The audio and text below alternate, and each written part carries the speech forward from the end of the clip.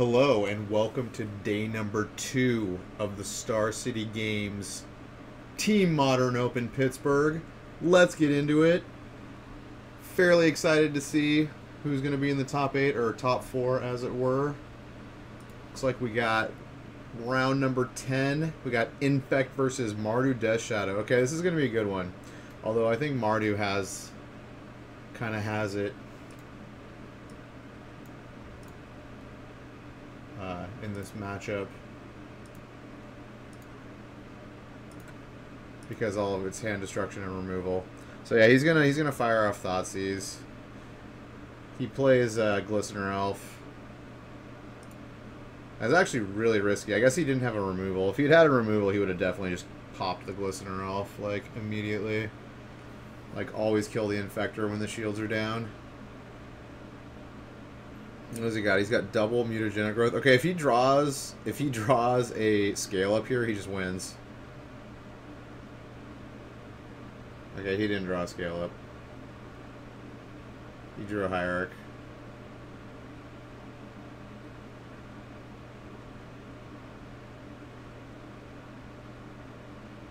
At least he knows he doesn't have a fatal push in his hand.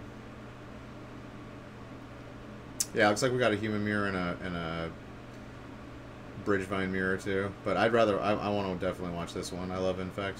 All right, he's getting off his 6 Infect right off the bat.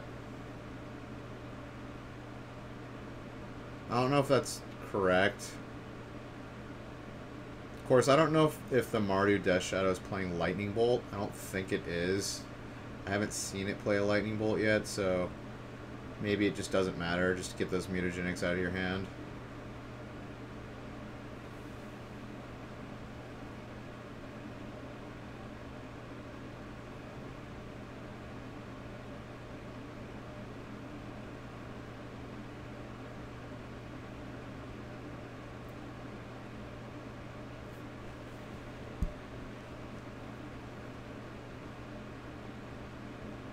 So he's going to get a Godless Shrine.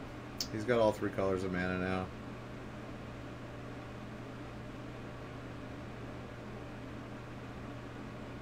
Alright, he's got Nil Spellbomb and Death Shadow.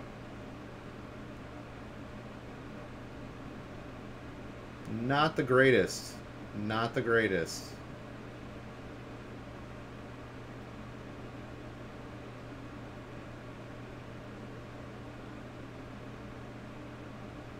Okay, he's got the Canopy Land. I mean, he has to block here, doesn't he? He just straight up has to block. Yeah, he has to block. He can't risk that last card being a pump spell.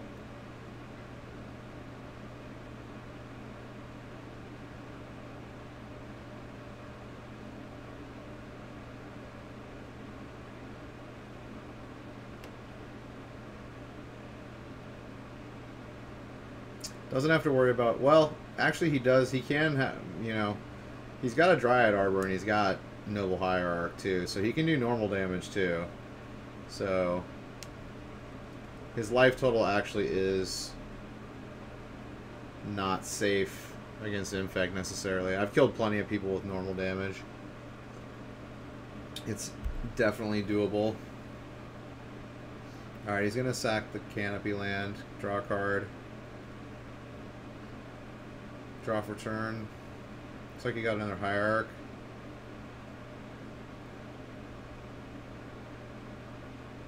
He really needs a Distortion Strike here, or an Apostle's Blessing. That would make it unblockable.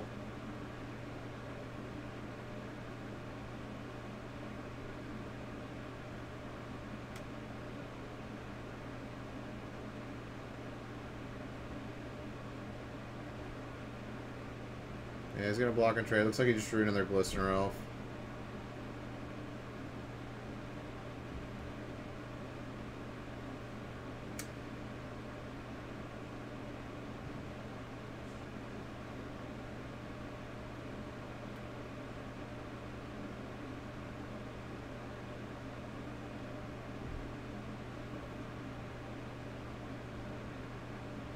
Alright, he's gonna surgical something.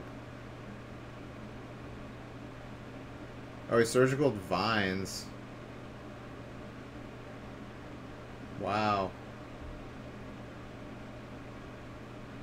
And he had a vines in his hand.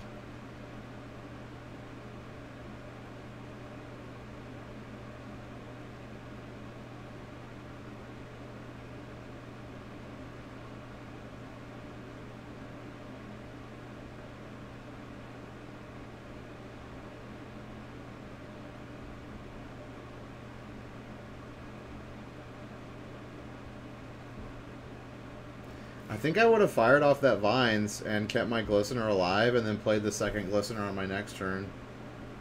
I feel like having multiple Infectors is better because it's a Glistener elf, so he can block it every time if as long as he keeps having a creature, and he's had a creature each turn, so I think he'd be in better shape now if he had fired it off. Now the Death Shadow's a 5/5, so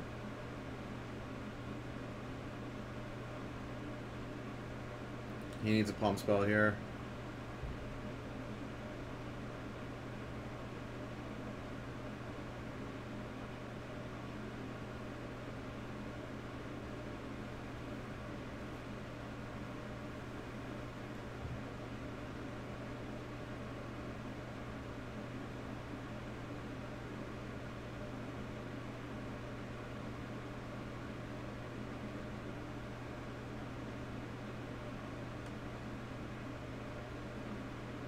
Oh, he drew it. Okay, he's gonna keep forcing him to block.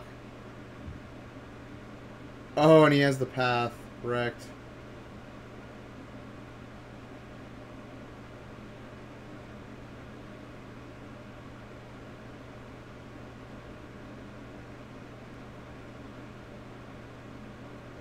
Yeah, this is why he should have saved his first Glistener Elf. He would have his second Glistener Elf now. I think he misplayed. I don't think Max McVady knows how to play Infect very well, since I think he doesn't play Infect, and I think he just picked up this deck because of the new cards and stuff. But you can tell, like, veteran Infect players from ones that are just picking up the deck. The deck is actually very hard to play.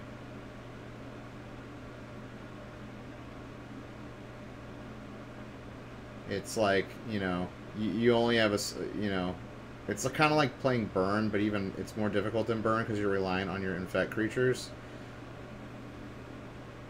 I think he just takes the damage here.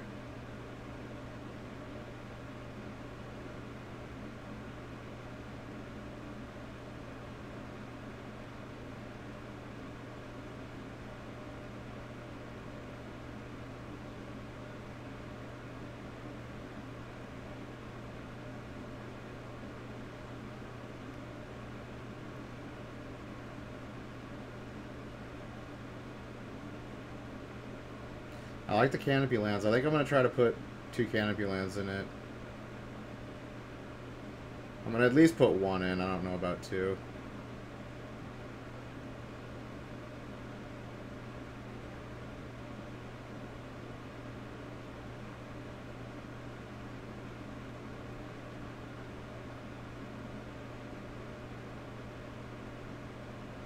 He must have drawn another land.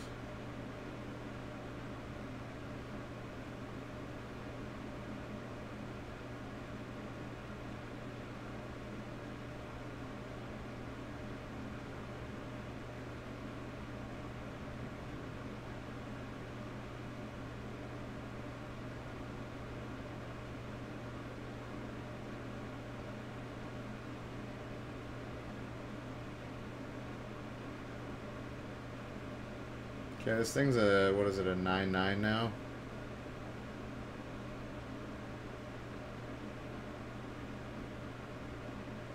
Yeah, the whole Ranger Captain of Eos grabbing more Death Shadows is pretty strong. Oh, he's going to grab a Giver of Ruins. Oh, so he's going to make it unblockable. Yeah, it's pretty good. It's pretty good. I'm starting to like this Mardu version of the Death Shadow. It's almost kind of like an Infect deck, but it's like doing normal damage. And it doesn't need the pump spells because the Death Shadow just is so huge.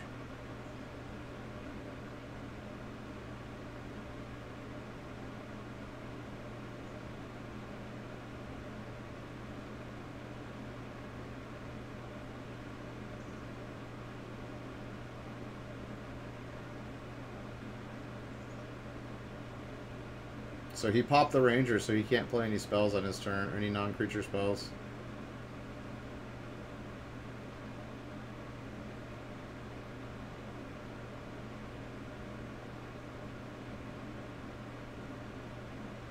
Yeah, he just loses here, I think.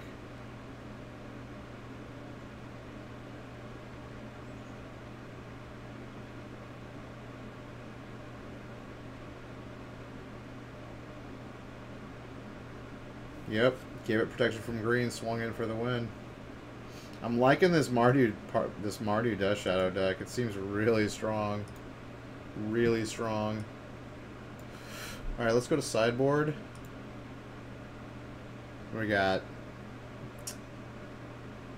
Plague Engineer ×3. That's coming in. That card's just devastating for Infect.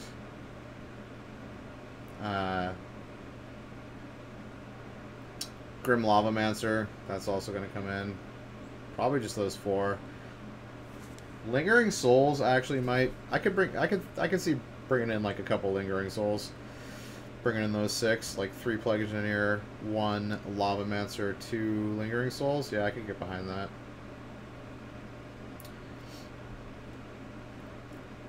Well, in fact, what, he's got 4 Tarmogoyfs in the sideboard? What? That's interesting.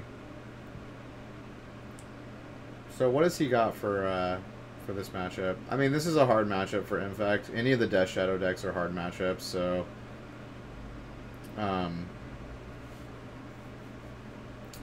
maybe Dismember so he can kill one of the blockers. And Spellskite to protect against 1 removal. I can't really see bringing anything more than Dismember and Spellskite.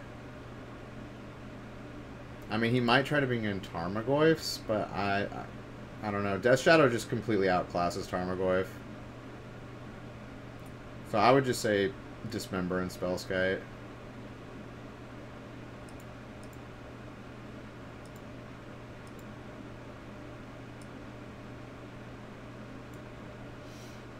Alright, game number 2.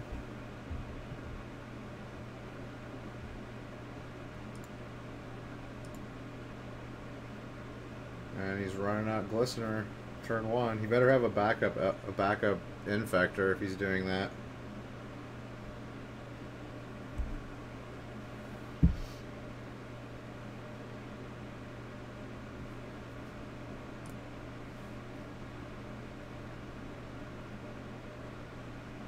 Yeah, he's got Fatal Pushes and Path to Exile.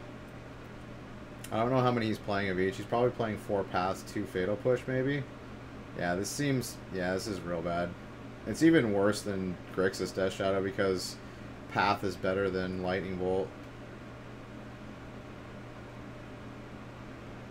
Alright, he should have another Infector. If he doesn't have another Infector, he, like, grossly misplayed this.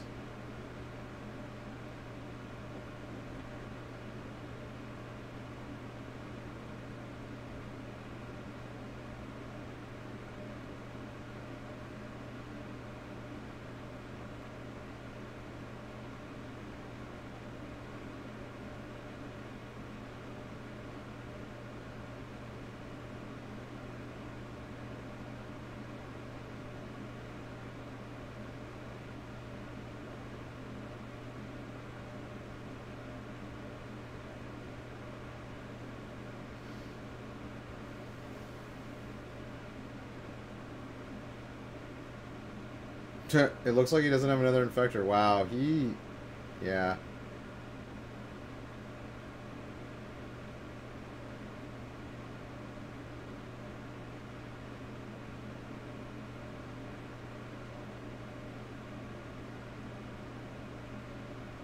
Yeah, he should not have run out that Glistener Elf. That was just... he has 2 Spellskites in his hand. Why would you run the Glistener Elf out first?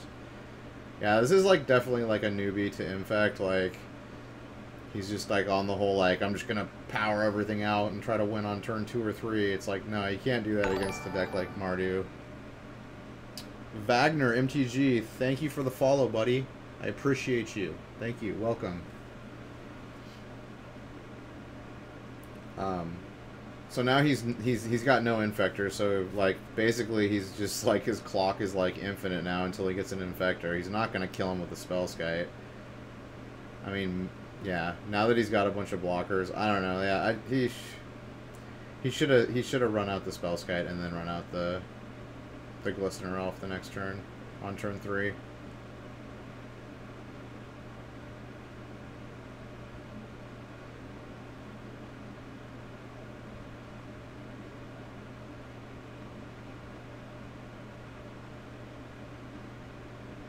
I think this new Mardu deck is great, Wagner. I think it's really good. I actually kind of want to change my Grixis Death Shadow into the Mardu version. But I don't have any of the new... I don't have the new Rangers of Eos. Or Ranger Captain of Eos. I don't know how much they're worth. I could check the price real quick.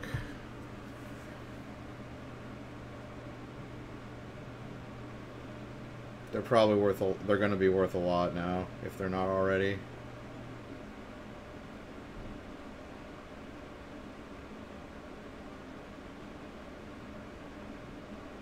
So they're $12 right now, so I'd have to dish out $50 for those. And then let's see how much the Lender of Ruins are. I don't have her either.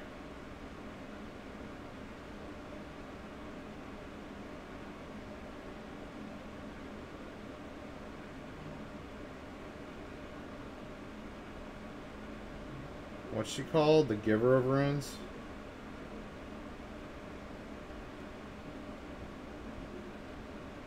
Yeah. So she's worth $12.50. Holy crap. So yeah, these cards are already like spiking.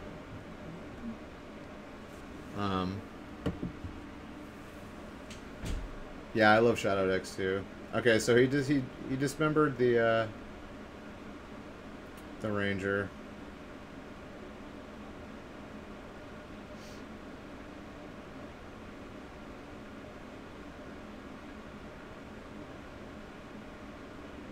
You think it's better in Esper Death Shadow? I don't know. Yeah, he's playing the red for the Dread Horde. Yeah, I don't know how strong that Dread Horde guy is. It's not I don't know. Yeah, you're basically trading you're trading Snapcaster for Dread Horde, and it's just if you think Snapcaster is better than Dread Horde.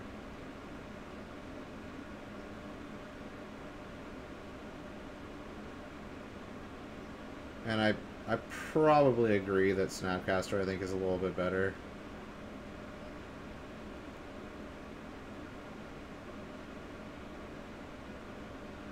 But this version's definitely playing a longer game. Like, it doesn't get, like, the turn 4 or 5 wins that Grixis Death Shadow can get. It's more of, like, a lockdown strategy where, like, you mess with their hand, you disrupt their hand, you know, you disrupt their ability to cast spells on their turn with the Ranger Captain. Alright, he's going to swing in for 3 here. Does he have the win on the next turn? I think he might. I think he's got scale up. So if he scales up next turn, he wins. Yeah, I think he's going to win off normal damage here. Yeah, that was a good draw. The Distortion Strike is a godsend. Because now if he puts out creatures, it's not going to matter.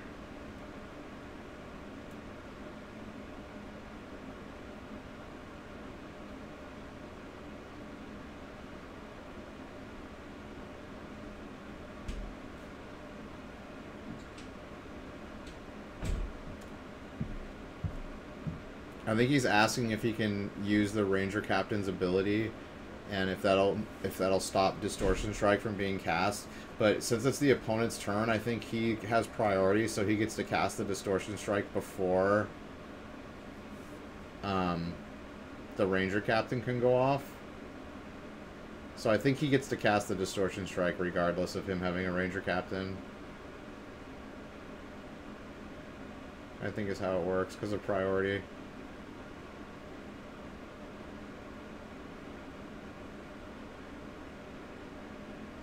Because, like, silence, you can't silence in response to someone casting a spell because the spell's already on the stack.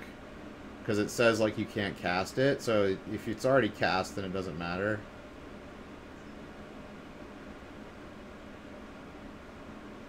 I'm pretty sure is how it works.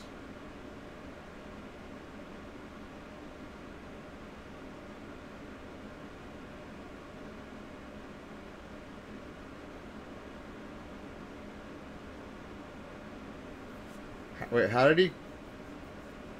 Wait, what just happened? How did he cast the Ranger Captain for 1 mana?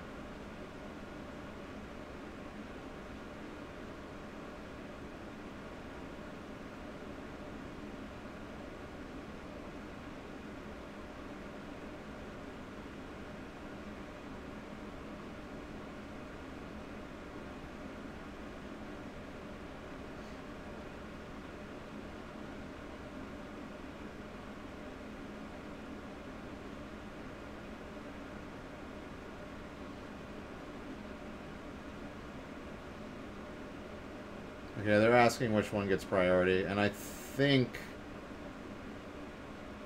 he still gets to cast the Distortion Strike.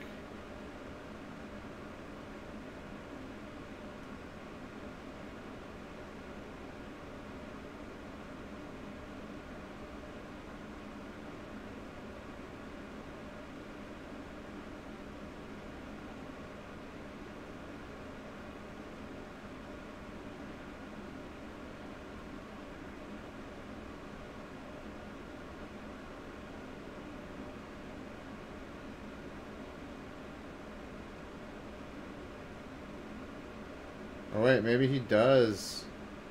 Okay, I guess it does override it. Okay, that's...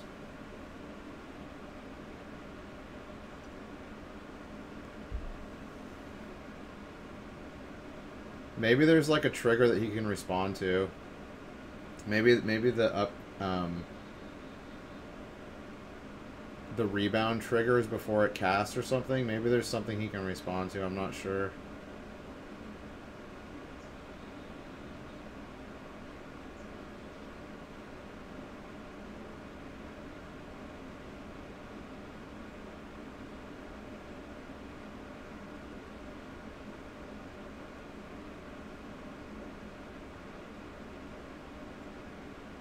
Yeah, maybe like rebound trigger is a trigger. It doesn't just cast the spell, it triggers rebound first. And then he can respond to the rebound trigger by sacking it, and then it doesn't, the spell isn't cast yet. So then he can't cast it. That's probably how it works.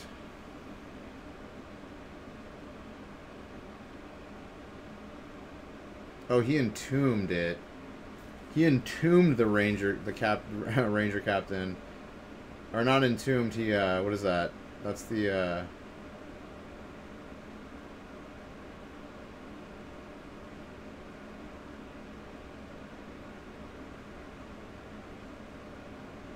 It's the 1 cost, bring a creature back from your graveyard to play, and you lose life equal to the casting cost.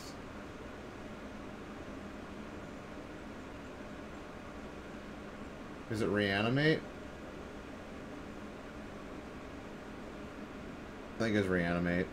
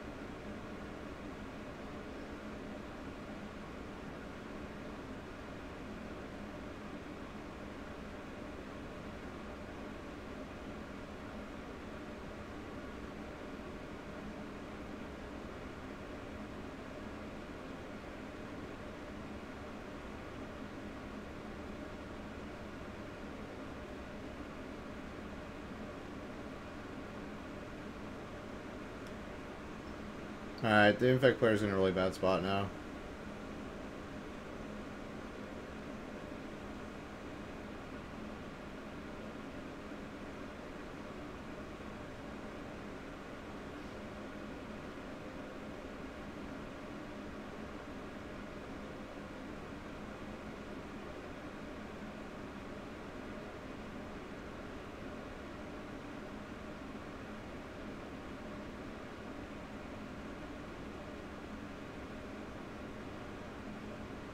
Yeah, this combo of Ranger Captain and Death Shadow just seems super broken.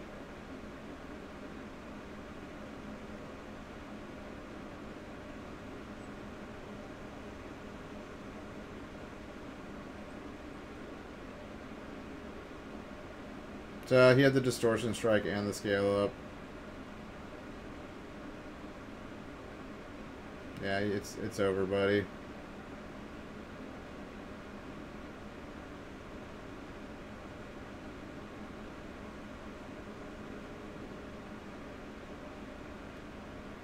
I mean, the Death Shadow decks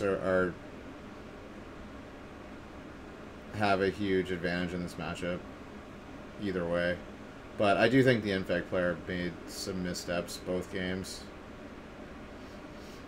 You need to value your Infectors a lot higher than he's valuing them.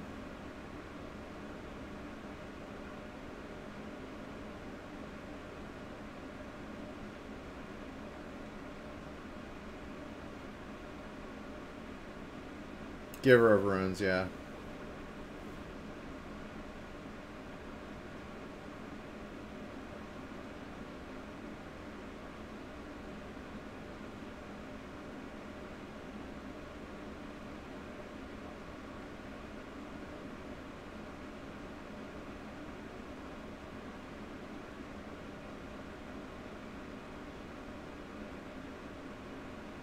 All right, what match are we going to?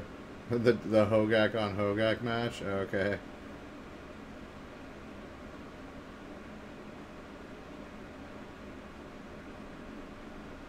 I guess they do this now because if like Dominic wins, then they don't have to play in any more games. This is a way they can like draw out the the matches.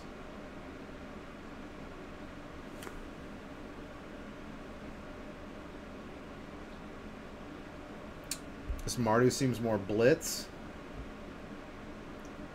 I think it's more control-y than the other Death Shadow decks, because I think Esper and Grixis, they both play Gurmag Angler. So like the decks are designed to get out a Gurmag Angler like on turn 2. So like you get a 5/5 by turn 2, whereas the Mardu Death Shadow deck is more about like controlling the game until it can just like start cycling Rangers and getting just a bunch of Death Shadows on the table and like, you know, reanimating Rangers again and then getting them fishing out another Death Shadow or a Giver of Runes, and then just finally just like winning off of locking them down so they can't cast spells, and then just Giver of Runing their, you know, their huge Death Shadow and just swinging through whatever blockers they have. That's how it feels to me. Whereas the Esper and Grixis is just like fill our graveyard up, get out a Gurmag on turn 2, you know, cycle a bunch of cards. There's a lot more cycling in the Grixis and Esper versions. And the Mardu plays 4 more creatures, so they've got less cycling cards. All right, what do we got here? We got Neonate, Gravecrawler, and Carrion Feeder. Okay, he's got like 2/3 of the combo. He needs the Altar.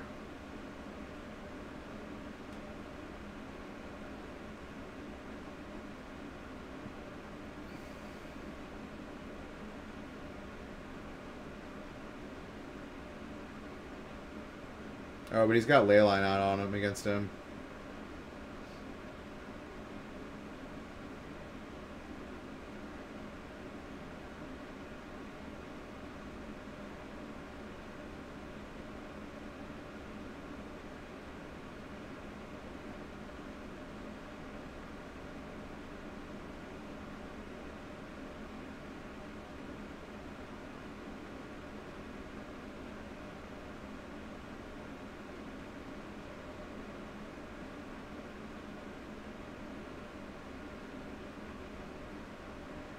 He's gonna bring Hogak back. Yeah, I think he's gonna win. The other player's got to get out from under that ley line before he can do much. And it looks like Mr. Harvey is going to go off this turn or do a lot this turn. Although he doesn't have any bridge from below, so he did get Hogak into play though. Yeah, he might just be on the beatdown plan. He could just beat him down at this point, since 2 of his creatures can't even block.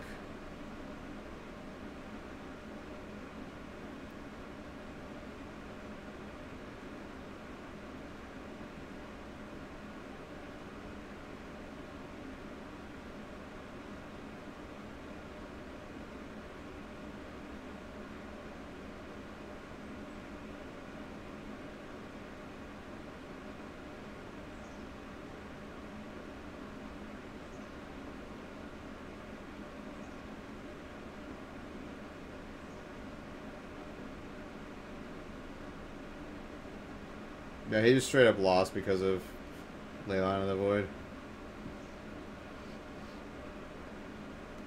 Alright, GG. Let's go to round number 11. Brought back. Choose up to 2 target permanents, cards in your graveyard that were put there in the battlefield this turn. Return them to the battlefield type. That's kind of cool. Just a straight up 2 for 1 for 2 white. I kind of like that card. Kind of like that card. Definitely playable in Standard. Oh, let's look at the Mardu Shadow deck. Boom. 3 Dreadhorde Arcanist. Oh, it's only got 1 Giver of Runes. Unearth. That's the card. Unearth. That's the one that makes you pay.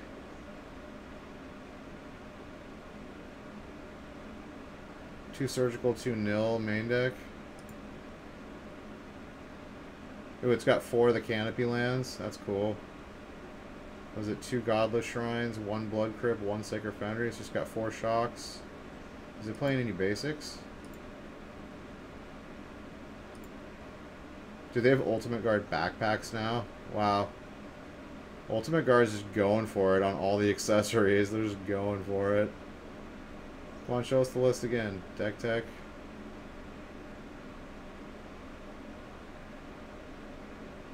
I'm just going to pause it. Alright. Okay, he's still playing 2 basics too. Okay. Okay. They must be both copying the same list. Cool. Wait, how many fatal? 2 Fatal Push. Yeah, I was right. It was 4 Path to Exile, 2 Fatal Push. I really like this list. I really do. I kind of want to make this deck. And it only plays 1 Giver of Runes, so that's cool. I wonder how much the Dreadhorde Arcanist is. Yeah, Ranger Captain at Eos is super good.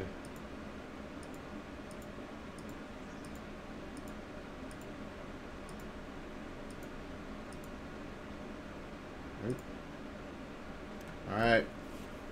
Grixis Urza versus humans. Round 11. So we got, what is this? Turn 1 Hierarch into turn 2 Champion. And Thalia. Seems strong.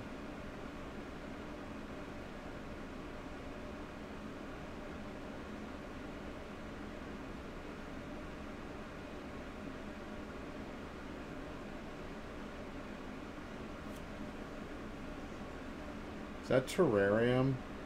No. I still don't know what that artifact is. You play it, you get to draw a card, and then you can tap 1 and tap it, add a mana of any color.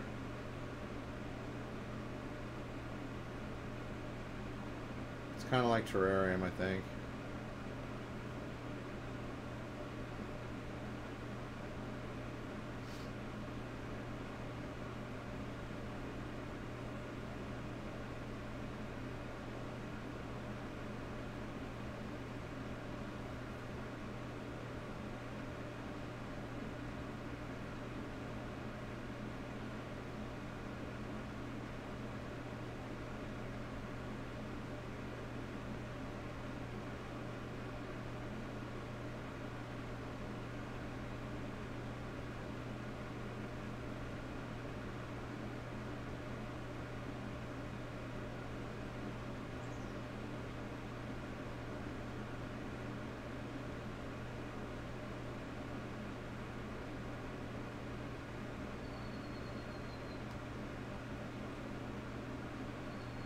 Alright, what's Meddling Mage naming?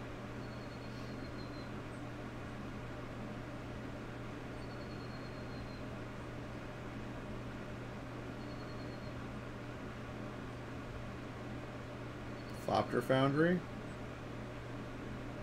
Or probably Ensnaring Bridge, actually.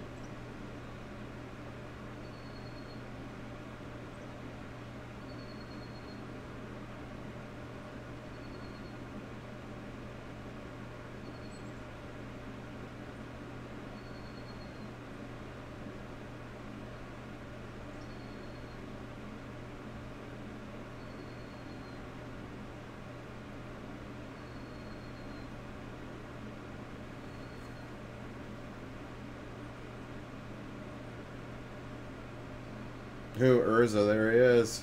There he is. Make that construct. Dude, make that 5/5 construct.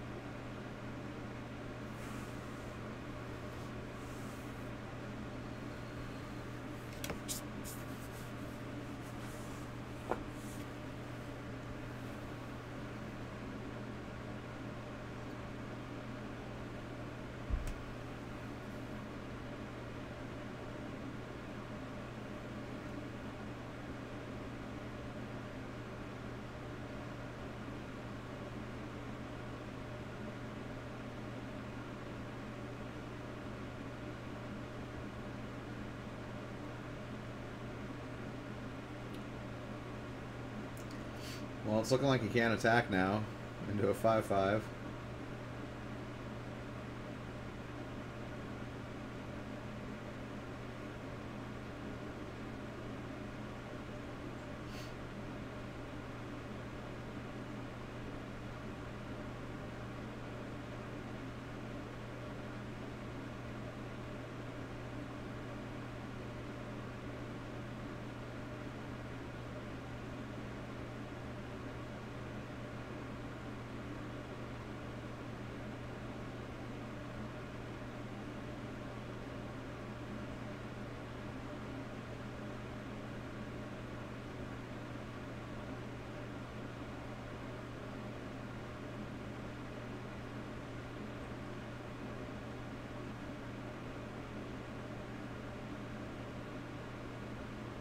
I think you bounce the token here.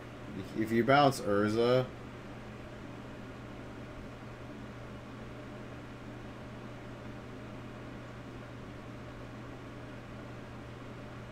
unless you plan on beating him on the next turn, he's going to play Urza again and get another token. Oh, he's bouncing Urza. Okay.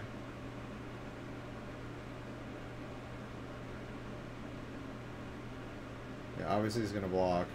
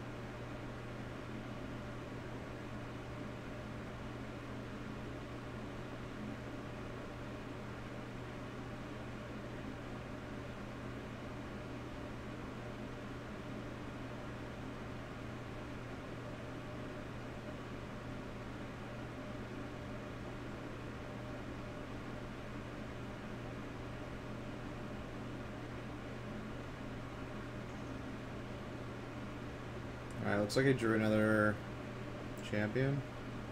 Yep. Get in for 4.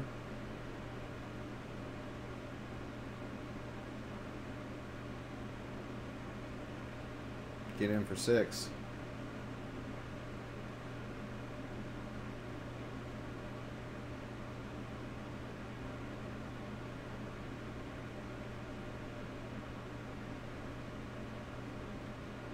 Could have gotten him for 7. He should have tapped that last land instead of the hierarch. Oh wait, no. He can't use those to sack the canopy. That's why he used the hierarch. Those only produce mana for creatures.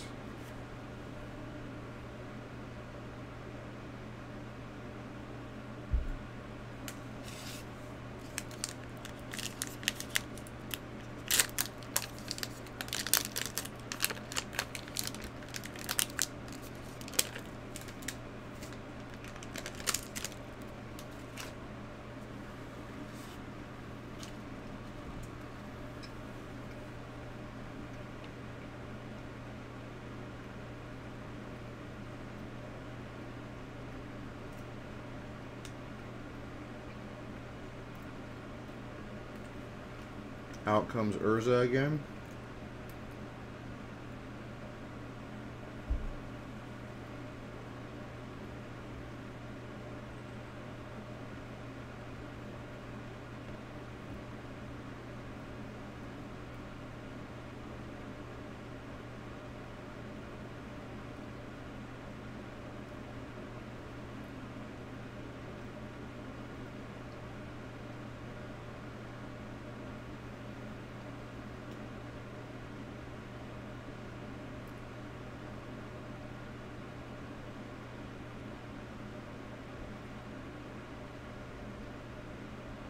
That scrap trawler? It is.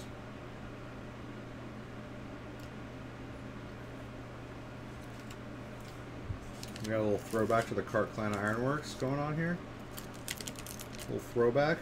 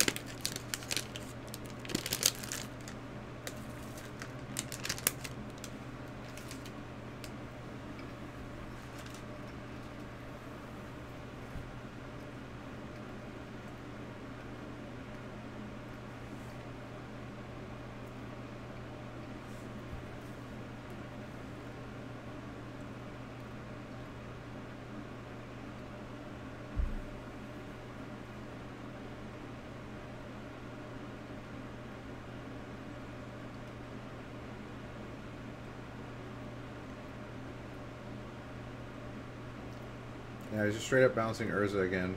He's afraid of the combo. Because all he needs is what? Well, he still needs Sword of the Meek and Thopter Foundry, right?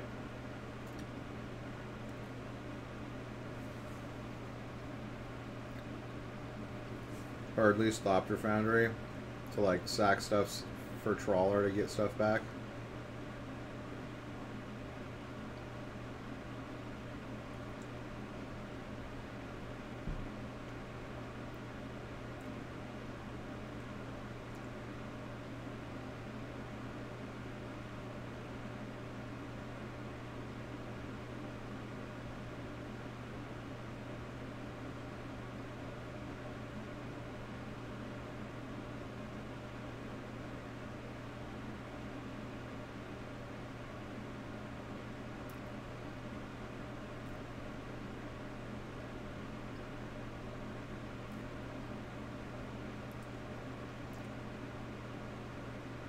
He must have an ensnaring bridge in his hand, maybe. I'm sure Meddling Mage is naming ensnaring bridge. By far the best card against humans for his deck.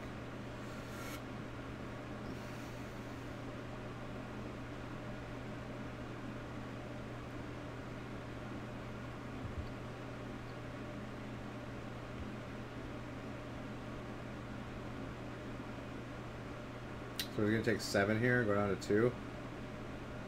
Yeah, he's got to have an ensnaring bridge, like 100%.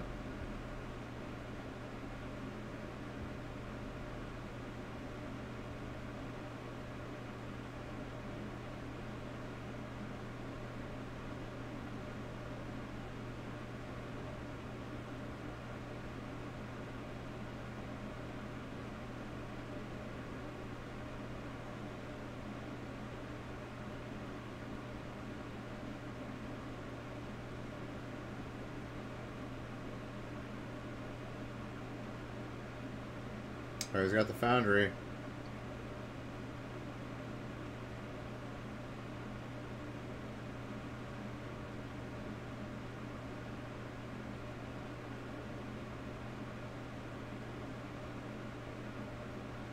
Okay, he doesn't have the ensnaring bridge. He's going to be able to make some blockers, though.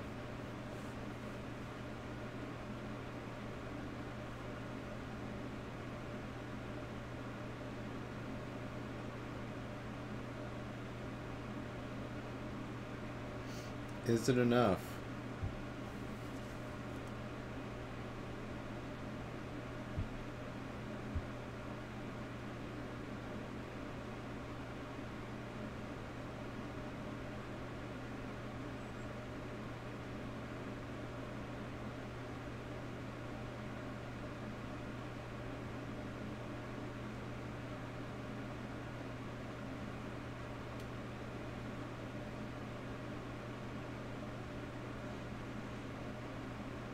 Resto Angel? What? He's got Resto Angel main deck in humans? Are you kidding me? That's a first.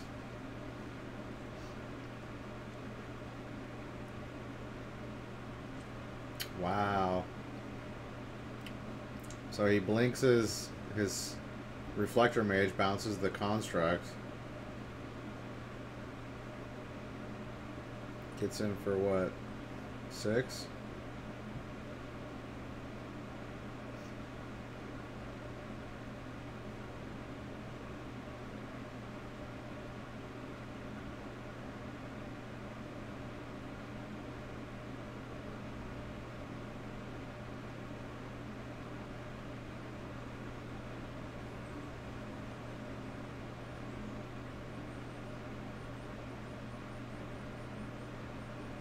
Probably naming Ensnaring Bridge again, I'm guessing.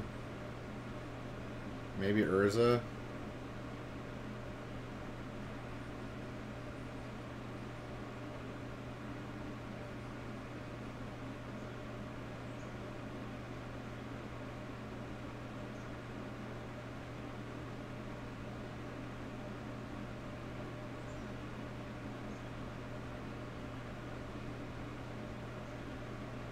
Couldn't he have sacked the Construct in response to the Reflector Mage bouncing it?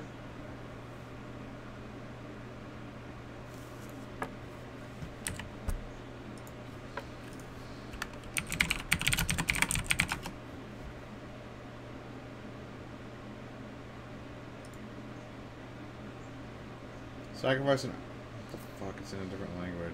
Get out of here. Different language. Fucking bullshit. Sacrifice a non-token... Oh, non-token artifact. Okay. That's why you couldn't sacrifice it. Dude, I can't believe he's playing Resto Angel. That's crazy.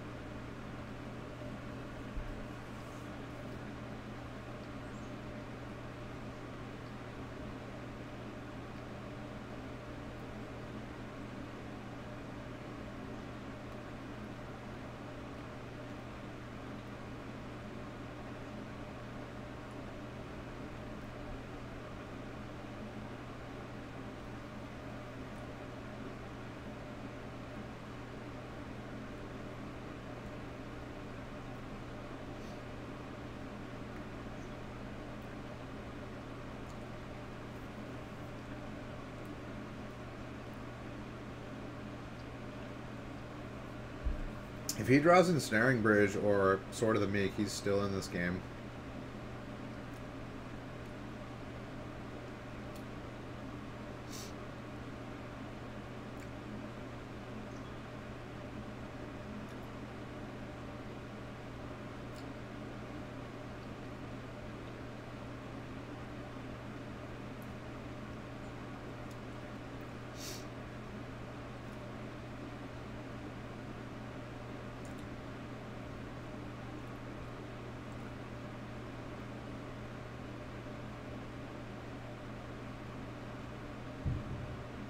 Another Founder's not going to do it.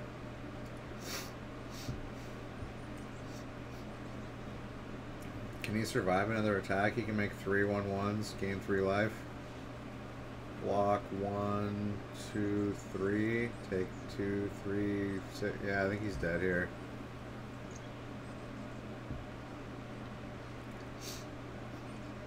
Oh no, he can sack everything, I guess. And stay alive.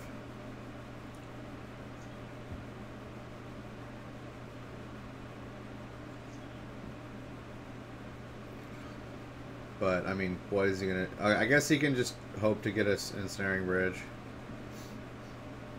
That's like his only out after that.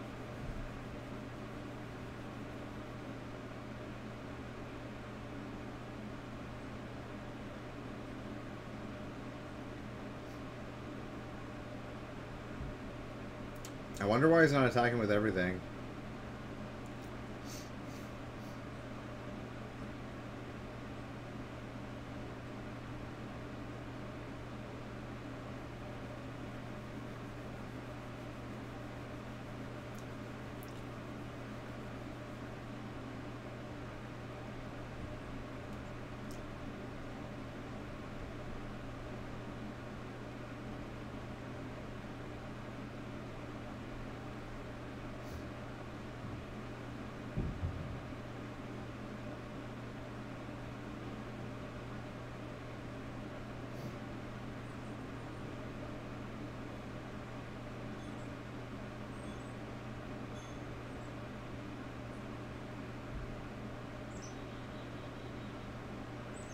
Dude, is that War of Invention he just drew? Is he gonna get Ensnaring Bridge? Boom! Let's go.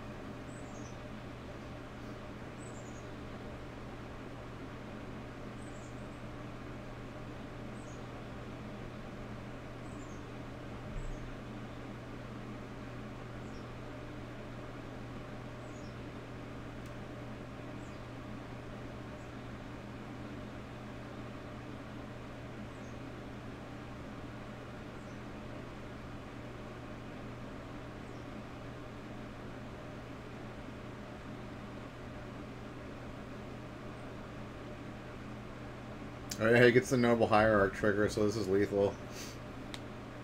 Noble Hierarch's so good. So good.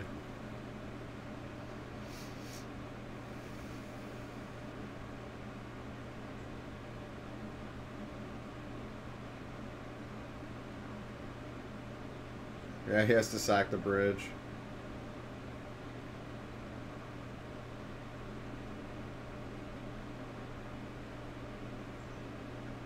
Might as well fetch a land.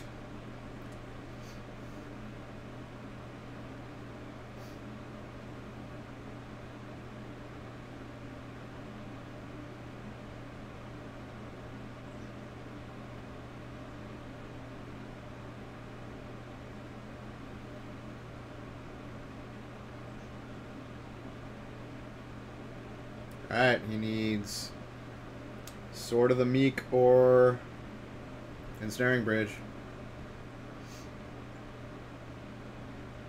Or War of Invention.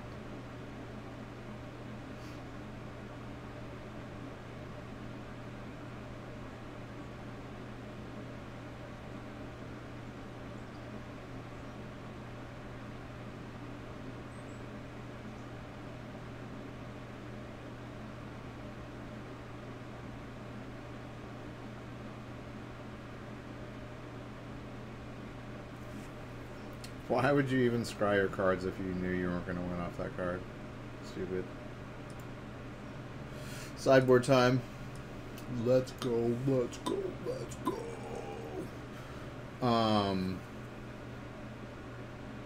He could actually bring in Yixla Jailer, and that would shut off Sword of the Meek. I don't know if he's going to, but Deputy Detention's a good one. Phyrexian Revoker's a good one. Dismember. He's probably going to bring in those 5. And then the Urza deck's going to bring in, what, 2 Galvanic Blast, 2 Fatal Push, 2 Psy Master Thopterist.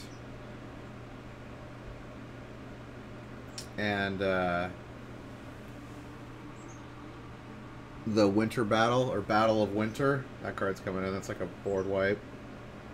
A new board wipe.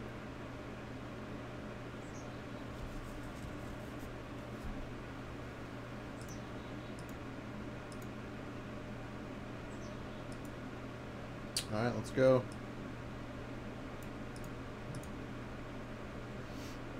Ooh, turn 1 Moxie McOpal and Serum Vision into turn 1 Ether Vial.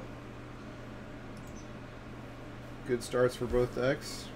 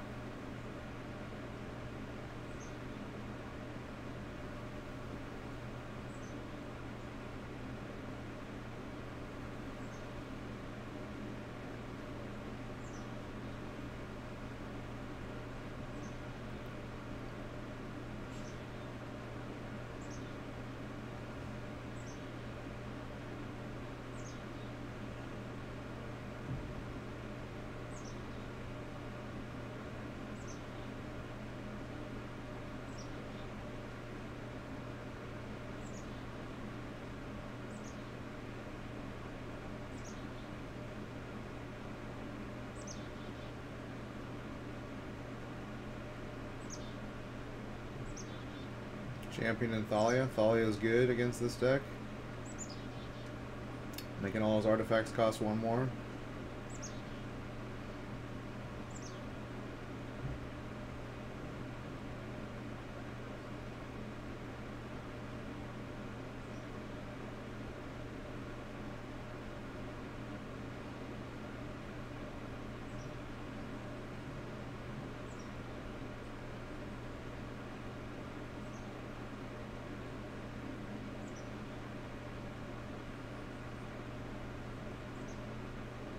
Master Thopterist. Here he is. The Thopter Maker. Card is great. One of the many engines for this deck.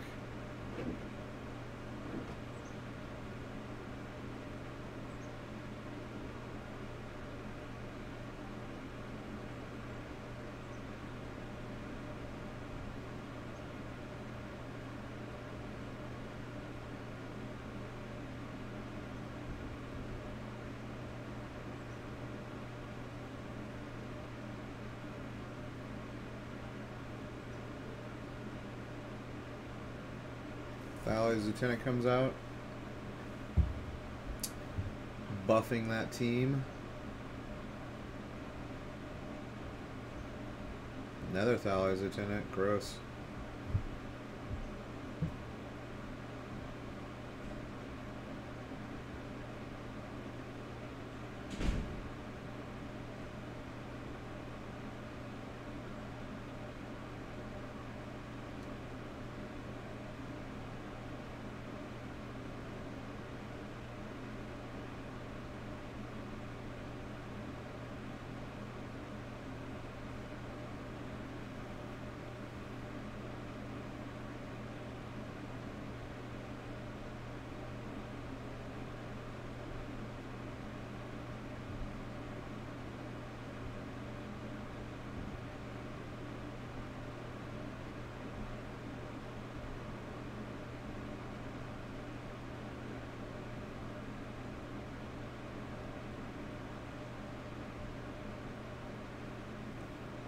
the G-Blast. Get that Thalia out of here. Let me do my things. Let me do my comboing in peace, Thalia.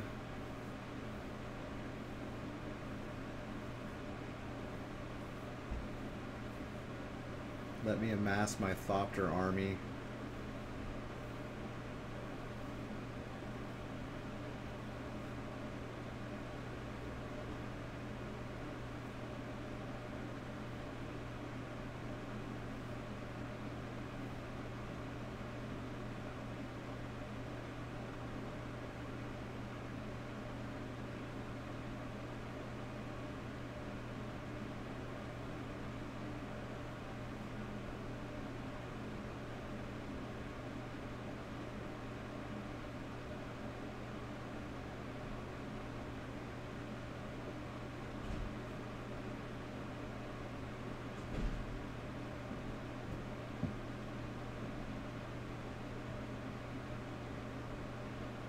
Oh, dismember that Psy. Ouch.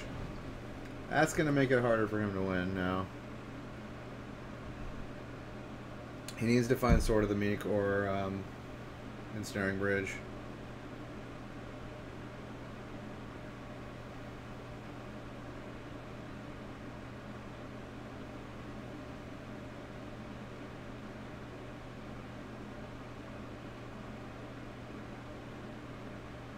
Ooh, Fatal Push, that's good.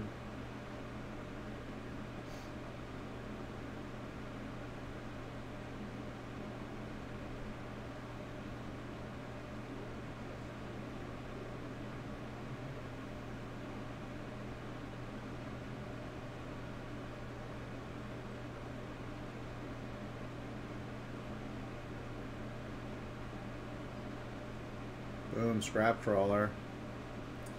Doing some comboing, making some Thopters, gaining some life. But he still needs the Sword of the Meek or the Bridge for any kind of lasting lock.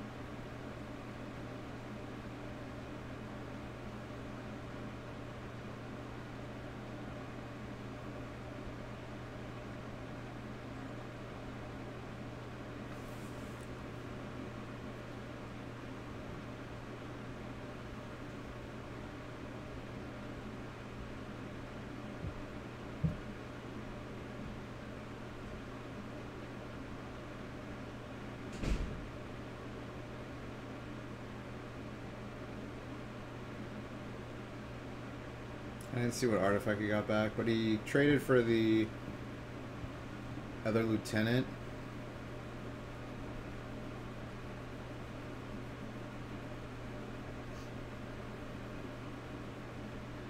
Okay, he got Sword of the Meek. Okay, he's got the combo now.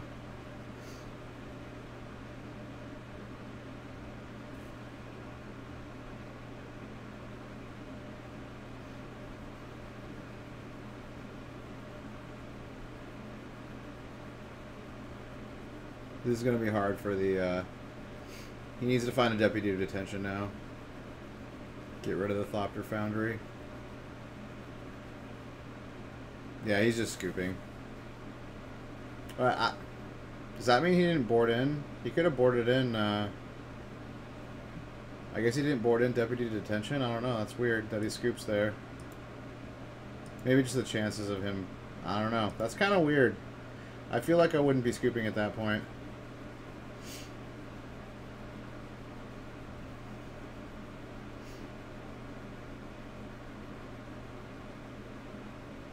Turn 2 Thalia.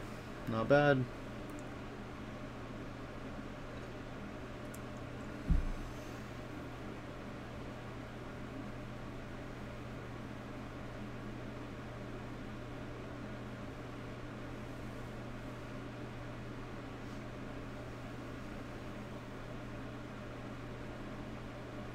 Go get that Thalia out of here right now.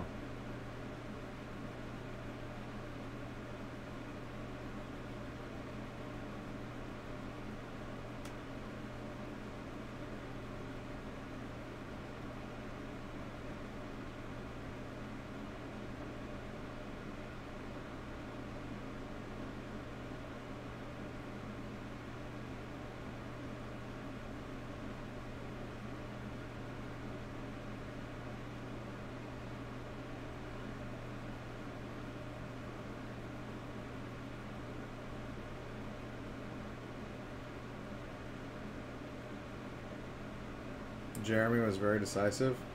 You mean Jonathan? We're watching Jonathan versus Brian.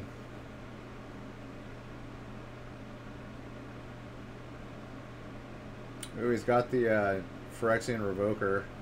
I wonder what he's naming with Revoker. Thopter Foundry? Probably.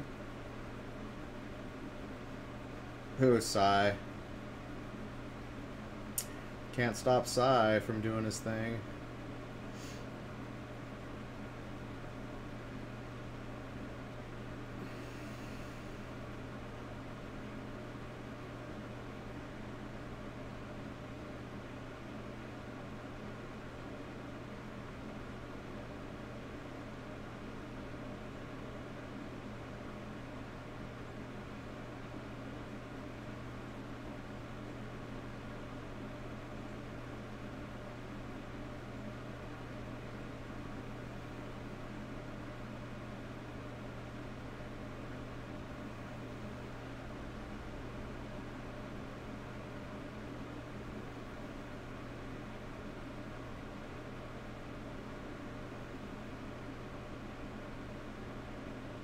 Ooh, Kai'Sail Freebooter, that's a good one. Let's see what he's working with. Ooh, he's got a really strong hand.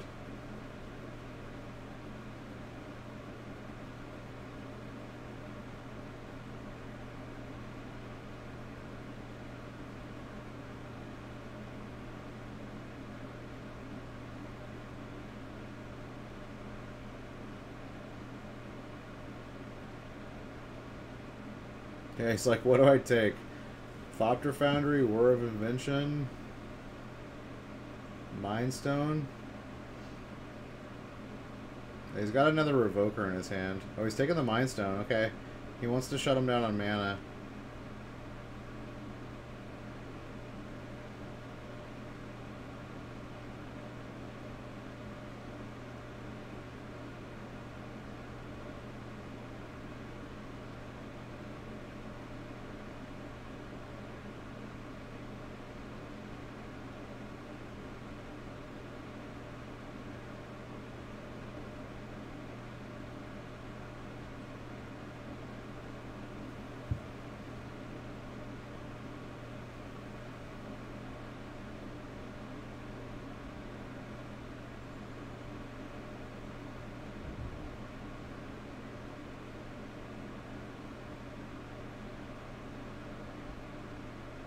He's still at a healthy 16 life. Humans is doing more of a techie control-y thing now after board. Trying to shut down what the Urza deck's doing.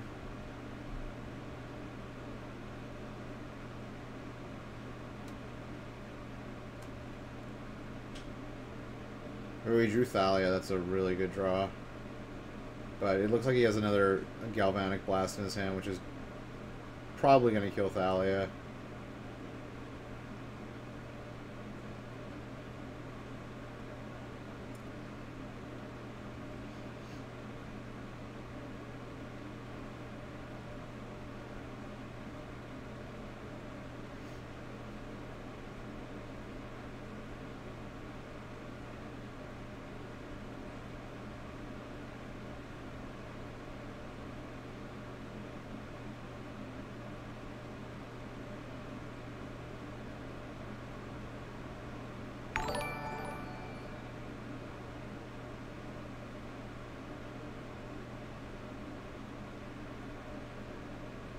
Oh, he's going to revoke her Psy so he can't draw cards? Okay.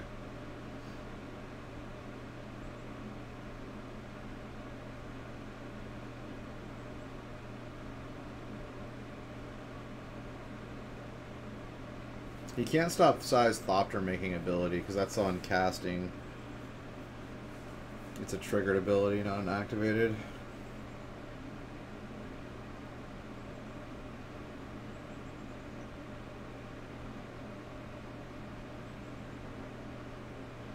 Who? Top deck's the Reflector Mage. Yeah, he's getting really good top decks here.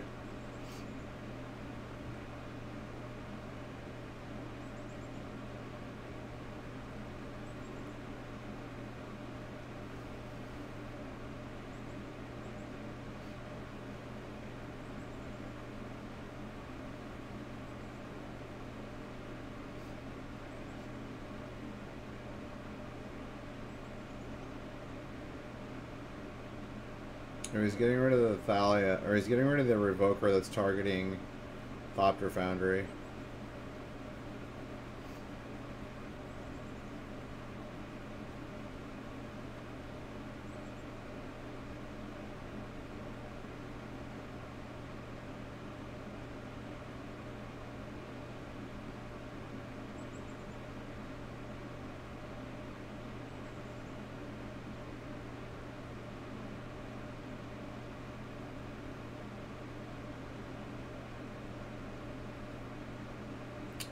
What does card attack with? I don't know what you mean, Nicholas.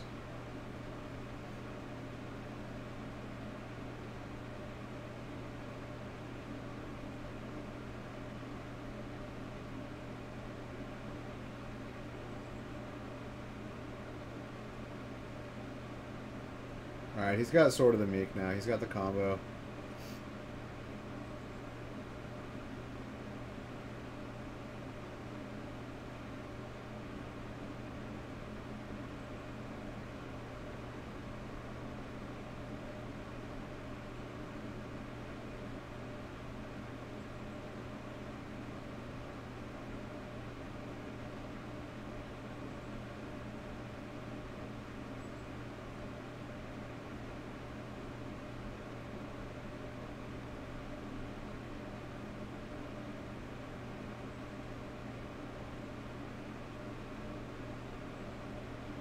What did he copy with Phantasmal Image? He copied the Phyrexian Revoker and targeted the Thopter Foundry again. Because basically, like, he has to shut off the Thopter Foundry or he can't keep up with it.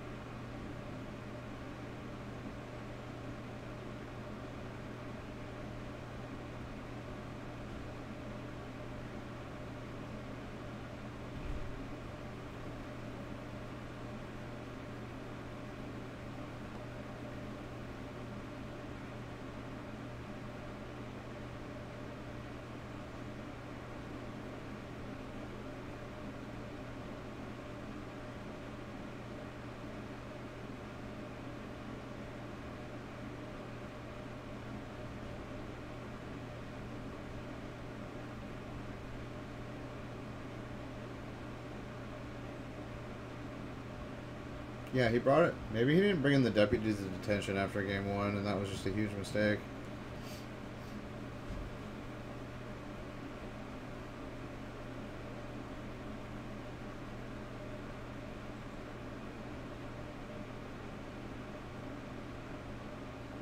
Alright, why is he scooping? Did the humans player win? He deputied the Pyrite Spellbomb?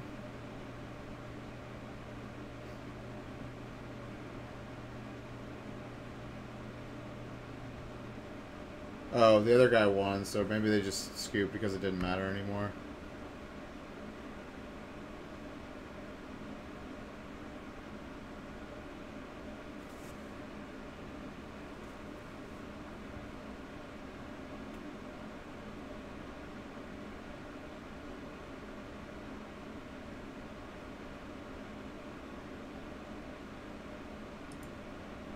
Yeah, I think it's just because the other teammate won. Look at the top 7 cards of your library. Put 2 of them into your hand and the rest in the bottom of your library in random order. Drawn from Dreams. Dude, this seems strong. This is like Dig Through Time, but without Delve. Damn, this is gonna get played. This card's gonna get fucking played. This card might even get played in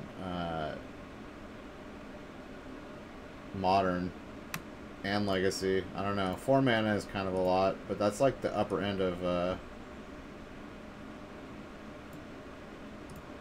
Modern, so that card definitely might get played in Modern. That's really good. It's like Dig Through Time, but without Delve. Oh yes, Burn versus Is It Phoenix. Let's go. Goblin Guide. Turn 1 Goblin Guide.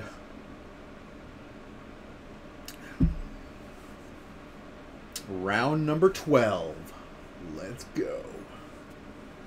Soggy Toolbox. Thanks for the follow, buddy. I appreciate you. Welcome to the stream.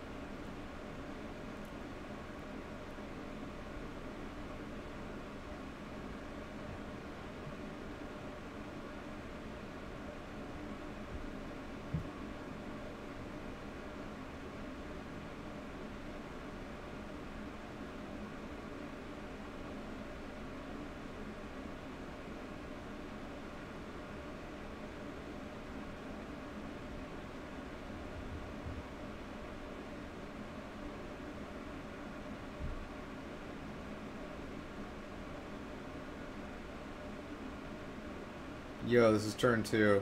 Are you seriously in the tank for this long cat light? Come on, let's go. Let's go. Second turn of the game. Not very hard. Oh, you play land and pass. Okay.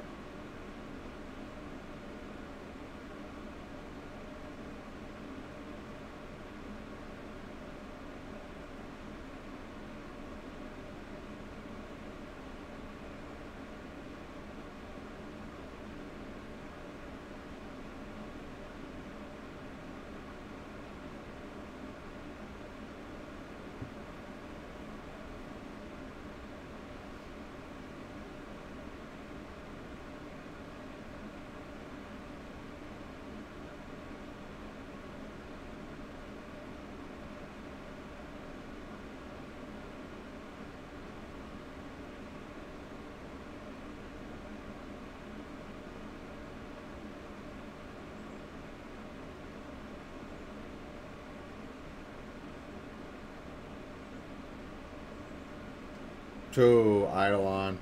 That's real good against Phoenix. That is real good. And she got 2 bolts in the bin now, too. Oh, and she has the Flame Slash also. Wow, how lucky is that? That's 3 of the 5 removal spells in the deck.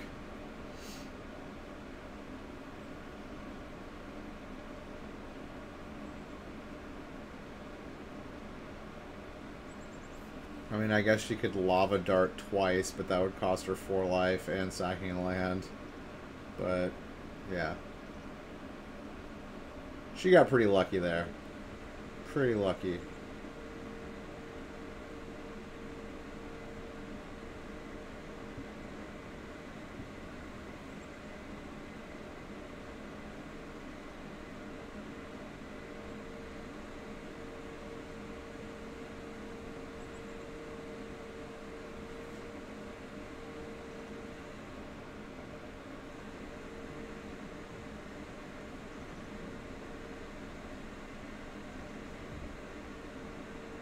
Oh, Eidolon number 2. Let's go.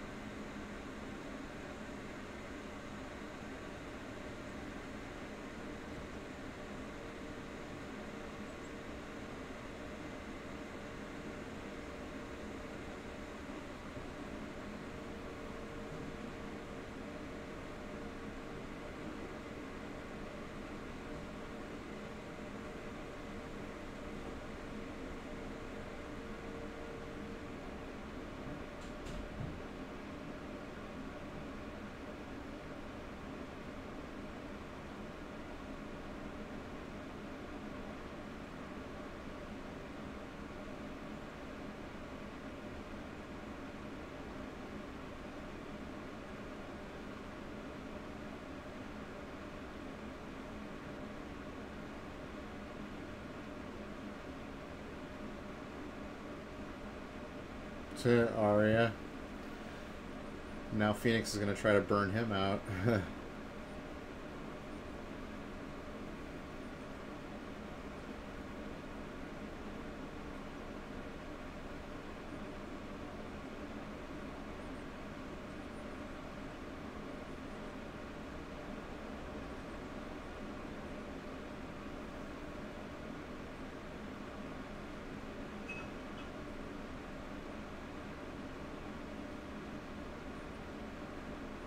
Looks like he's got another idol on.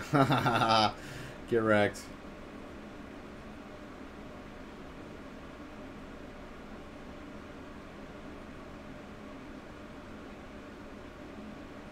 Well, in fairness, she's had removal for every single idol on too, so, and a Goblin Guide, so she's been kind of lucky too. They both have been kind of lucky.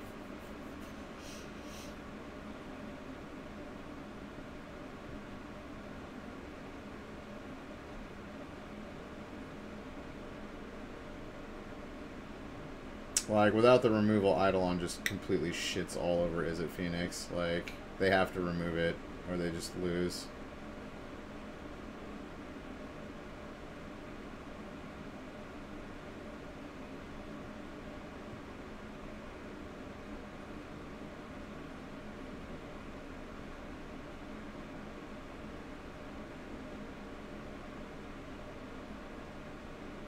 Dude, she just found another removal. The one of Magmatic Chasm. Or Magmatic Sinkhole. Wow, she's so lucky. So lucky. That's like every removal spell in the deck except for like 2 Lightning Bolts.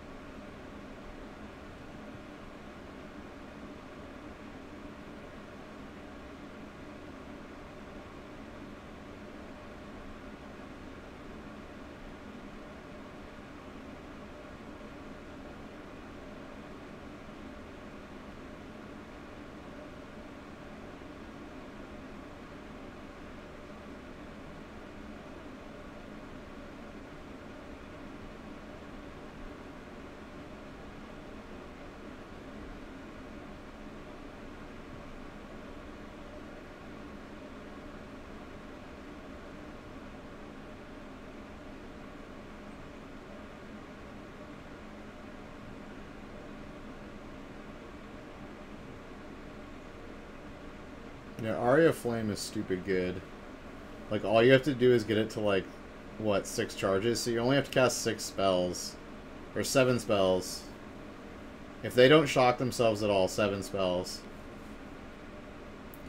Because it's 7 plus 6, which is 13, plus 5 is 18, plus 4, 22, plus 3, 25 plus 2, 27 plus 1, 28. Yeah. So basically 7 spells if they've done 2 damage to themselves.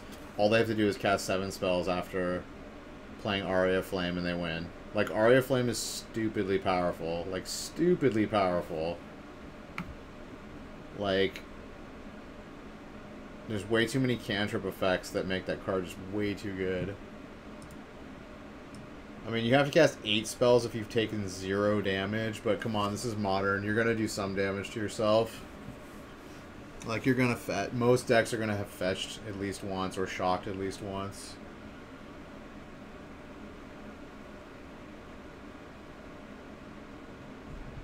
Let's look at the sideboard.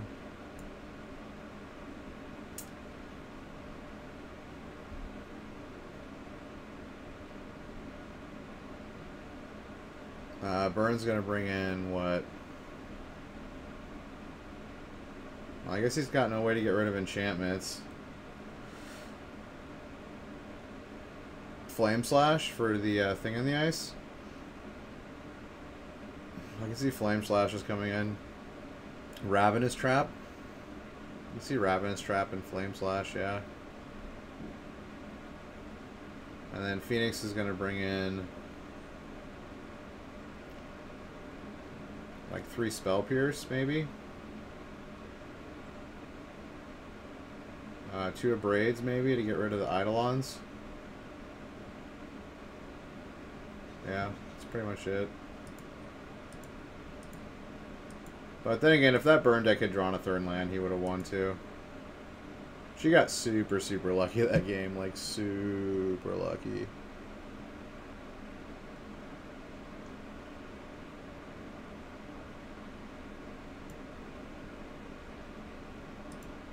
Like, she drew every single...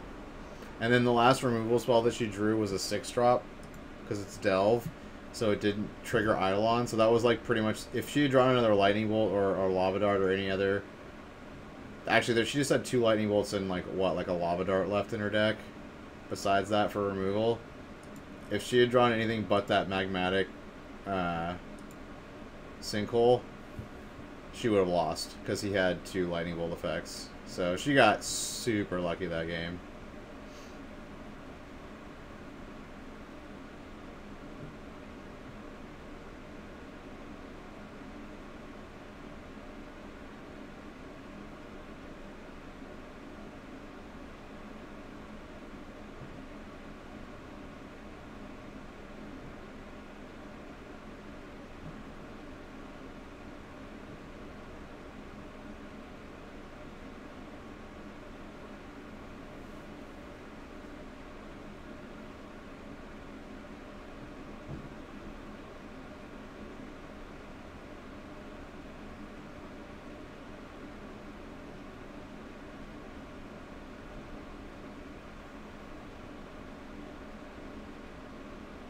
But no, this Phoenix deck is stupidly busted now. Like, Aria Flame is, like, so overpowered.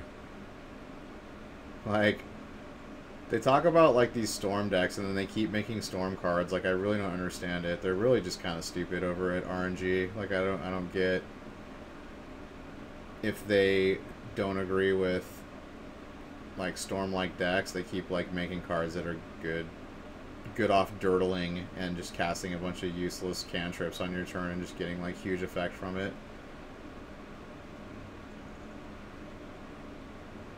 It's kind of obnoxious.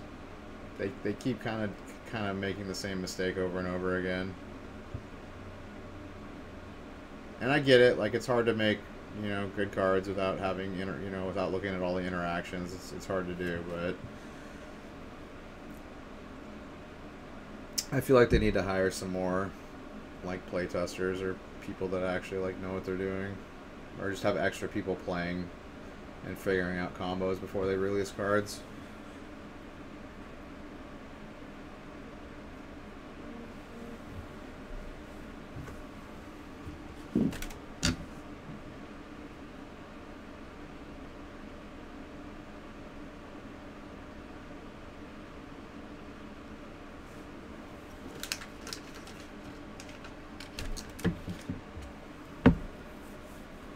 It's a little bit frustrating.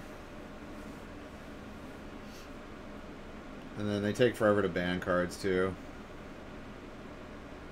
So you gotta, like, slot... Wow, 3 lightning bolts? Are you kidding me?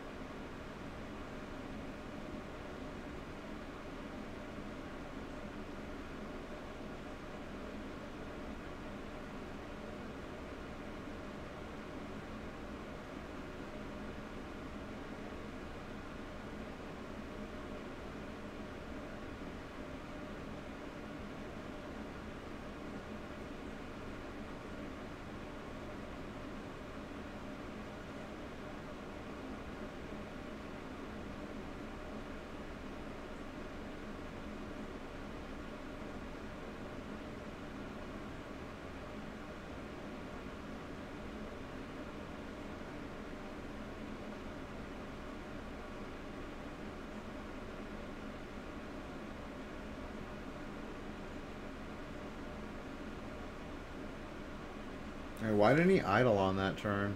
Why did he kill the... I would have idle-oned.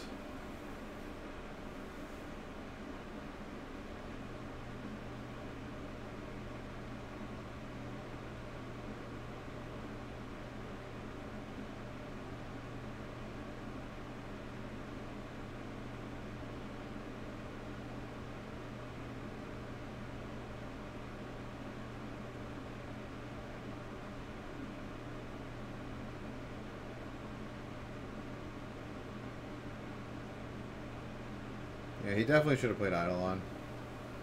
I don't know why he was so afraid of one Phoenix.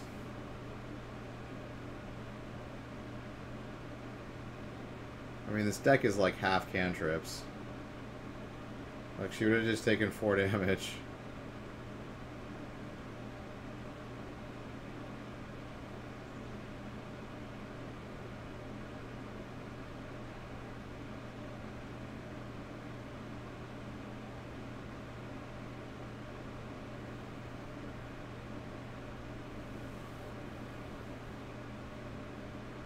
She would have taken 6 damage, killing that Eidolon.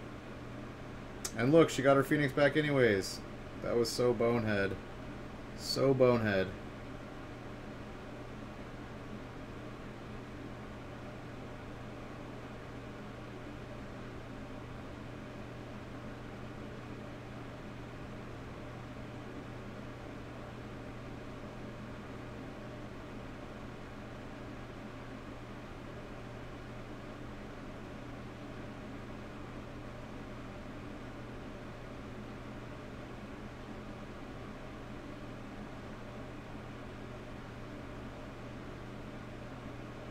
I like the Firebrand in the burn deck. Firebrand's a decent card. Is he playing that instead of Swift Spear?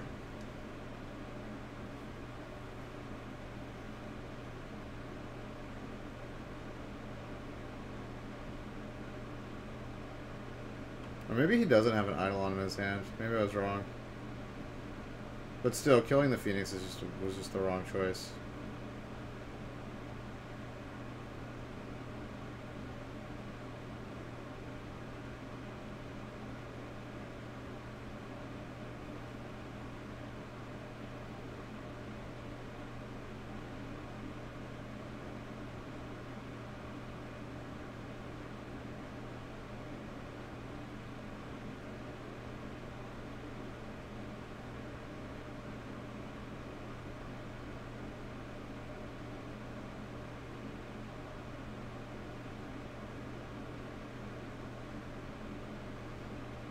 Looks like he's playing just mono red with 4 light up the stage. I kind of like that. And like all 1-drops. Except for Eidolon. I don't know.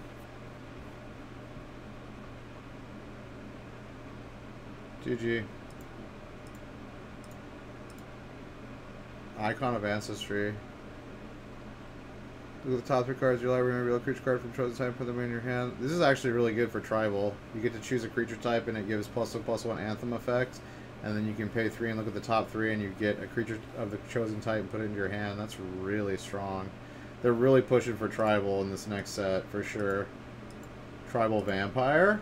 Tribal Vampire.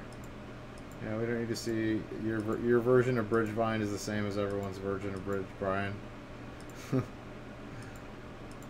It's like maybe one card different. Alright, round 13, let's go. Bridgevine versus Mardu Death Shadow.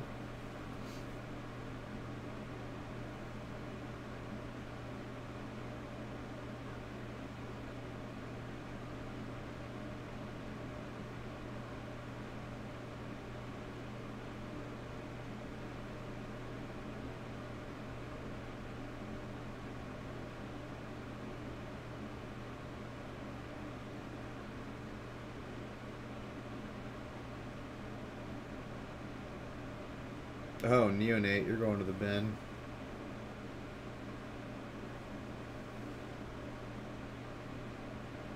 Boom.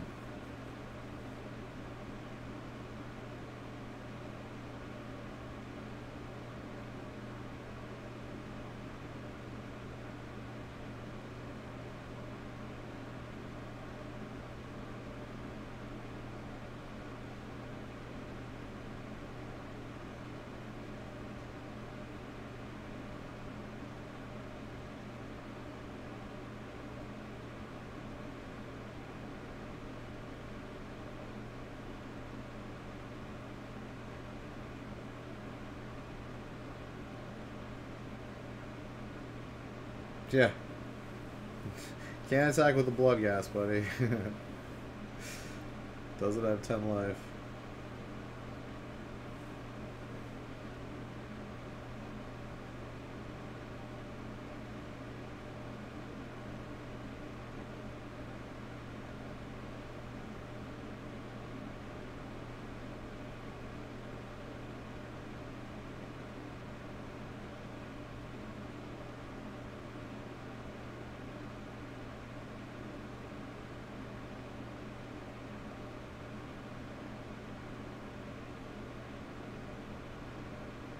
No one's playing Dredge. I'm kind of surprised that no one's playing Dredge, since Dredge is good against Bridgevine.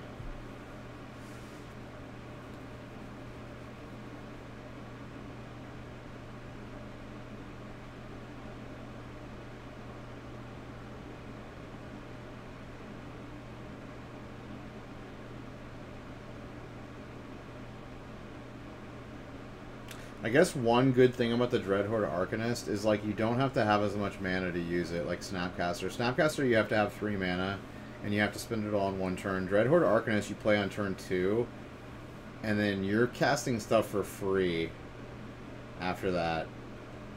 That's, like, that seems pretty strong. Like, I knew this card was going to be good in Modern, and I think it's finally found its home, like, where it's the best. I think you might be able to play it in Burn, too, like, quite honestly. Like, people need to try this card out in Burn. I mean, just try it out, see if it works. I mean, I feel like it could do some serious work. Just put, like, 2 of them in Burn, see how it works. I mean, if you get 2 Burn spells out of it, that's, like, 2 mana for 6 damage. Like, plus the 2 damage from attacking if you hit them. That's 8 damage for 2 mana. That's really good. Equivalent to 1 mana for 4 damage? Yeah, really good.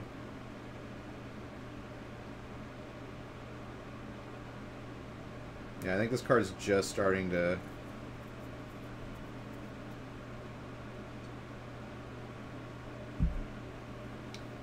hit the Modern scene.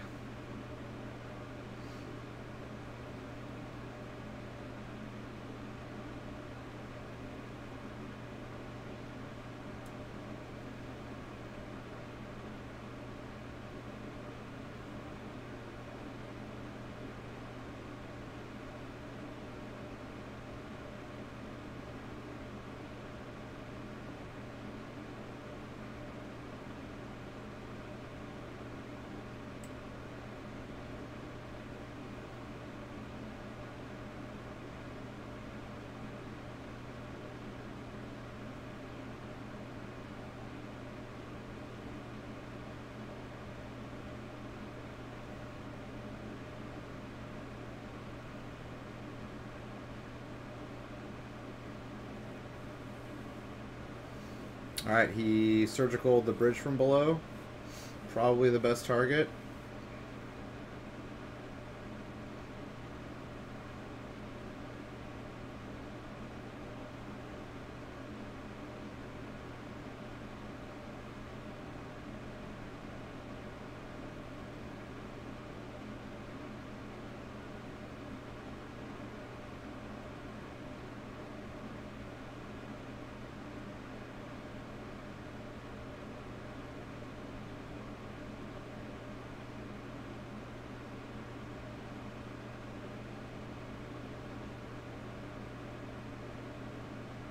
Alright, he found the second creature. Now I can get Hogak out.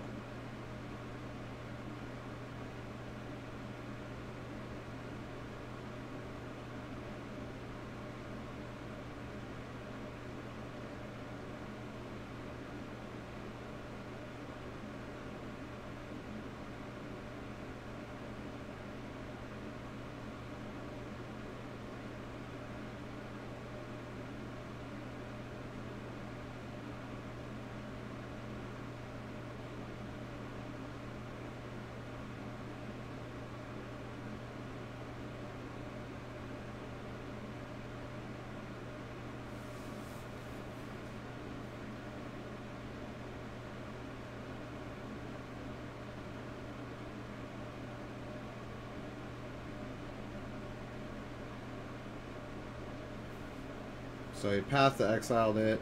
Now he's going to get to Path again when he attacks with the thing, and he's going to get the Carrion Feeder. This is... Dude, this Mardu Death Shadow deck, I'm really liking this deck. I'm really liking this deck. It's very, very cool.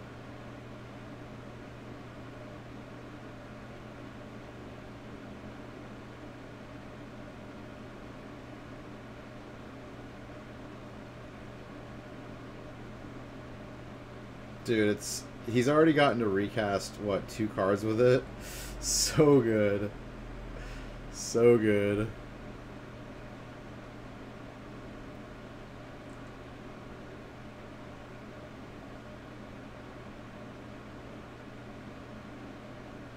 Yeah, you can't do anything, Ruben. So just go ahead and put it into exile. No, exile. And they only play 1 basic land in the deck. Get wrecked, Bridgevine. Get wrecked.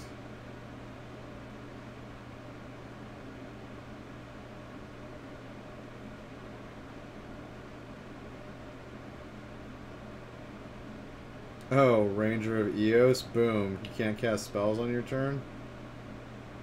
Scooping them up. Yes. Dude, this Mardu deck is so good. It's so good. The lockdown. Alright, sideboard. Let's go.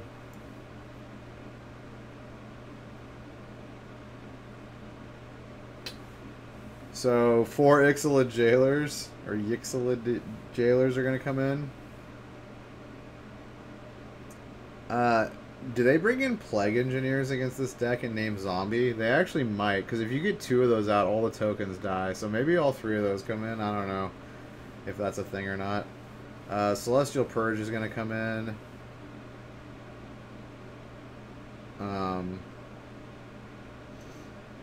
I guess Grim Lavamancer is probably good enough in this matchup too. So those 6 cards, maybe 9 cards if the Plague Engineers are coming in. I honestly don't know why Plague Engineer is like a sideboard card right now. Except against Infect. Against Infect it's great, but that's like the only deck. And then on the Bridgevine side, it's going to be, what, 3 Fatal Push.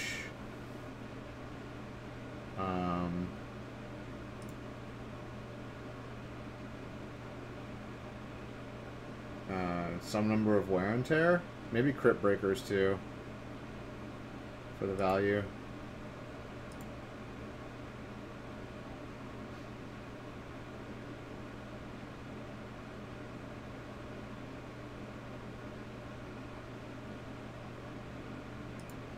Who's the Sam Black? Yes. Dylan Head pointing at you. Yes. The elemental token? What is that? Andrew L. Bogus, the lifelink vampire? Yes. Those are funny tokens.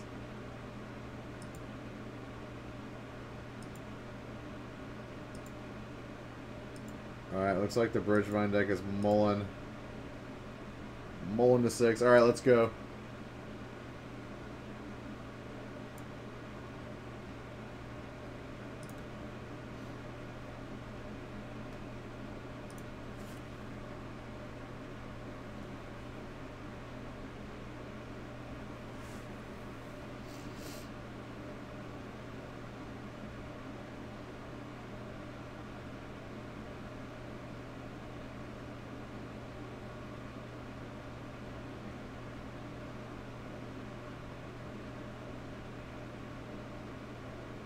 Alright, he hit Bridge from Below and Vengevine. That was like the nutty Stitcher supply right there. Stitcher supplier.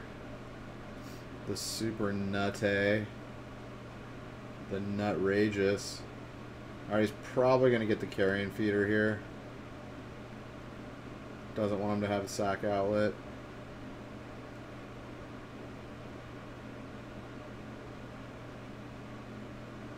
I think carrion feeder is the right pick here. We brought in Seasoned Pyromancer too. I really like Seasoned Pyromancer. I think that card's gonna do some stuff in Modern before people haven't really figured it out yet. I think it's good though. Let me see how much he is. I think he's like $7 or $8.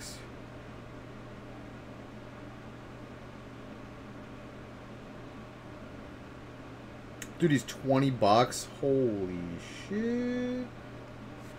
Well, I guess people bought him up. Bought him up while thinking he was going to be good.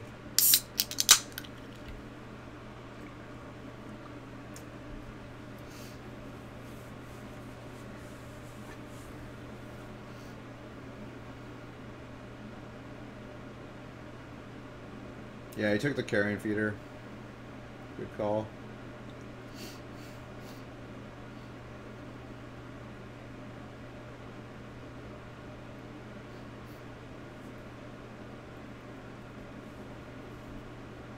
Yeah, Bridgevine's a combo deck, so like Hand Destruction's good against combo decks, so if you can pull apart their combo pieces, then the deck's not great.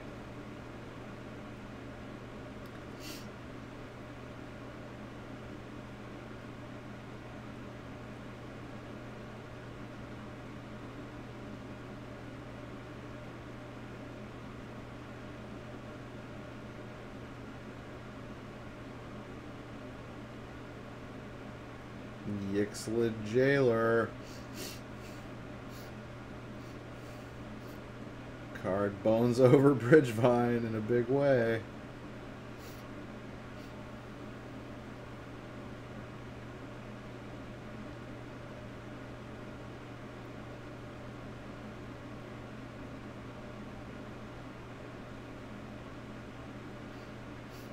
Dude, that looks like Marilyn Manson. Like a weird, elongated Marilyn Manson.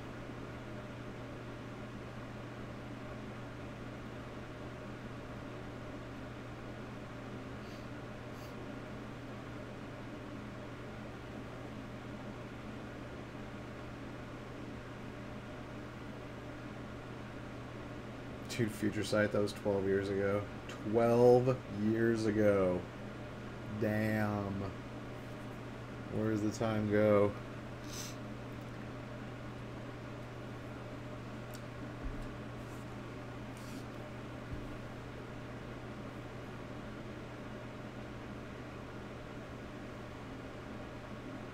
Well, he finally got Hogak out.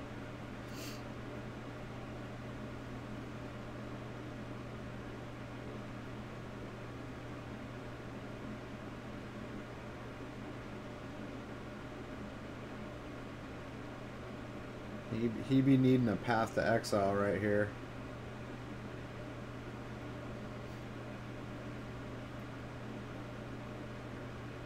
Yeah, he's definitely trying to protect his life total at this point.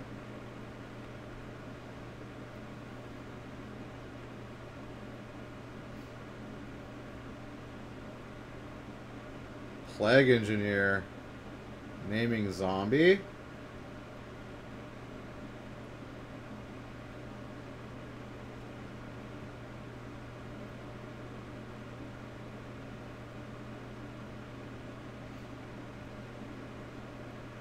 I guess that's actually pretty good because it takes care of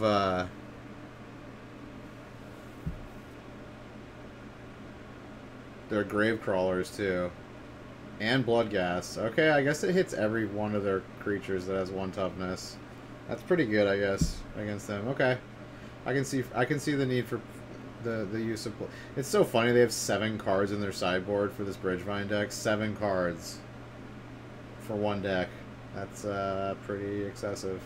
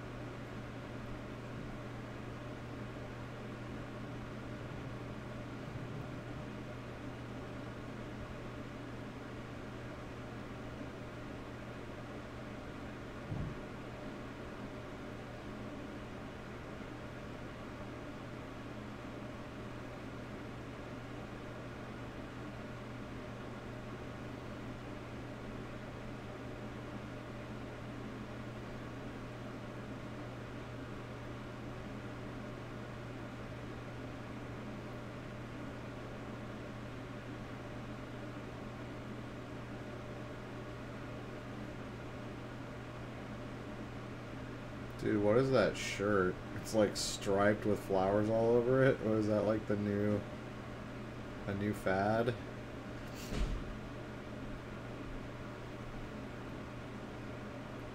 That is just super busy. That is weird looking. It's kind of like a mess. Yes, he's got a Baby Driver shirt. That movie was awesome. Baby Driver. Baby Driver. I need to watch that again. I saw it in the theater. It's pretty good.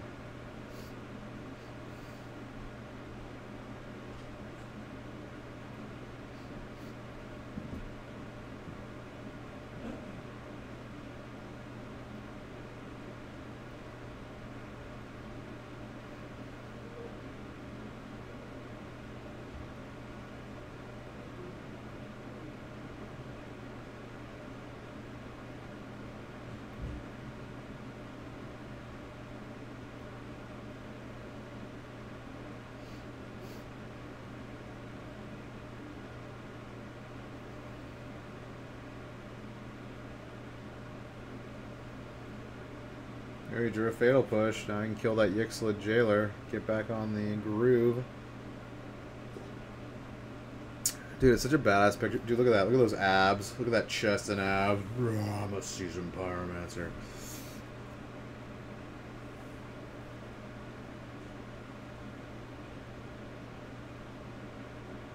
Yeah, he's really cool. I like him.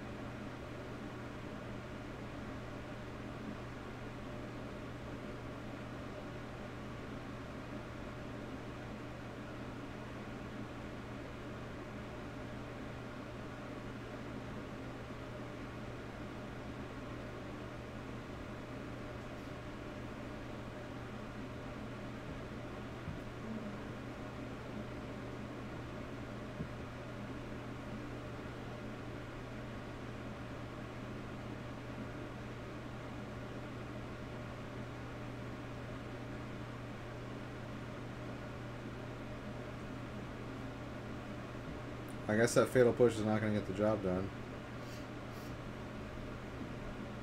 Oh, now it is.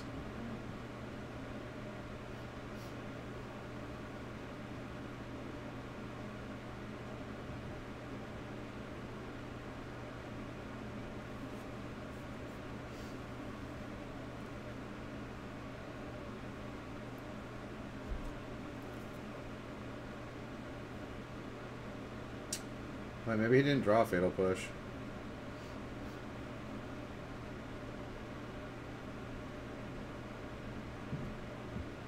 Oh, he did, yeah.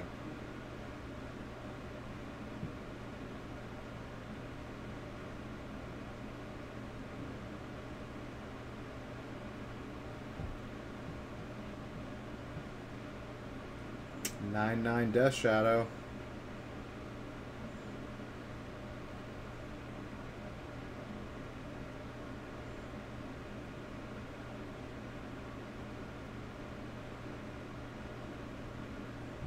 He really needs a 1-drop creature here.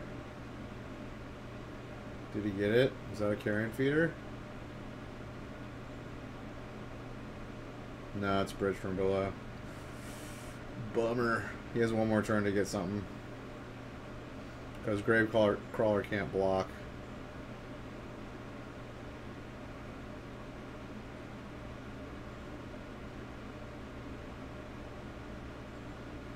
Block it.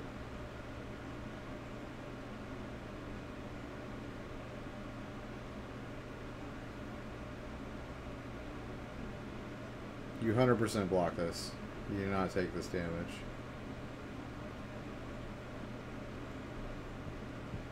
Oh wait, no. If he does, he gets a 2/2 zombie. Never mind. Oh, he's just gonna take it. Okay. It's an 11/11 Death Shadow.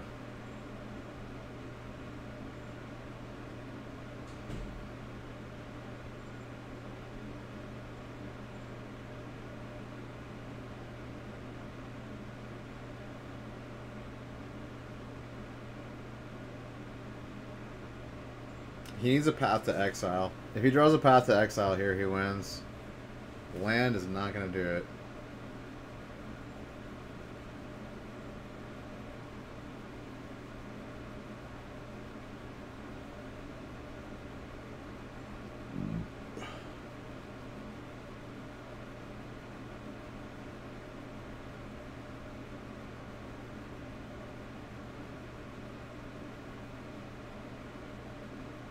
Oh, now he can exile the Pyromancer and get 2/1/1s.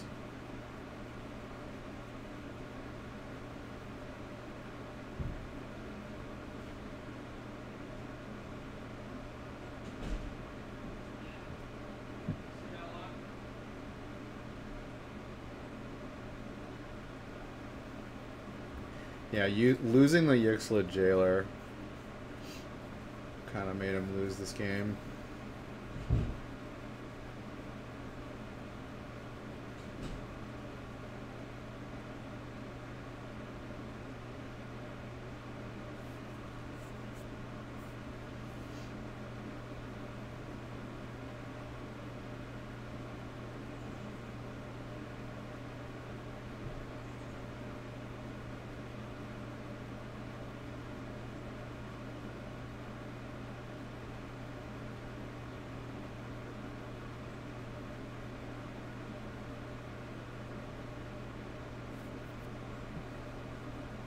GG. Game 3. Wait, we're watching... No! I want to watch the Mardu game. Ugh, Phoenix and Hogak again. No. No-gak, Hogak. No-gak. No-gak. I'm so tired of seeing both of these decks already. It's Dirtily Solitaire is what it is. Dirtily Solitaire. What's up, Crackshot? How's it going, man?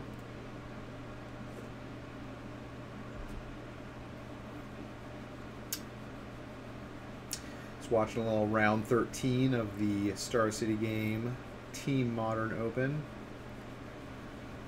featuring this brand new deck on the left here. It's known as Bridgevine or just Hogak.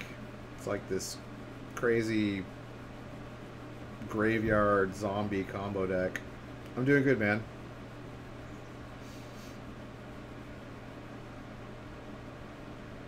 And then you got Is It Phoenix on the right, which is another one of the... These are basically the top two decks in Modern right now. But a lot of people think a card that is essential to both decks is going to get banned on Friday.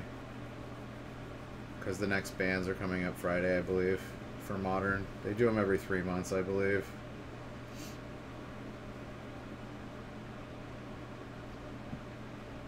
Review the ban list for all the constructed formats.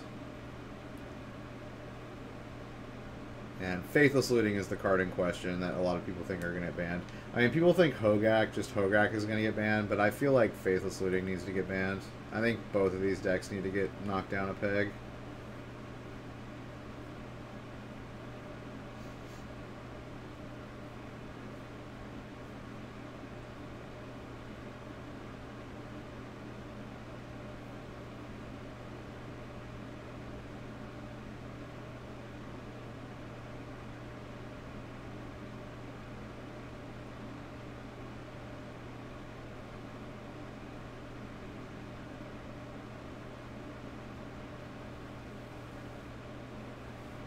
Yeah, the Hogak. The Hogak.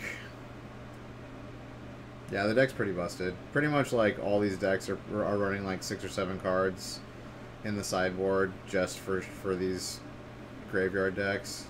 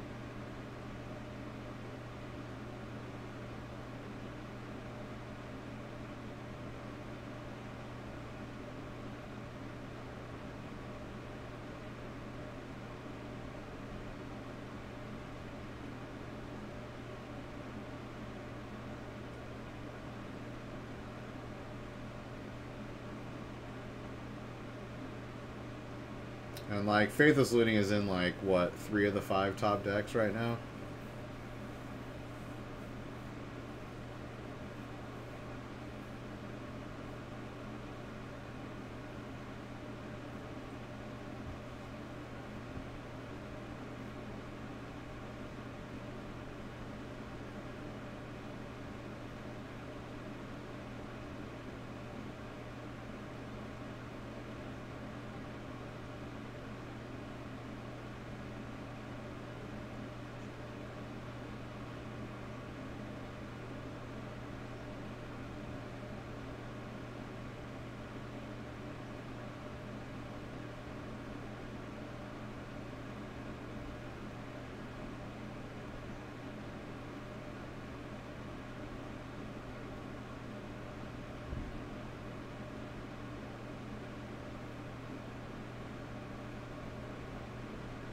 He's got to have a 3rd Ravenous Trap in his hand, right? He just discarded 2 Ravenous Traps, which are like sideboard cards for this deck. So he's got to have a 3rd one in his hand, like 100%.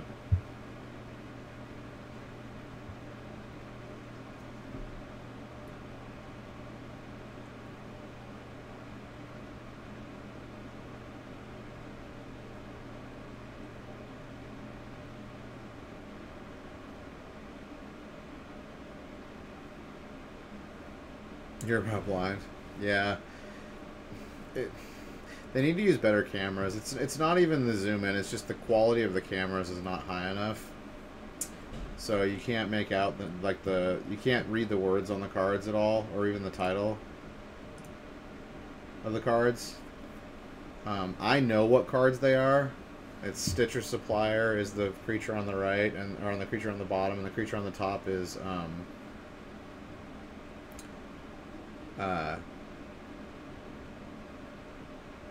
Corpse Feeder or Carrion Feeder, and that's a Bloodghast. But yeah, like, you have to be, like, as a commentator, you have to be really good at, like, knowing what every card looks by their picture, or knowing the card names by their picture. It really comes down to the camera quality. They're using not very expensive cameras. Like, if they had, like, good, like, $1,000 cameras, like, it would be so clear. Okay, he's gonna Surgical Extraction now.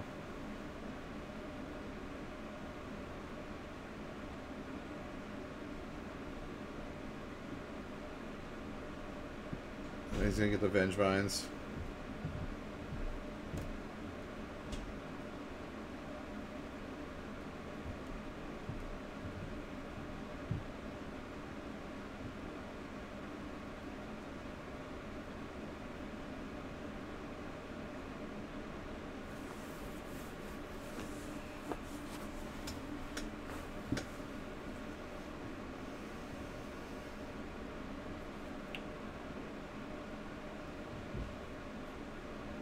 So he's going to mill 3 from the Stitcher Supplier.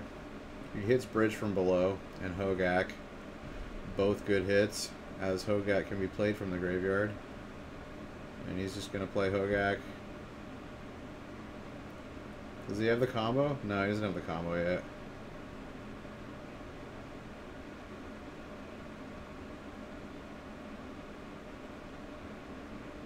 He needs the Altar. The Altar lets him mill cards.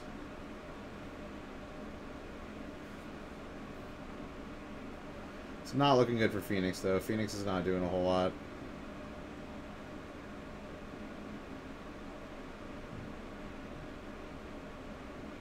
Alright, he's going to sack the other Stitcher Supplier.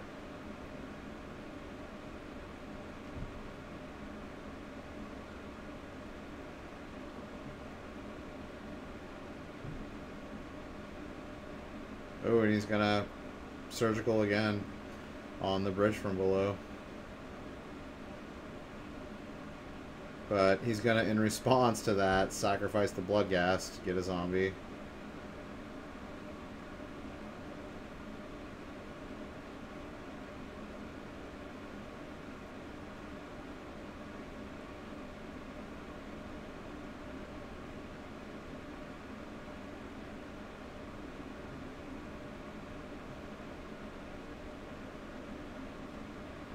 Yeah, I don't even know if this is going to, like, do anything for him.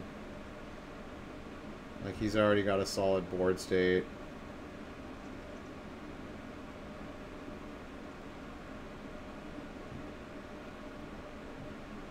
He's about to get attacked for 4, at least. 5. Yeah, I don't know if the Phoenix deck can do anything at this point.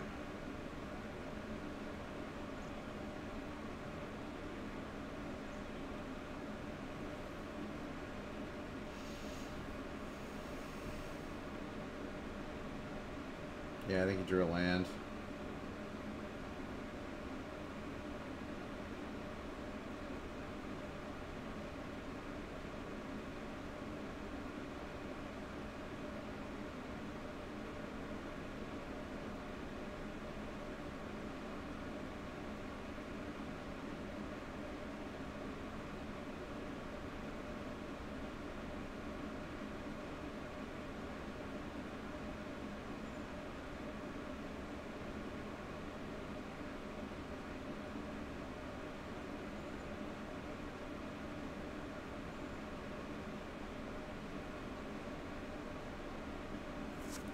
Like, he needs to play a thing in the ice and then somehow flip it, which is not going to happen. I think he's just going through the motions, but he's already dead.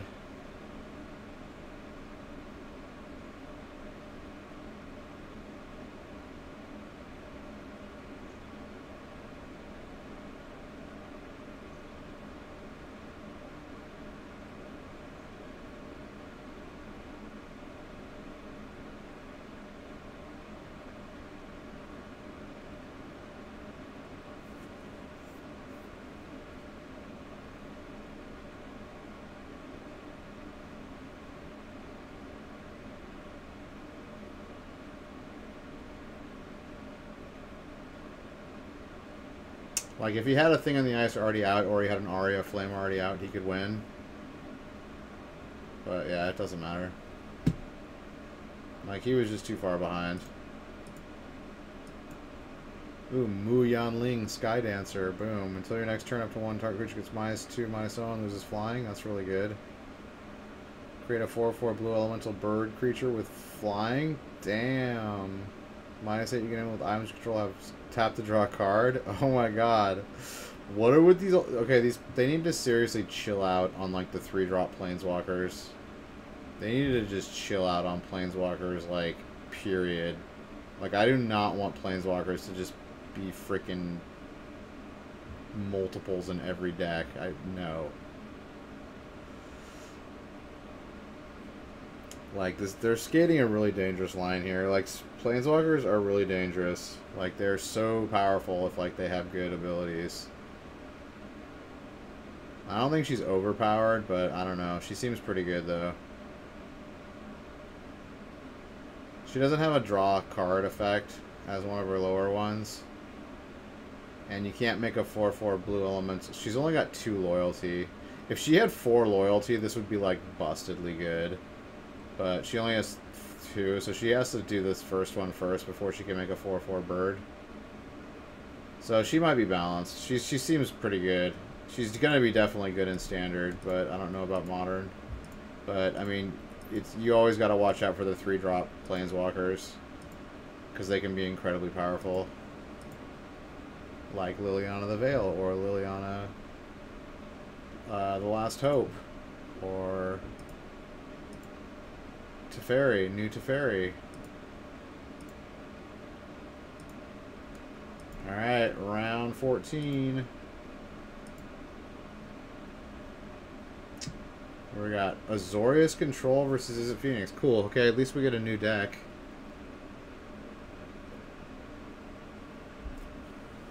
Little Azorius Control. I think Azorius Control is really strong right now, too. It's just people don't play it because blue-white control is notoriously dirtily and hard to play, and playing it for a big tournament for 9 rounds straight is a little bit difficult.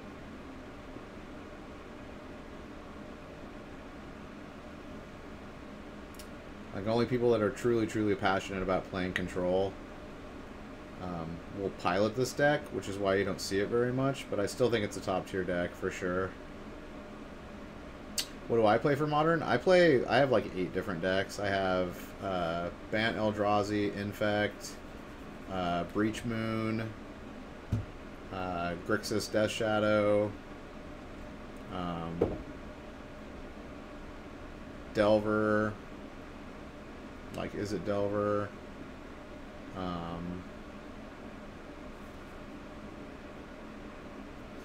I have Tron almost built. I'm like missing a few cards. I have all the cards for Mardu Pyromancer, except for like the Blackcleave Cliffs. So I could play that too if I wanted to. What else do I have?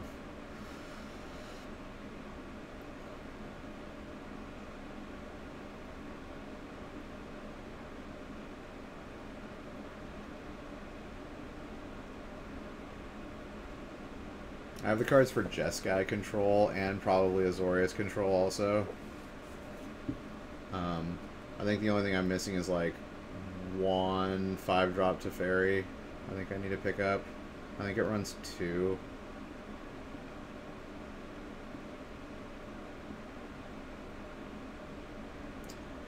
You've been playing blue-white for a while, and your experience blue-white is strongest when you can predict what the metagame is going to be really precisely. It's just that it's really hard to do for Modern. Yeah, for sure, I agree.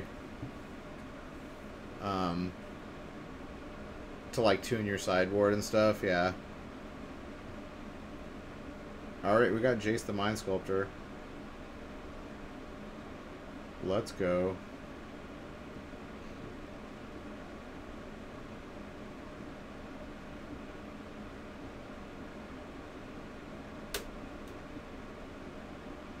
But he's already got Aria Flame online and a thing in the ice.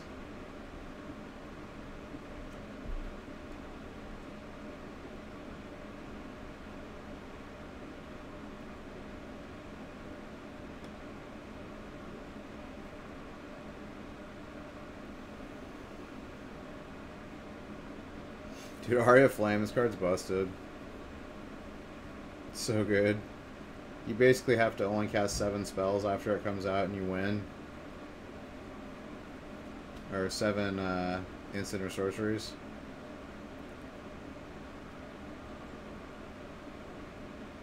Oh, what do you guys think of that new Dig Through Time card? The one that costs 2 blue, 2 colorless. And you look at the top 7 cards and put 2 of them in your hand. And the rest on your bottom, on the bottom. That card seems real strong. I could definitely see that, like a 1 or 2 copy of that in Modern, like control deck.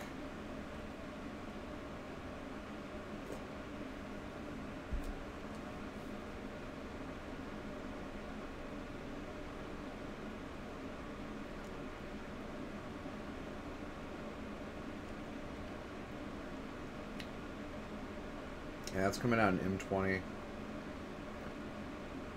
It's a lot like Dig Through Time, but it's not Delve, which is what made Dig Through Time, like, overpowered. You can play it for 2 mana. But it's essentially Dig Through Time, but costs 4 mana.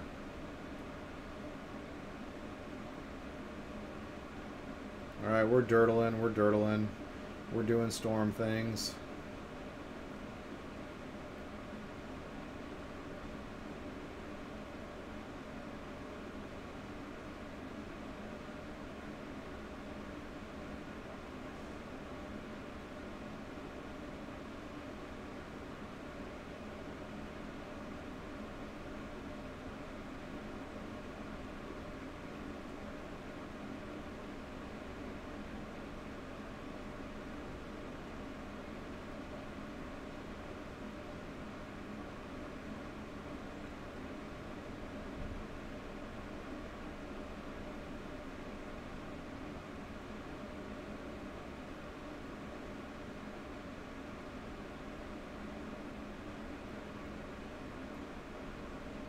Okay, there's so many main deck, like, surgical extractions now.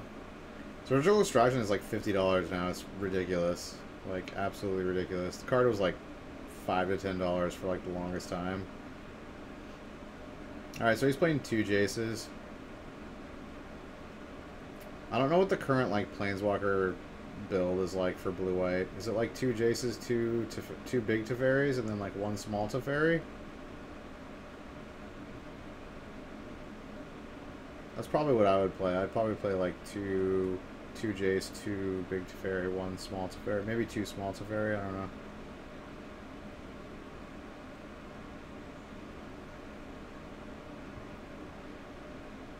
And then Narset. The deck plays Narset now too, right? Like 1 or 2 Narset. 3 Narset, 2 small Teferi. 2 Jace, 1 big Teferi? Oh, okay, cool. Yeah, Narset's really, really good. She's just like straight up a 2-for-1 that has like a static ability that's like relevant.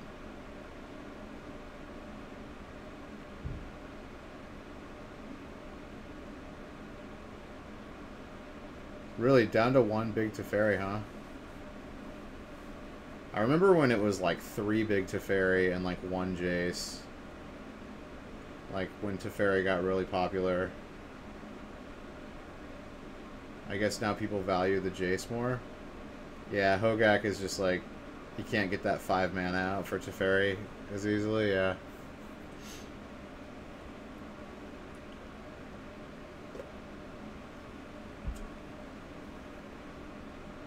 Well, they're definitely going to do something about Hogak this Friday. If they don't just flat out ban Hogak, they're probably going to ban like Faithless Looting, which is going to take a lot of power away from the deck, but they're probably just going to ban Hogak. Yeah, for sure. 5 mana is a lot in this fast of a format.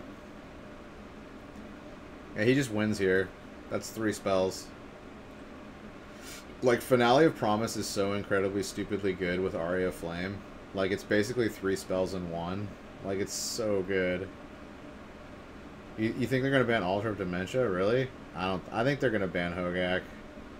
Well, maybe just because, like, that set just came out. They don't want to discourage people from buying Modern Horizons. Yeah, that actually makes sense, Mephisto.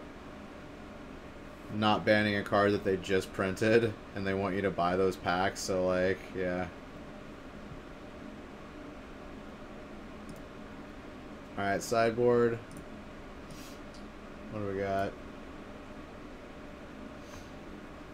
We got, what, 4 Rest in Peace coming in.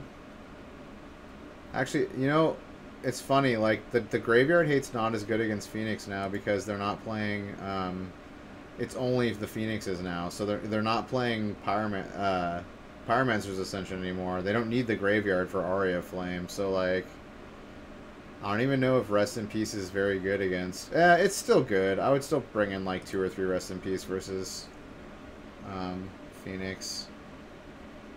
And then what? Is Lyra Dawnbringer good in this matchup? Celestial Purge is coming in. Dovin's Veto I can see. How would you sideboard Mephisto in this sideboard right here? I say like 3 Rest in Peace, 1 Dovin's Veto, 1 Lyra Dawnbringer, 1 Celestial Purge.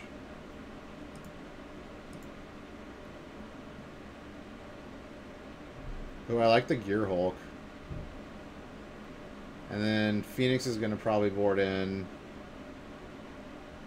2 Spell Pierce, 1 Force or 2 Force Negations, and maybe a Narset or 2. Maybe go a little bit more value.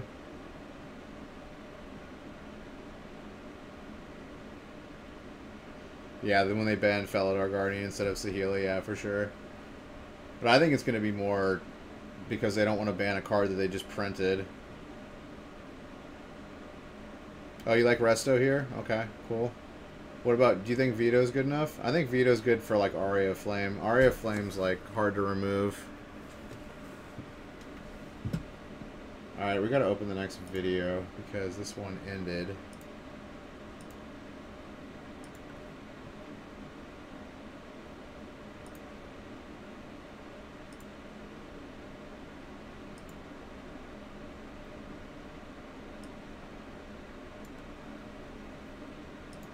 Alright, game number 2.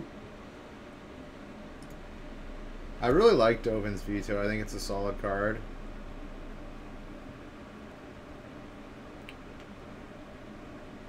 Hey, what do you think about Archmage's Charms? Or Archmage's Charm Mephisto? I think that card has serious potential, and people are just starting to, like, kind of use it a little bit. Someone at my local card shop on Friday was playing a Delver deck that played, like, 3 Archmage Charm, 2 Cryptic Command, and then it was like a, you know, 4 Pyromancers, 4 Delver of Secrets, and it was just like a Is It Delver deck. And he went undefeated, I think. I think he went at least 4-0. And maybe drew the last game 4-0-1, I think, maybe. I don't know if he went 5-0. Yeah, the deck was actually pretty strong. Like, Archmage's Charm lets you do a few things. Like, you can take control of a 1-drop creature, which is relevant against, like, Hogak and a lot of other decks. It seems pretty solid. It's a very diverse card. It's like a mini Cryptic Command.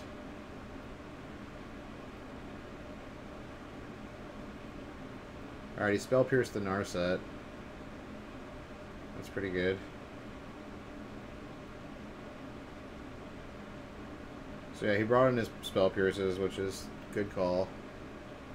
He probably brought in at least a Pact of Negation or 2. And,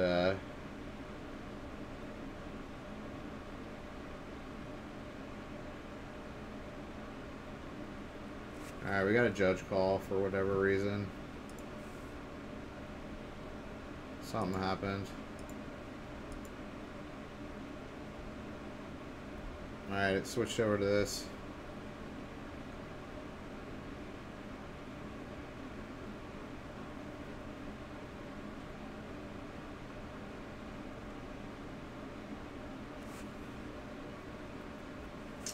Yeah, I agree, Mephisto, but I think Archmage's Charm is going to shine in the Izzet decks, which run basically like 9 islands. The deck runs 0 mountains, like both Delver and like Breach Moon or any of the Blood Moon decks. Any of the Blue Moon decks, they run like 9 islands and no mountains, and then the rest are either shock lands or check lands. So, like, every single one of their lands produces blue, basically. So I think Archmage's Charm is going to, like, shine in those decks.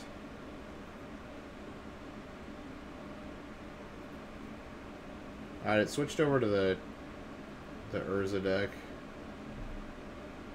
Oh, it's a Urza mirror. This is going to be fun. Although it looks like the one dude has the combo already. Or no, he just has, yeah, he has the combo. No, he doesn't have the sword. Oh, but he's got 2 ley lines out, so he can't do the sword combo, I guess. Yeah, Azorius uses like 5 colorless lands, yeah, for sure.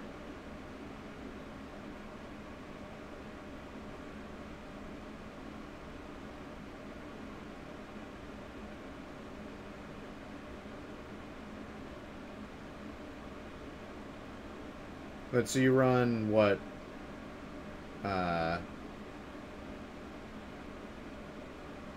What, 3 Field of Ruin and 2 Blast Zone? Or 4 Field of Ruin and 1 Blast Zone?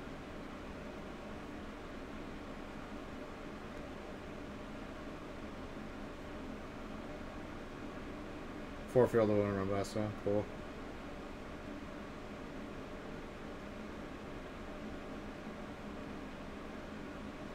Yeah, the Izzet decks don't run any colorless lands except for like 1.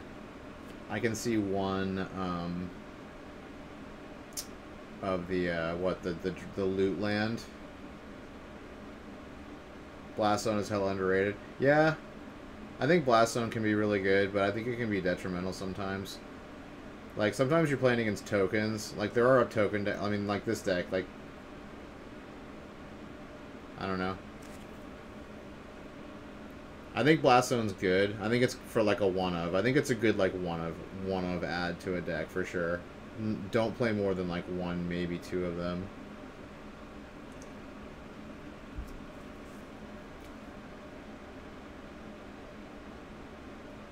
I mean, I think Engineered Explosive is an underplayed card too.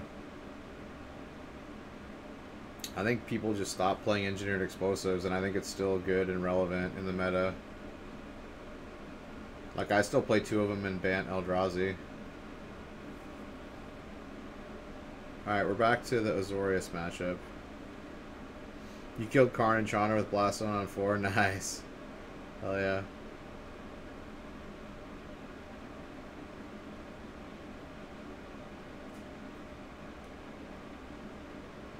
Yeah, Blast Zone can kill, like, bigger stuff, but it's slower, and it can't kill 0-cost stuff. So, like, it has, like, limitations, but it's, like, better than Engineered Explosives because it can kill bigger things. So you kind of, like, there's, like, a trade-off. And you're also blowing up one of your own lands, which, like, can be bad, too.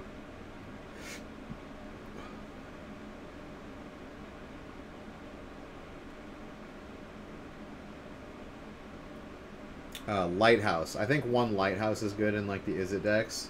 But other than that, I don't think any colorless land is worth playing.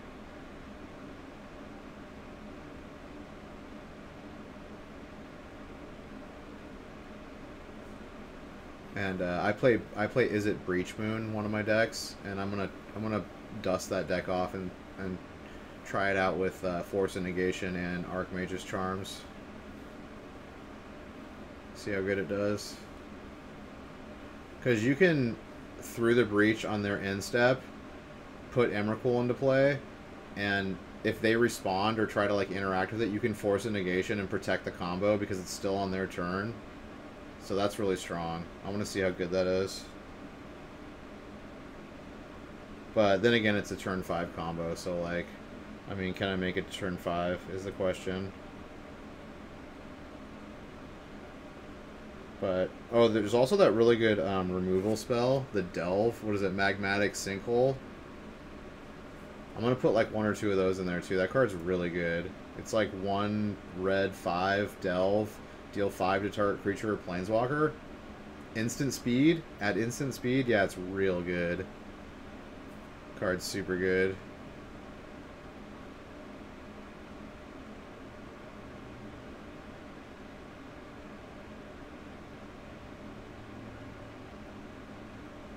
Interesting how Legacy is more fair than Modern. Dude, I don't know. With Renin 6, Renin 6 is worth like, what, like $40 now or something because the lands deck. That card's busted for the lands deck. Like, busted. He's a 2-drop Planeswalker. Like, what? What? And he was just, like, made for the lands deck. Like, land seems kind of busted in Legacy right now. I feel like lands might be too good now. I mean, it was already like a top tier deck. And now it's like, I think it's like the #1 deck in Legacy now.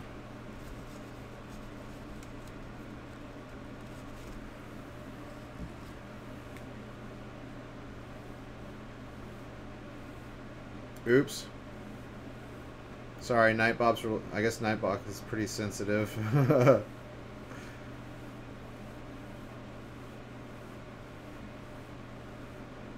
Okay, he did bring in Force of Negation.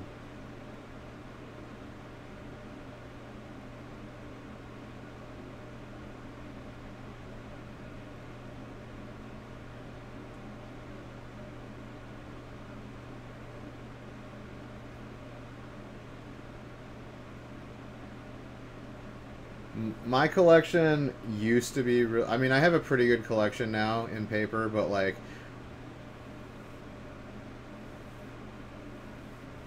yeah, Renin 6 is super expensive now, I'm pretty sure. At least someone told me that. I'm not 100%. I could look it up right now. Someone said he was like $40 now.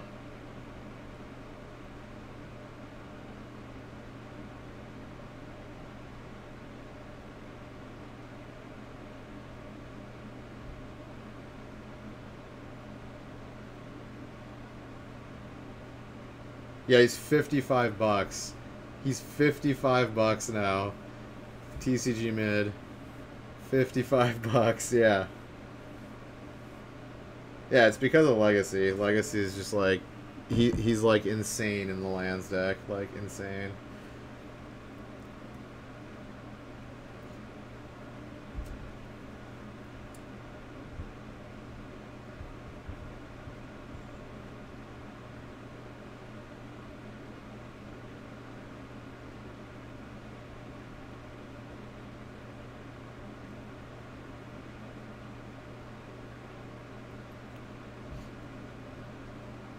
Alright, Finale of Promise.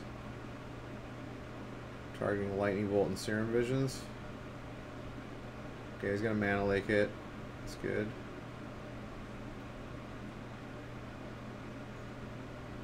I like Mana Lake. Seeing Mana Lake getting played. It's always been a decent counter spell that you haven't seen in a while in Modern. I really thought they were gonna reprint Counterspell. I'm kind of surprised that they didn't. I feel like Counterspell is totally fine in Modern.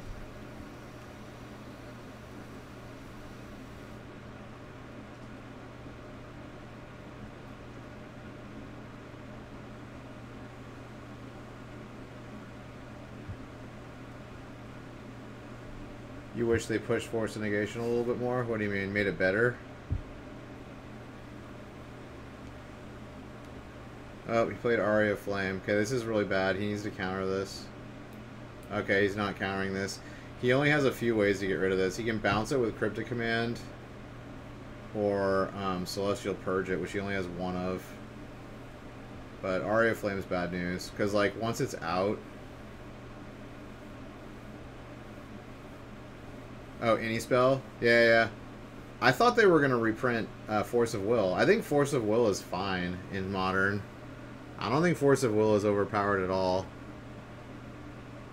I think just straight up, yeah, like Force of Will, but you could only use it on their turn or whatever. Yeah, I think that's totally fine. Yeah, I like how they made it where it's only on your turn, on the opponent's turn, because then you can't like protect your own combos. Basically, that's all it would get used for probably. But yeah, I think countering anything would be fine. Just straight up like Force of Will, but only on your opponent's turn. Yeah, I'm totally okay with that. Like, I think that's totally balanced. Oh, Blood Moon. That's unexpected. I guess they do play a lot of special lands in the blue-white deck. Okay, he's logic nodding it. Oh yeah, he's got Detention Sphere. Detention Sphere works on Aria Flame.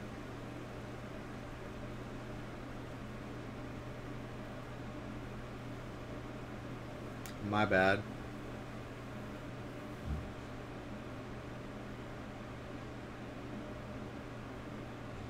Force and Legacy is a double-edged sword. Yeah, oh, totally. Like, Force you have to have in Legacy because otherwise everyone would be playing, like, turn 1 and 2 combo decks and you, like, wouldn't be able to stop them.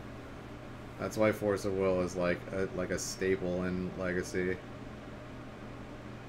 Like, but losing card advantage is huge. Like, having to 2-for-1 yourself just to counter something is, like, a really big penalty.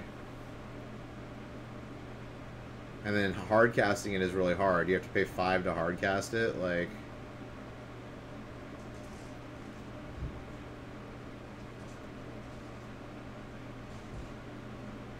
so yeah, if they made like a 4-cost Force of Will that you could only use on your opponent's turn, and that was like the new Force for blue, I would be totally okay with that.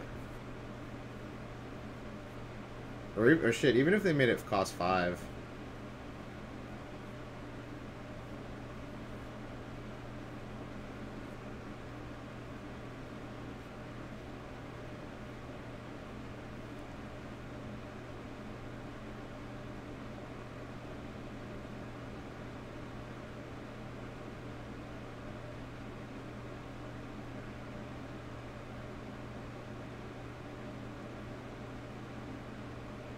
Alright, we got a game on our hands. They're kind of going back and forth.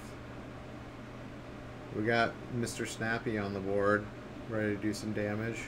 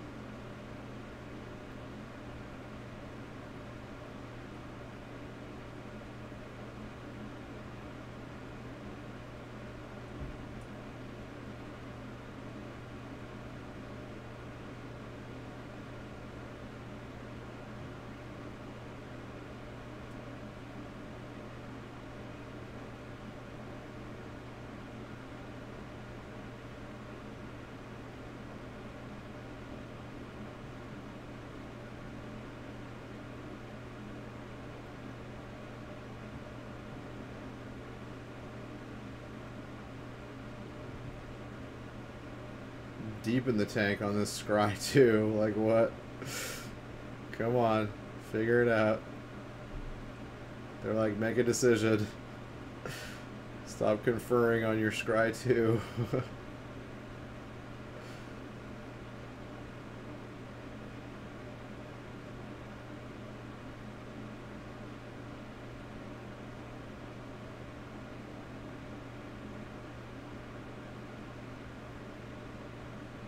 I think, yeah, one of the biggest problems of tournament paper Magic is slow playing. Like, there's no real effective way to, like, enforce it. That's the one good thing about, like, online Magic, playing tournaments online. No one can slow play because you just have a timer. Like, everything's timed in it, so, like,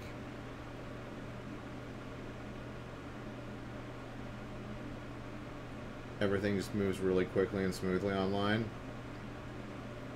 People stall, like, way more in paper Magic, which is unfortunate because I think paper Magic is much more fun to play than Magic Online, but they just don't have the manpower to, like, enforce it. But I feel like they should enforce it more on, like, the televised games, like the feature matches.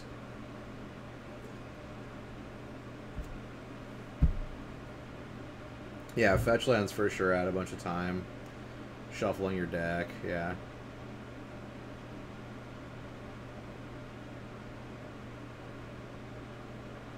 Let It Die's on maintenance? Oh, I wanted to kill the Forceman. Damn it. Damn it. Well, at least I got Diamond 1 last night. Hopefully I didn't get attacked last night and drop my rank below Diamond 1. So yeah, I'll probably play Arena or maybe Bloodstained. I'm gonna buy Bloodstained too. Yeah, I might play Arena. Yeah. Do some drafting. Maybe do the Omniscience draft. I haven't done any of the Omniscience draft. That seems fun. You just pick up all the like most expensive cards from your draft and just like play with all those. And then you just get to play everything for free.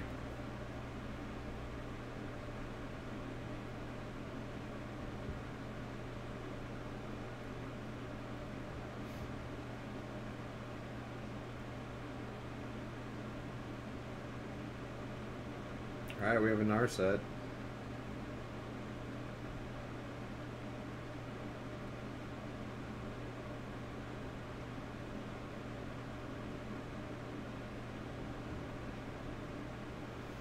Dude, is he gonna win the game with a Snapcaster? Just straight up protect the Snapcaster? Dude, the Phoenix player has like only like half his deck left. He's just been like straight up cantripping the whole deck away.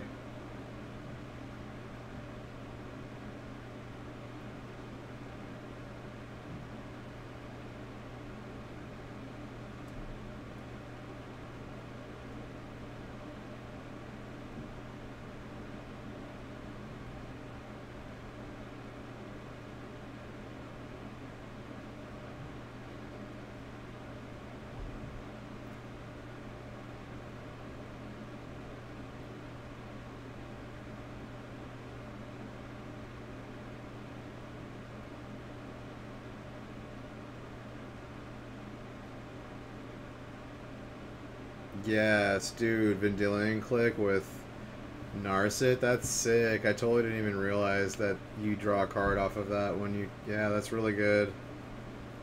That's super strong. I love Vendilion Click, that's such a cool magic card. Yeah, that's a really good combo.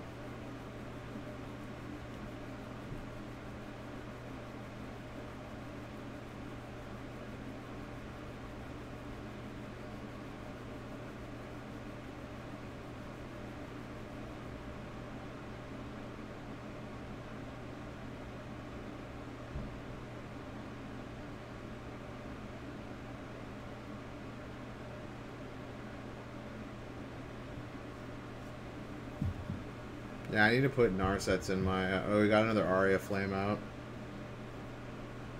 I really need to put Narsets in my Breach Moon deck, too. That card's just built for Breach Moon. Yeah, I think I can cut down on Snapcaster Mages. Cut down to, like, 2 of them in Breach Moon to put in, like, a couple Narsets and, like, an Archmage's Charm.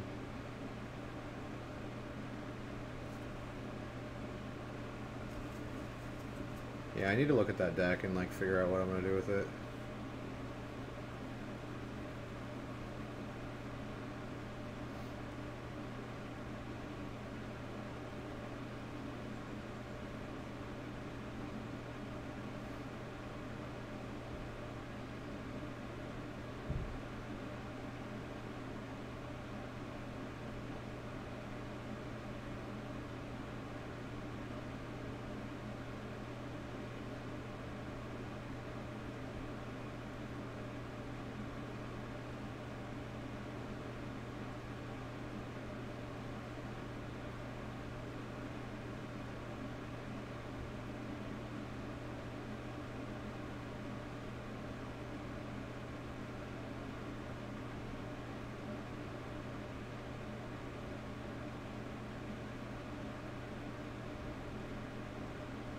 Oh yeah, you can target Planeswalkers too with the Aria. Dude, Aria Flame is so good.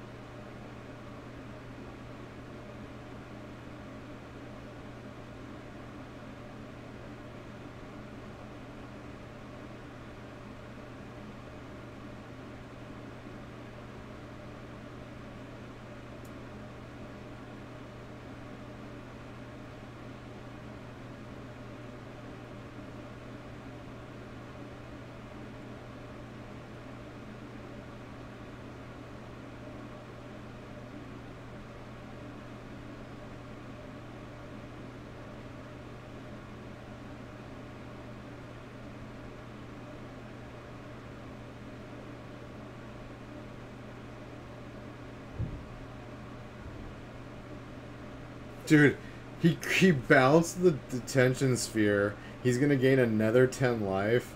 Okay, the thing about this card is, like, when it leaves play, you don't lose the 10 life again. Like, you know,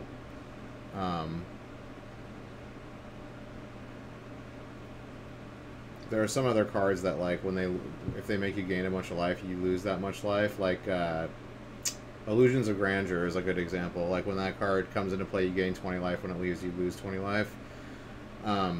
But this card just makes you gain 10 life. So, like, when it comes back and keeps coming back into play, he just keeps gaining 10 life. So, like, he's going to go up to, what, 43? Yeah. And then he's got his detention sphere in his hand again. And he's going to get both of them with the detention sphere on his turn. That's awesome. Love it. Love it.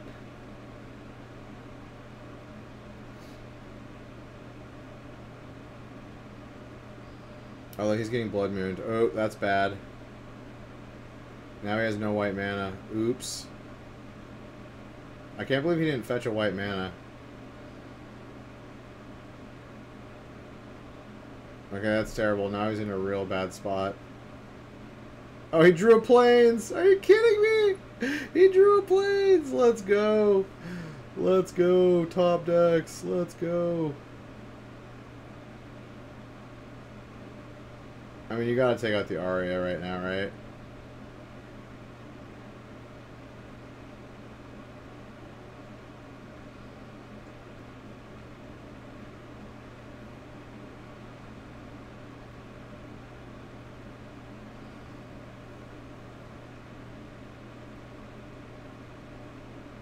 Dude, they're gonna go to time. This is only game 2 and there's 5 minutes left.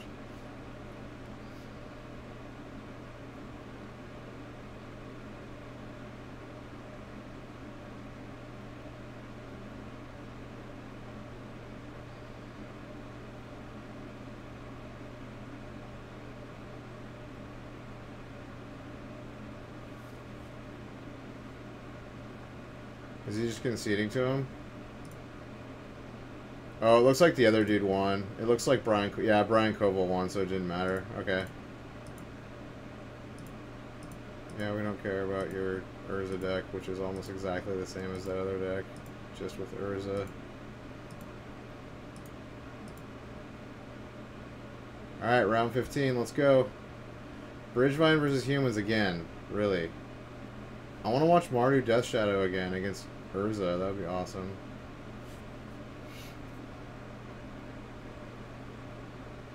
I swear, we've only seen, like, 5 decks.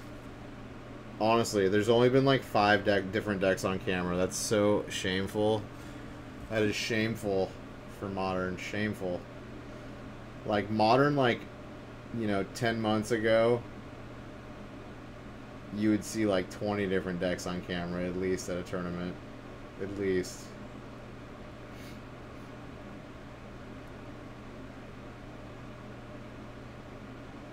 Format is entirely too narrow right now. It's too narrow. Yeah, I think we literally have only seen 5. What? Humans, Hogak, Mardu Dust Shadow. Is it Phoenix? Urza. Okay, and Blue-White Control. Oh, we saw a Jund deck, so we've seen 7 decks. That's still, like, really small. Especially for a team tournament. Each of these people are 3 different decks. Oh, we saw Burn, too. We saw Burn once or twice, so that's 8 decks.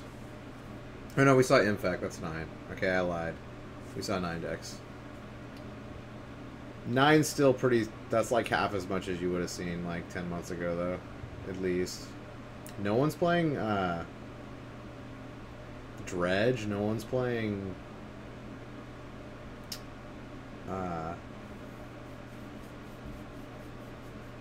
Amulet Titan either. That's kind of surprising.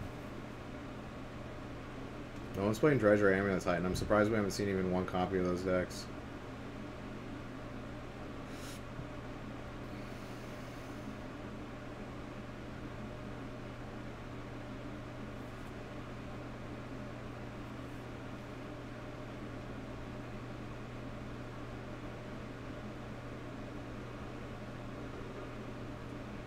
No Tron either. No one's playing Tron. I guess because Tron just flat out loses to, like, Hogak 100%.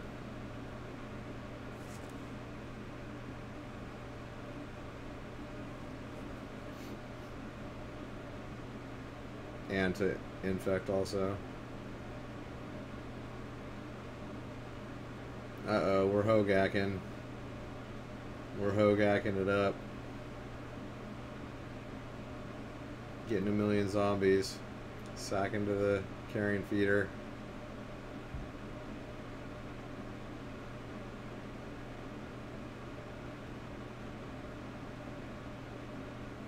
Just ban Hogak. Ban it. Ban Hogak.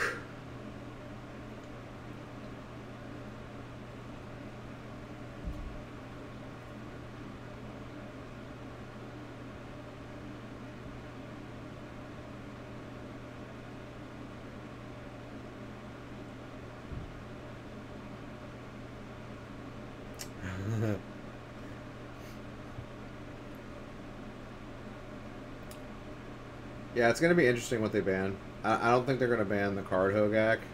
They're going to probably ban some other card in the deck. You know, maybe even Bridge from Below. They might ban Bridge from Below. I don't know. It's hard to say. Or the Altar. Although the Altar itself, like, is just the infinite combo, or the almost infinite part of it. Even without that, you can still just make an army of zombies and, like, just have a crazy, huge battlefield. Because you still got sack outlets. You got the carrion feeder, and they'd probably put some other sack outlet in, like the Scry one. She'd probably replace the Altar in this deck if the Altar got banned. The what's her name? 1 black, 1/1, sacrifice a creature to scry 1, and that actually might not be bad at all. Just take the deck and throw it in the garbage. Yes, Nicholas. Yes, indeed.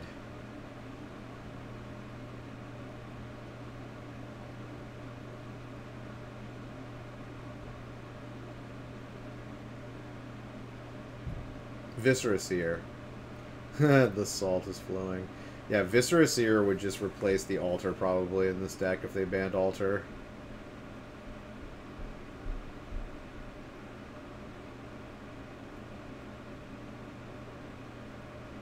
Yeah, why not everyone's playing Hogak? Yeah.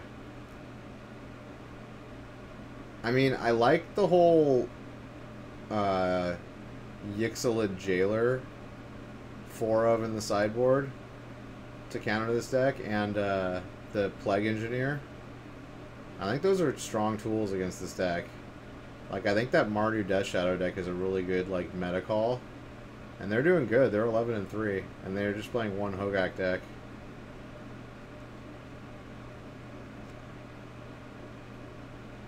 But no, I think Hogak's entirely too powerful.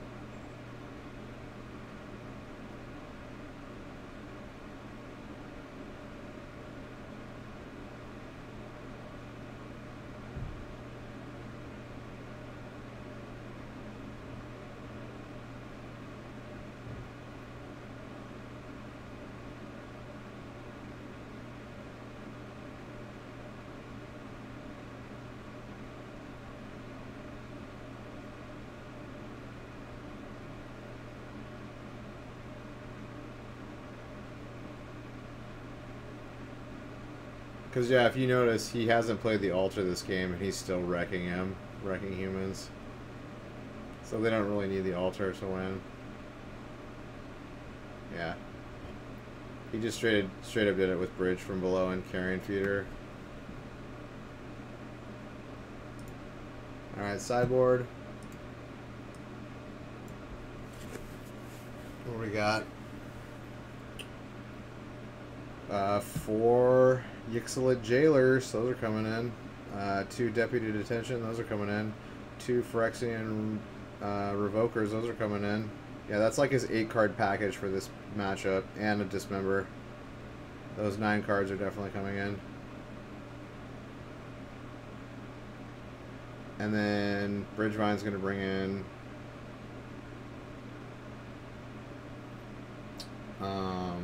2 Lightning Axe and a Dark Blast, maybe? Dark Blast seems okay against humans. It's not the greatest, but he could probably bring in those 3 and be fine with it.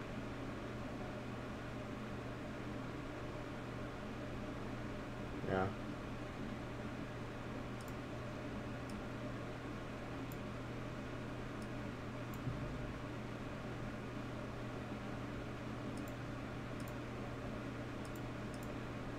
Alright, game 2. Ether Vial into Neonate.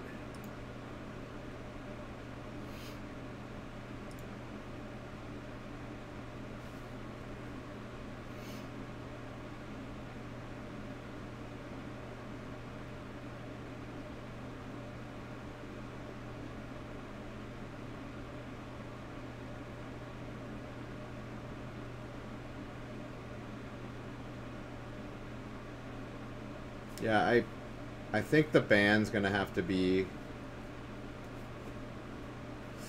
What's up, Rock Daddy? What have I been running in Modern? Infect. Do you really have to ask? With Scale Up and the Green Force. Yeah, Infect's really good right now.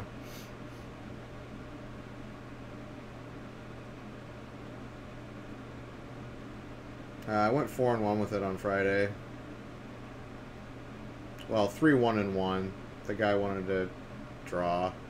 I would have beaten him though. It was blue-white control, and like, I think Infect's very good against blue-white control right now.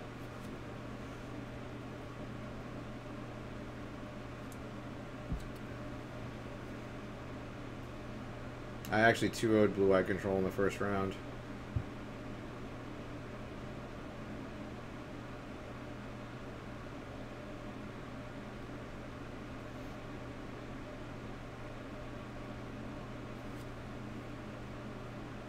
What are you playing? Did you build Hogak? Tell me you didn't build Hogak, Rock Daddy. Tell me you didn't do it, bro.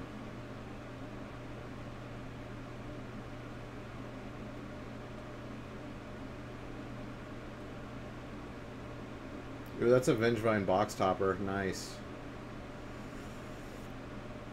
Wait, is that a box topper or is that just someone who painted on it?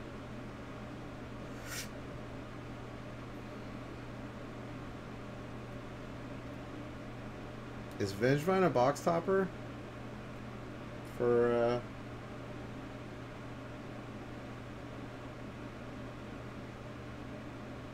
25th anniversary? What was it that did box toppers? Yeah, 25th anniversary? No. Yes.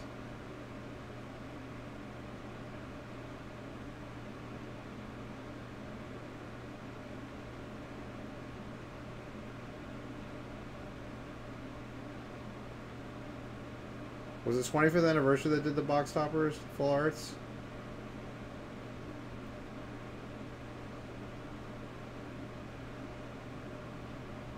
I don't know, am I forgetting a set between 25th and Modern Horizons?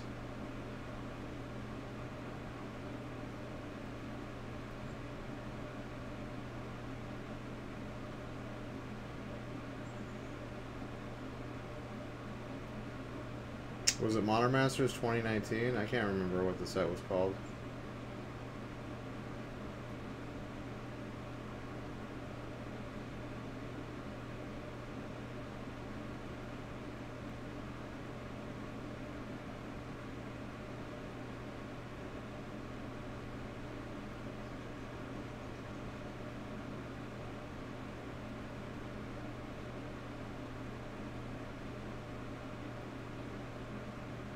Ooh, the Lightning Axe. Let's go.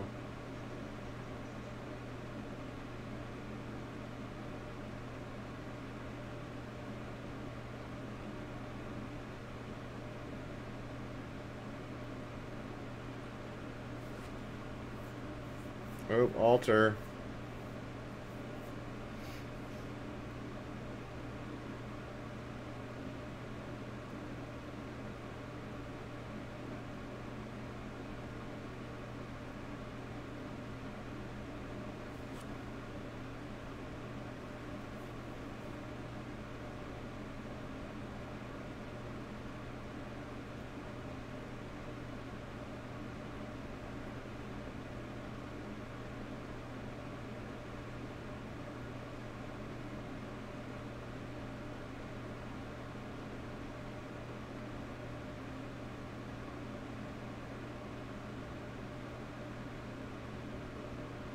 Revoker.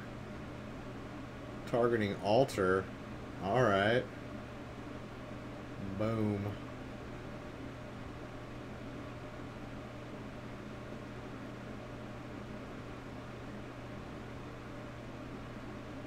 Is it birdie? What is that?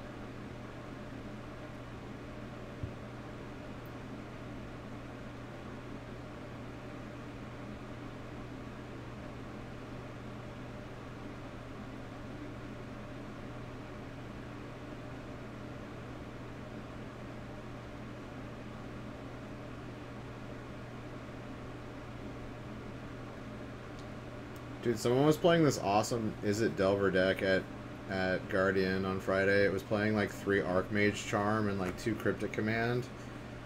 And then it was like 4 Pyromancer, 4 Delver, and like pretty much all the rest Delver stuff. And he went undefeated. It was a pretty sweet deck. I liked it.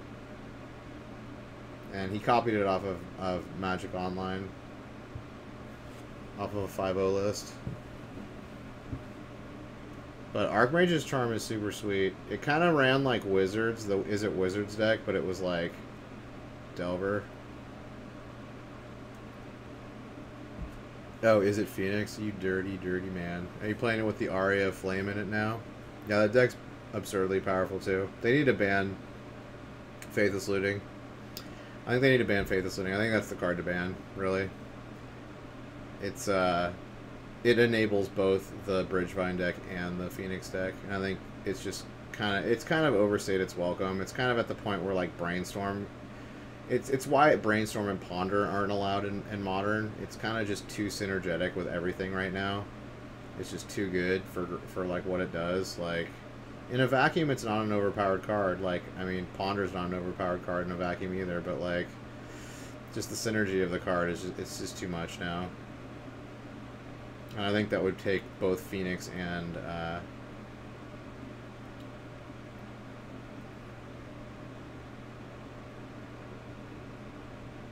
Bridgevine would become much less successful without Faithless Looting. And Dredge, for that matter. It would take power away from Dredge, too, which I'm totally fine with. Like, Dredge is super powerful right now, too.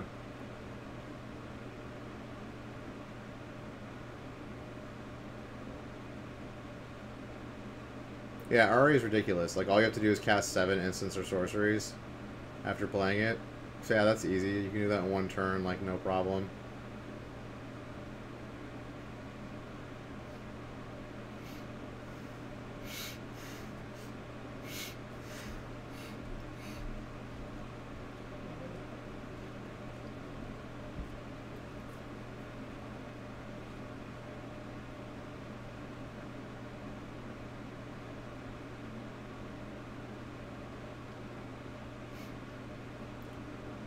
I could play Is It Phoenix too, I have all the cards for it, but I refuse to play that dirty deck. I guess I don't have the Aria of Flames, but I could pick those up easily.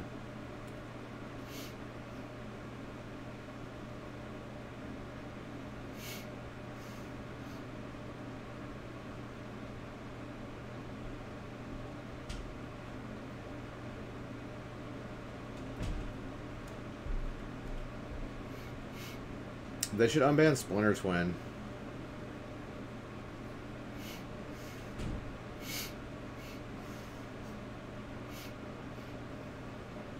I won't play Splinter Twin. And Splinter Twin's not busted compared to these decks. Are you kidding me? Both Phoenix and Hogak better than Splinters win. Like, come on.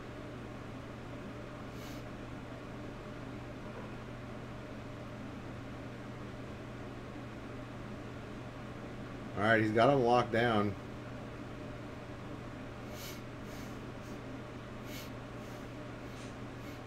Can't use his altar.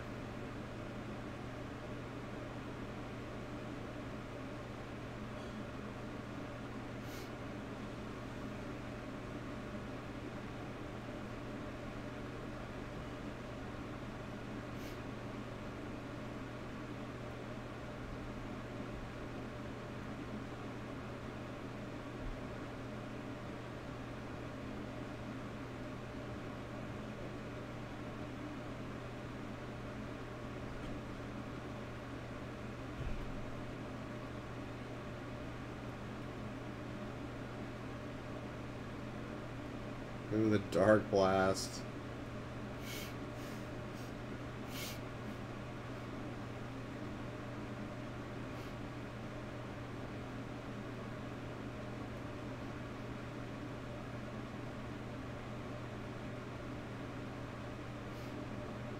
Boom. In response, vials in a phantasmal image and copies the Revoker, targeting altar again. Boom.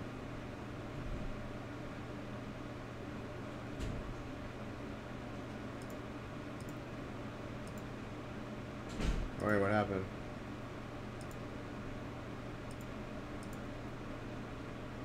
Oh, they got it. Mardu got him 2-0. Boom. Dude, that Mardu deck is sick. Have you seen this Mardu Death Shadow deck, Rock? I kind of want to turn my Grixis Death Shadow into Mardu Death Shadow. It's super cool. The deck's super cool. The Ranger Captain of Eos. You just, like, put out a bunch of Death Shadows and then, like, sack the Rangers to, like, make it so they can't cast spells on their turn, or they can't cast, you know, instants or sorceries. It's so good. Alright, what do we got in the top 8? Phoenix Urza. Phoenix Druid Human. Okay. Bridgevine Human Tron. Eldrazi Tron. Urza Burn Infect. Nice. Nice. That looks like that one. We're going to watch that one too.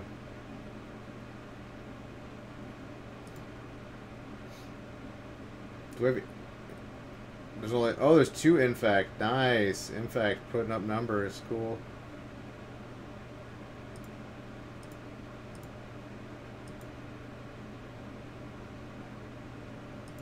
No, why are you people voting for this crap? Are you kidding me?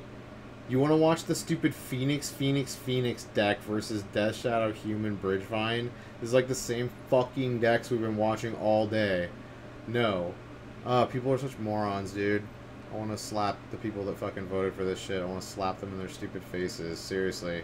You'd rather watch this crap than, like, Infect and, like, you know, different decks that we haven't seen. Eldrazi Tron, like...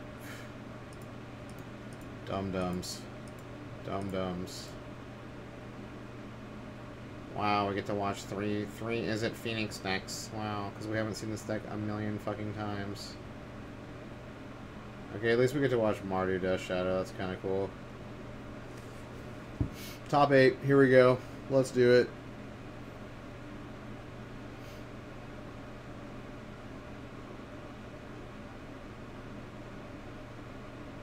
Oh, did you go to GP Seattle, Rock?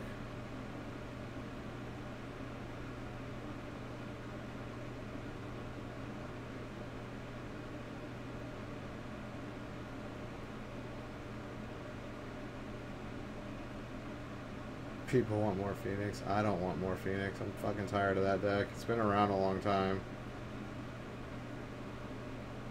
Or at least 6 months, and it's just been super popular for that time, so... I really like the Dreadhorde Arcanist, too. How much is Dreadhorde Arcanist now? I'm kind of scared to look. They're probably super expensive now.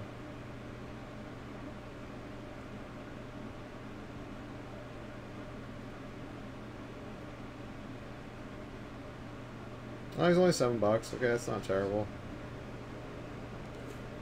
Not terrible.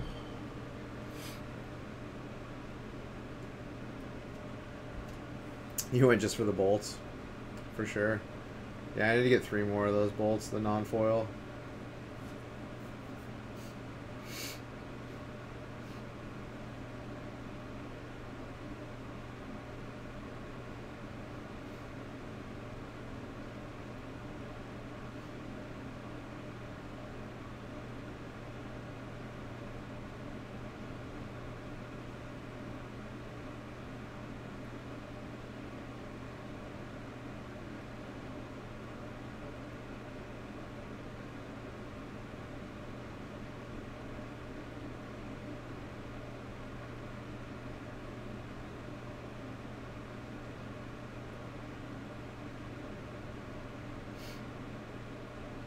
Opened up 3 boxes of Modern Horizons, didn't get a new Pyro. Got tons of other stuff. Yeah, he's like 20 bucks now. Did you pull Renin 6? Renin 6 is worth 55 now. So Renin 6 is, yeah, that's the one you want to pull. That's like the money card, like the high money card.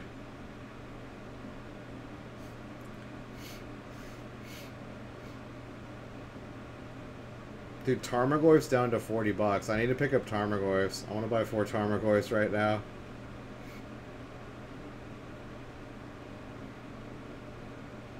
Six of the blue forces, nice. Those are good.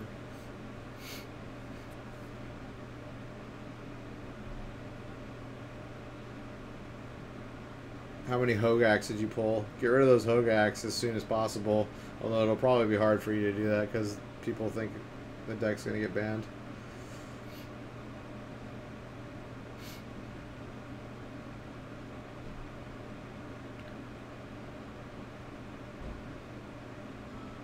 Got 15 for each of them, cool. You just like immediately got rid of them.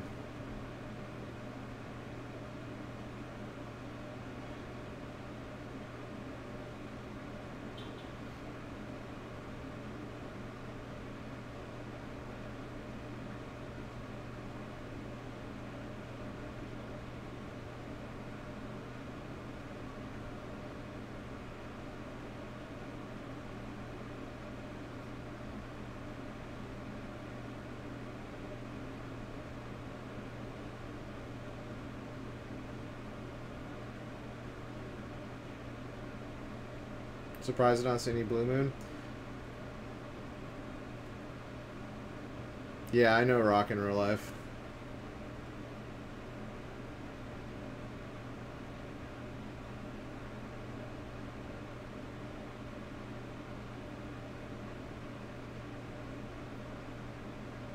You ran Blue Moon? Nice.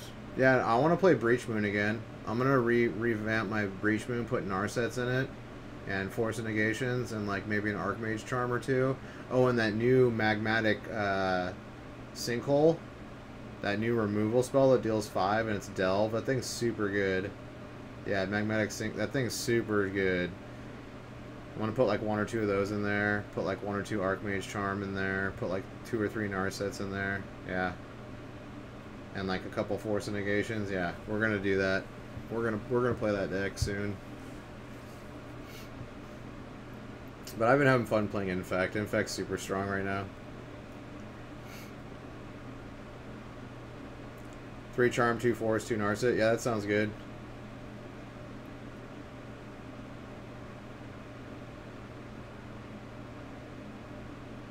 Yeah, Scale Up is like absurdly powerful. But I don't think it's broken. Like, it's not broken like Gataxian Probe was broken in Infect. Like, the Gataxian Probe, like, allowed you to just, like, you know, go for the win when, like, you shouldn't be going for it. You got perfect information. Yeah, turn 2 beats, yeah. But, I mean, the decks, you can interact with the decks, so I don't think it's, like, overpowered. I think removal decks and hand destruction decks are really good against it still. Like the more fair decks.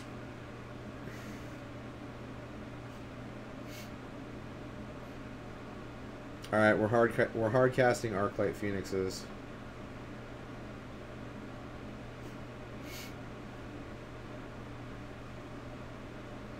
I need to pick up some canopy lands too. I want to put a canopy land in Infect, and I want to put one canopy land in my Is It decks too.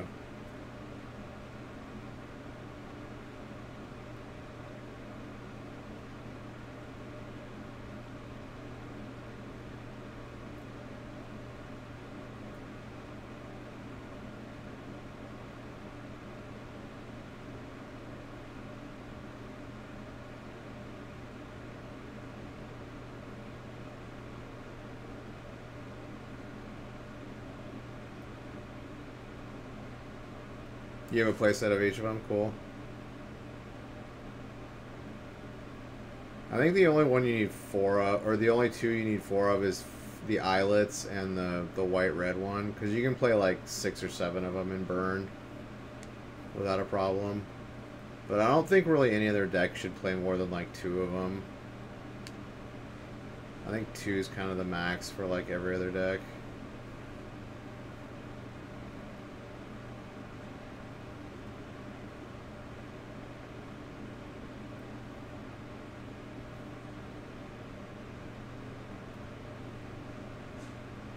Dude, the Ranger Captain of Eos. This thing's a beast. This thing's such a beast. You have 3 in Black Green Rock? Yeah, I can maybe see that. I can maybe see that too.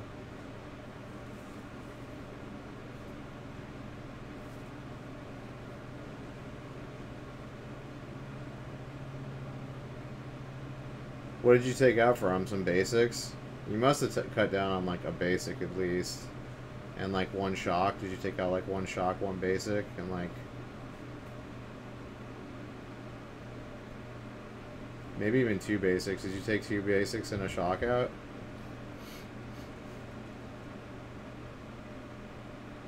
One fast, 1 man, 1 field. Okay.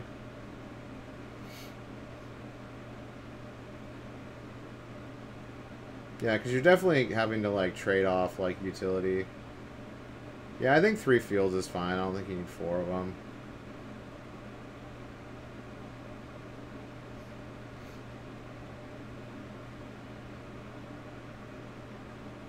But losing a manland is actually... You're trading utility there for sure.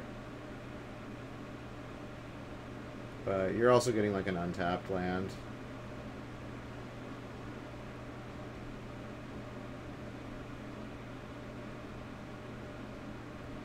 You hate the tap lands? Yeah.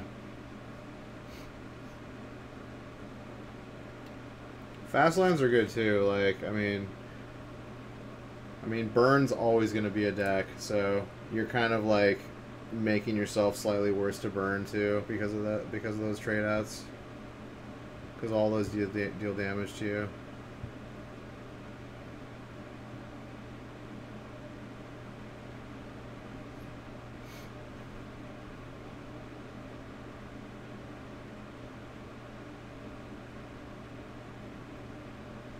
You added 3 Hex Drinkers?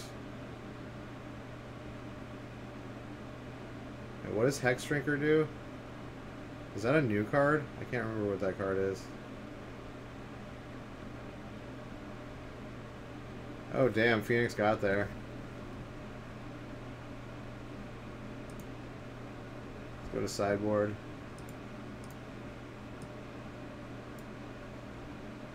Oh yeah, the 2/1 snake. Yeah, the new one. Yeah, that thing's super good. I was waiting to see that card and get played.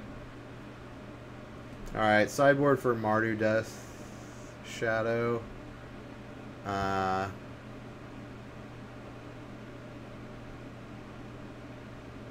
Jailer's not good for this matchup. Is Lingering Souls good? Lingering Soul seems decent. Celestial Purge, that's good.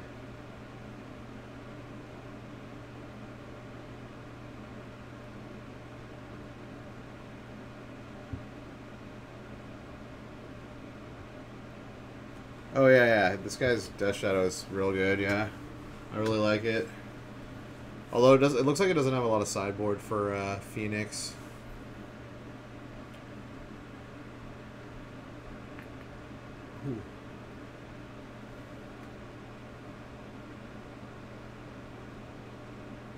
You sold off your Death Shadows? Why? You were like working towards getting every single deck in Modern. I don't think he brings in much besides Lingering Souls and Celestial Purge. And then Phoenix is going to bring in... what, Blood Moon? Spell Pierce, maybe? No, just Blood Moon. Maybe Seasoned Pyromancer? Yeah, Seasoned Pyromancer and Blood Moon I can see for sure.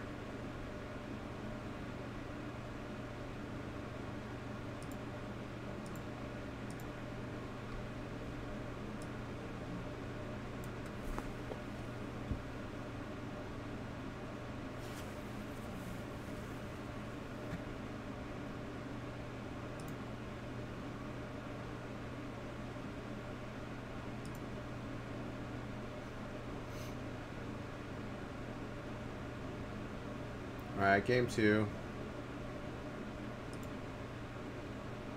Thoughtseize. Yep, he brought in the Pyromancers and the Blood Moons. So I was right about that.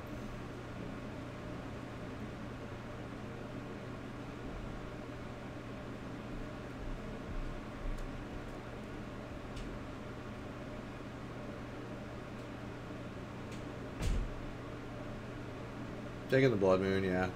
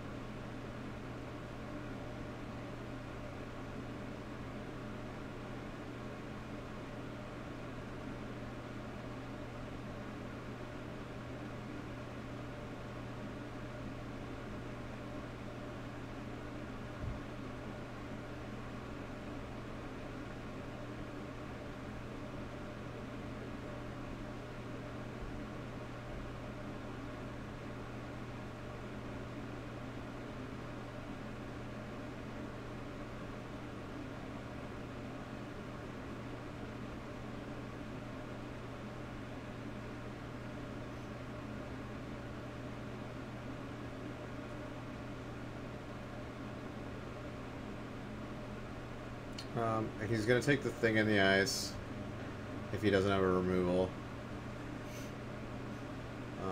If he does have a removal, he's taking the Lightning Bolt? Okay. That was a weird take. Oh, now he's getting the Lightning Bolt. Boom. Nice. Nice.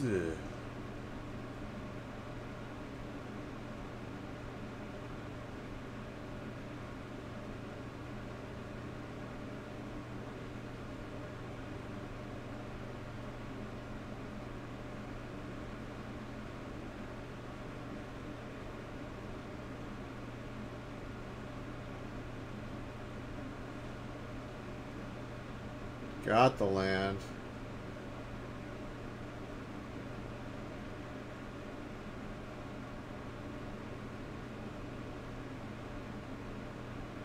Okay, he's got double Metamorphose. This is going to be real, real bad. Real bad, real quick. He's going to be able to flip that Thing in the Ice probably on his turn.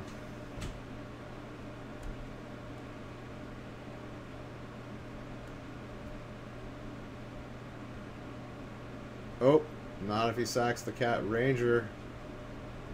Dude, the Ranger is so good. He's like, basically like, you can't do anything on your turn. Phoenix. Or Infect. It doesn't really hinder like the Bridgevine deck very much because they're doing a bunch of like sack effects and like creatures and stuff. They don't really cast non-creature spells, which is one of the reasons why the deck's so powerful. Oh, he drew Faithless Looting. Oh, you can't cast it though, buddy. Oh shit, get wrecked, son.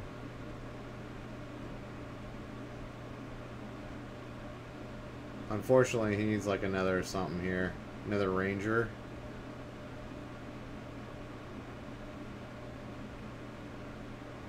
Or a removal.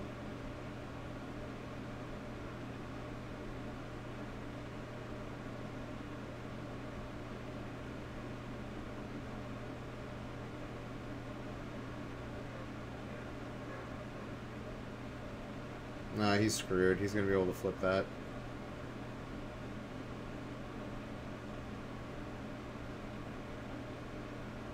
Yeah, he's just going to get beat here.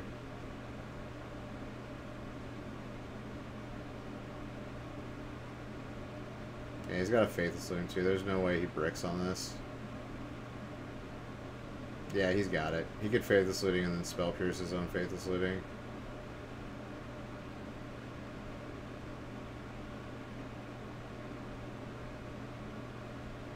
Although, he could just let the Faithless Looting resolve and hope to, like, hit something else. That's a little bit risky. He could hit land. Or, like, land Pyromancer or land something that he can't cast. Land Phoenix.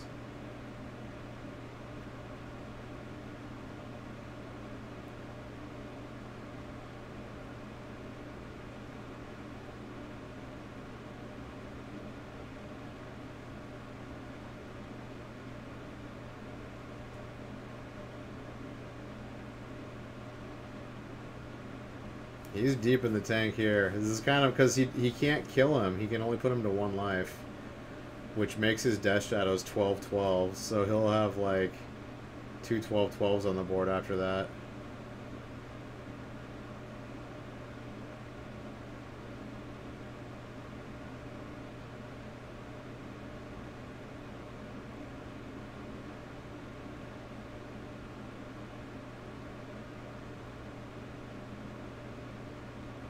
Oh, he's going for it. Oh, he got the Serum Vision. So lucky. I mean, I guess it's not lucky. I guess the deck like has mostly, but he could have. If he had drawn land, he would have lost this game, like on the spot.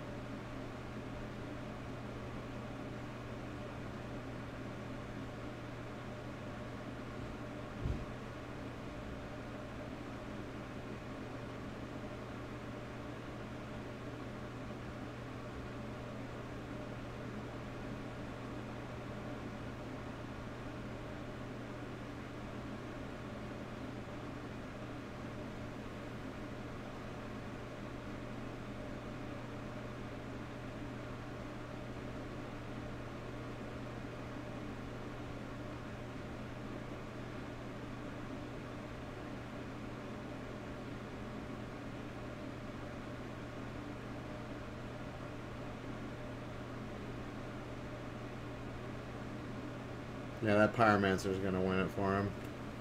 Now he's got like 3 blockers.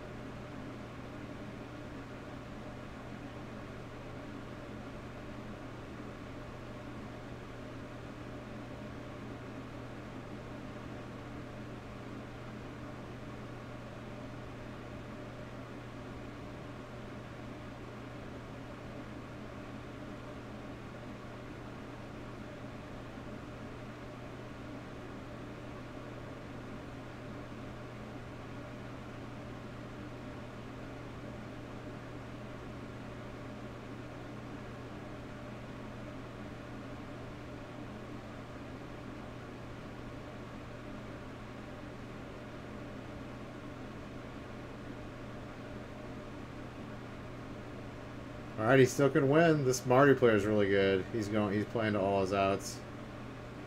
Alright, if he whiffs on this, What is that, magmatic sinkhole? Okay, that's not going to do it.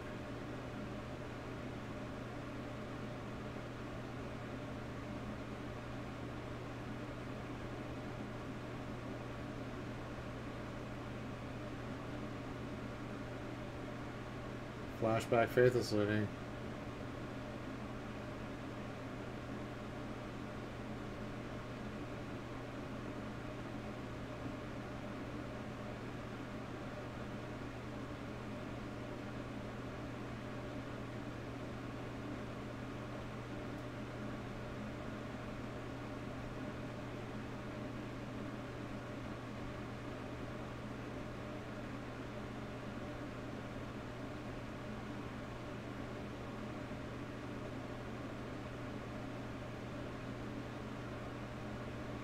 Oh, Arya. Dang. He made him gain 10 life. Damn. That was all he could do, or else he lost. So, like, okay, now his Death Shadows are 2/2s. Dude, this fucking game is crazy close.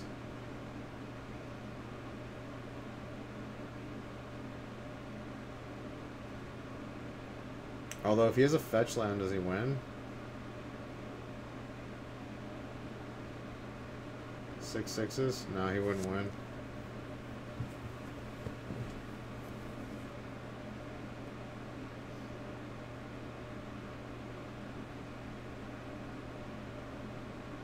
Ooh, Giver of Ruins. And Unearth. Boom! Ranger Captain. Oh my god, Unearth is so good in this deck. It's so good in this deck.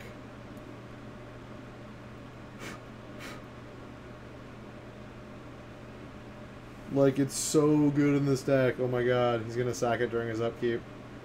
Does he just win here? He just wins. No. He can't get. He can only give it pro one color.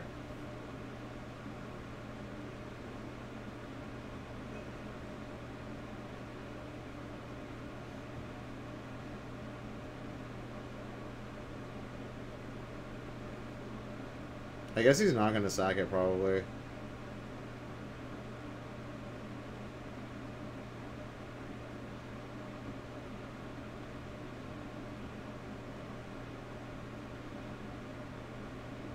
Yeah, he's just not even gonna sack it because he's got no cards in hand.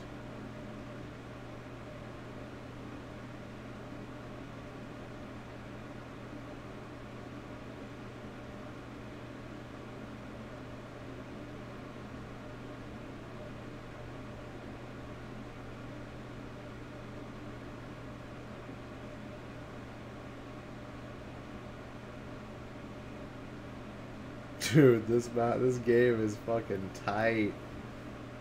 Super tight.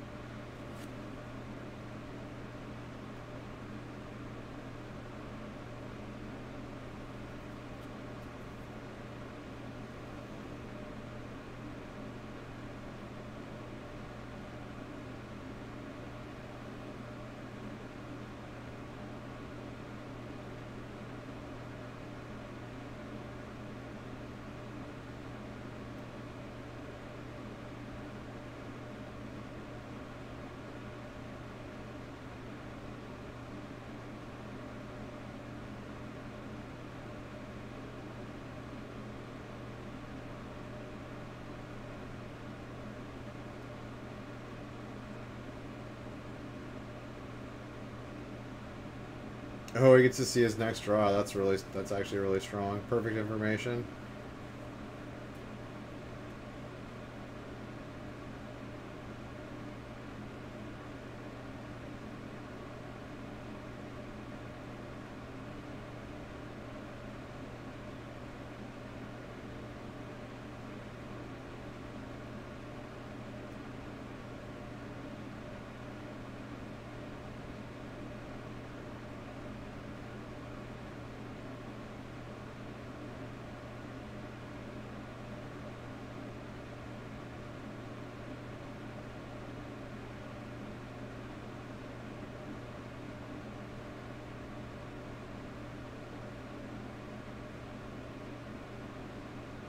Wait, why didn't he give me protection from red?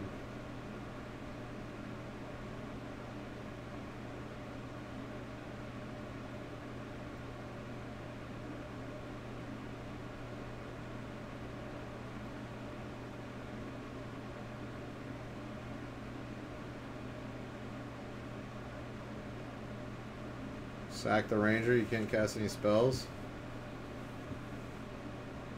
Yeah, he wins here, right? Because he does the damage to himself with the canopy, does another damage to himself, then swings for 10. Yeah, he's gonna win. Boom, dude. That Death Shadow player, dude, Jeremy Barteroni, dude, you navigated that so well, bro. Good for you. Good for you. I'm glad he won that. That was all. Dude, they each have 1 game each. Look at that. Straight split down the middle.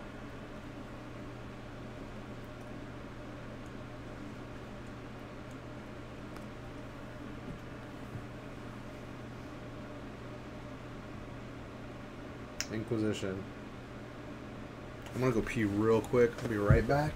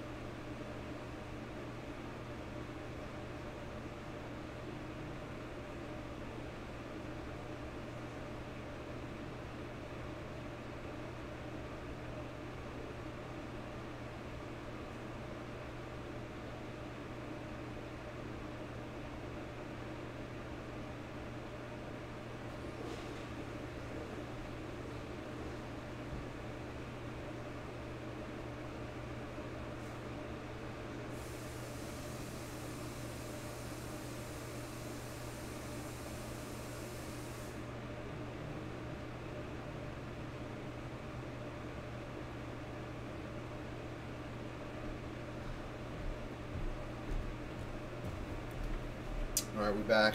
We're back. We're back. What'd he do? What'd he do? Okay, so he Inquisitioned his Lightning Bolt.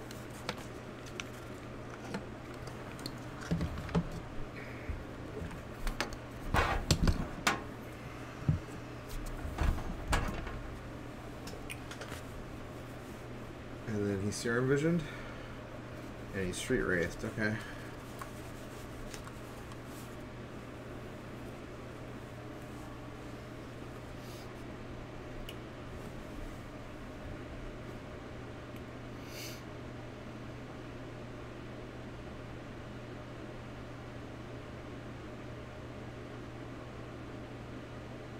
Bertarioni, dude, he's got, that's the last name right there. Italian. Now that's Italian.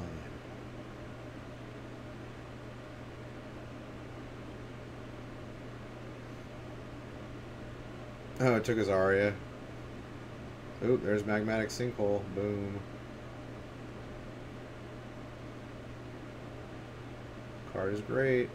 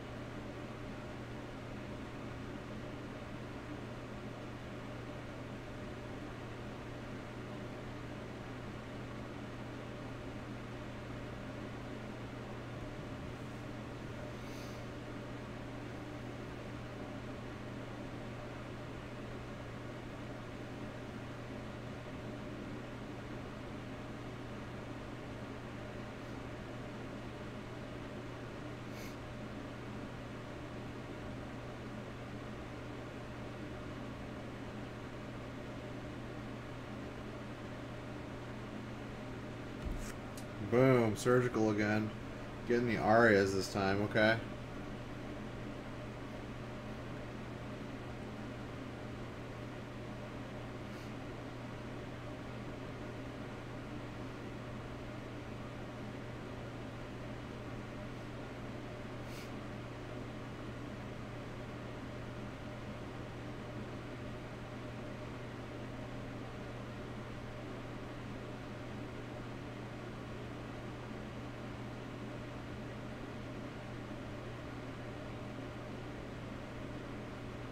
Dust Shadow.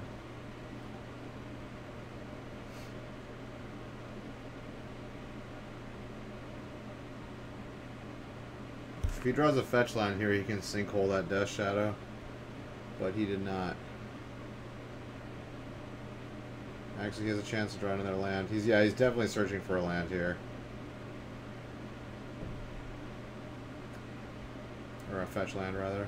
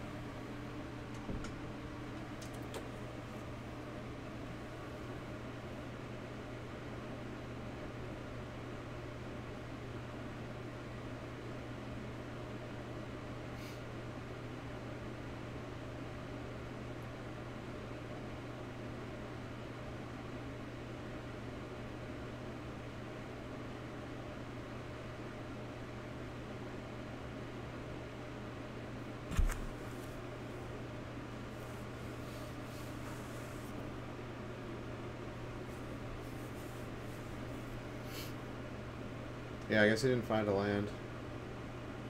Oh, he did find a land. He found an island.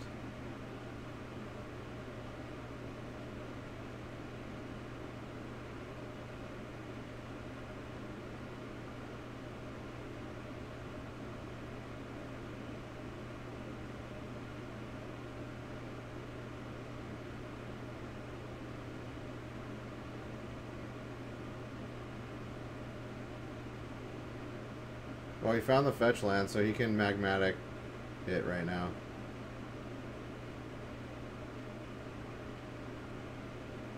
Oh wait, no he didn't. Never mind.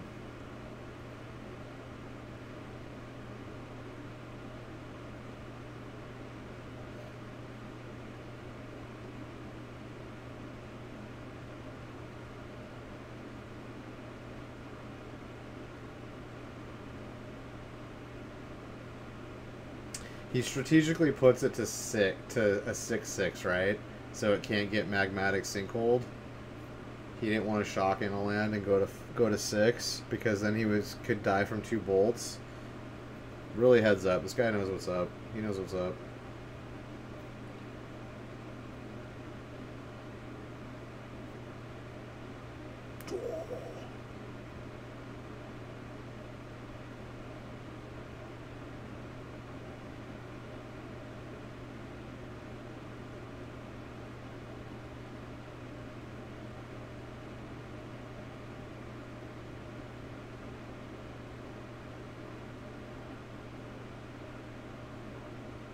Yeah, Blood Moon not going to do a whole lot now when you've got death in 2 turns.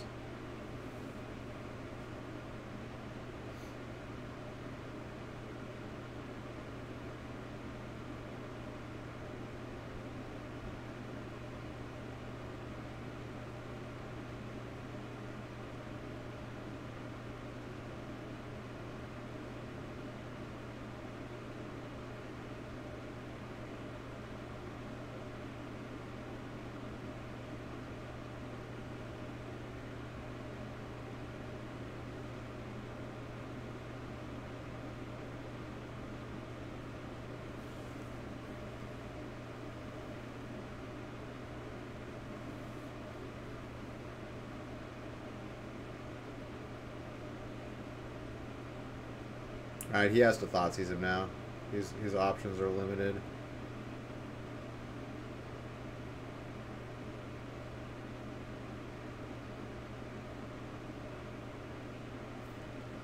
I think you have to take the Pyromancer here for sure. Yeah.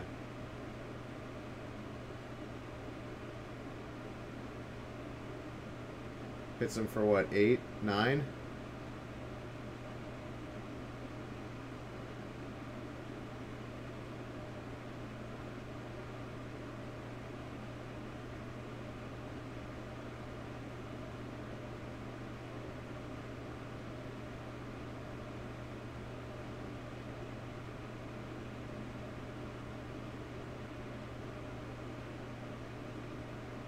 He needs to really hope that he draws like a, you know, a land or some other blank. Another Blood Moon. Even a Lightning Bolt would be fine. Okay, actually that's good. He drew us a Thought Scour because he's only got 1 blue mana. He should have fetched an island with that Scalding Tarn. I don't know why he didn't before playing the Blood Moon.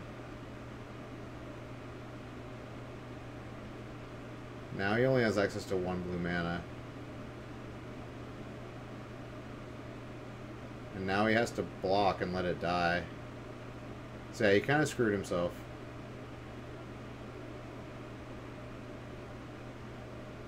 Yeah, I think it's over.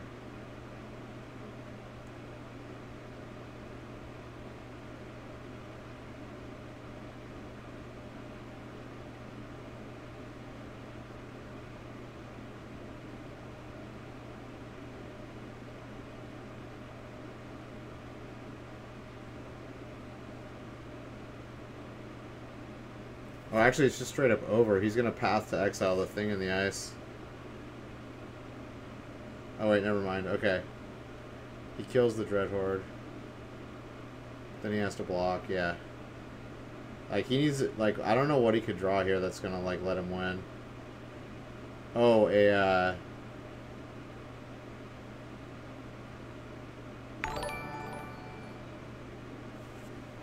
Demon Tekken, thank you for the follow, buddy. I appreciate you. Welcome to the channel. He needs to draw, like, a land so he can flash back the Season Pyromancer, or...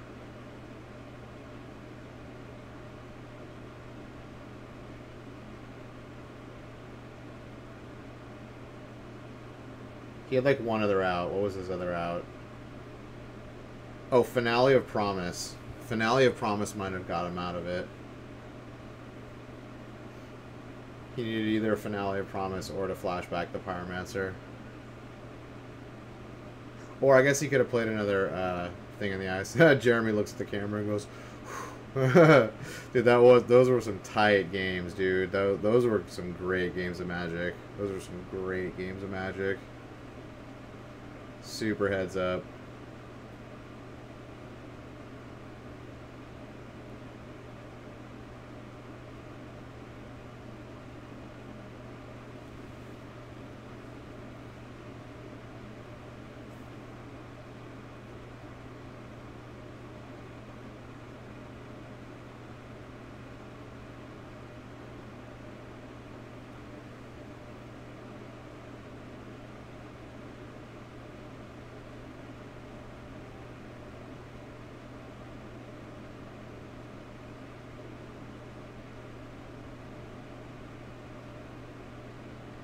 Oh yeah, the Aria Flames were, he surgical extracted them, so they were all gone.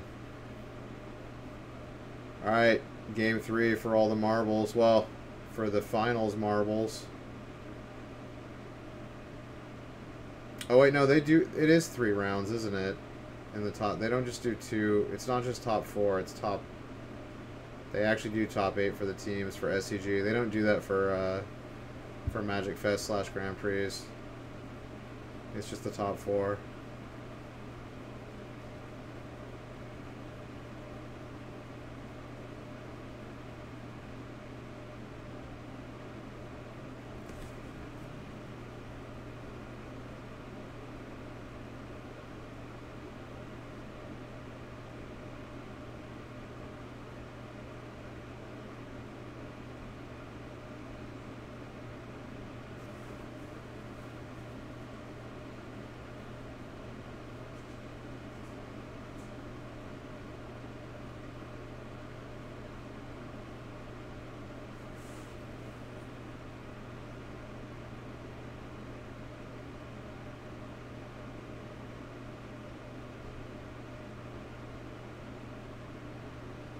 Alright, so she bolts the freebooter with the trigger on the stack.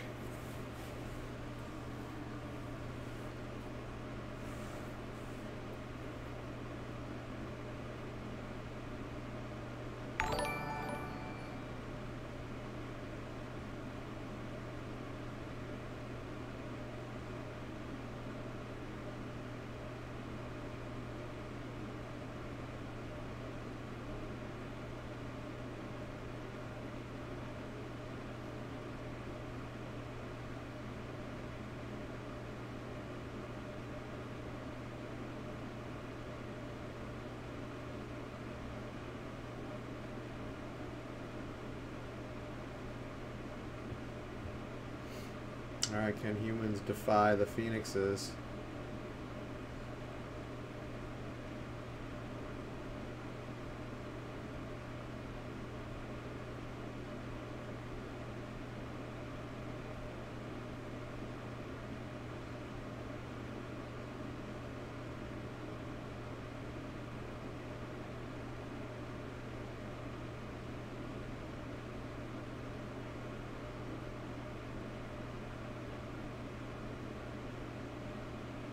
Boom, plays Thalia. That's a really good play here. It's going to stop up their dirtling.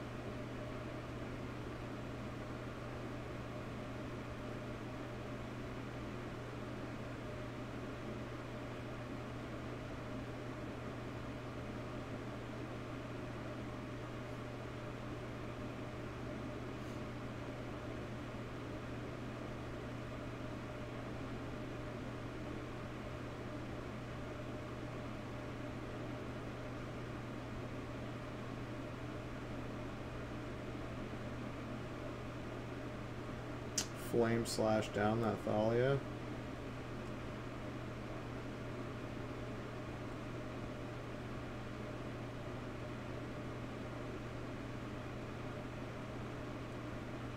Ooh, Reflector Mage. That's good stuff. Good stuff. Swinging in for 3.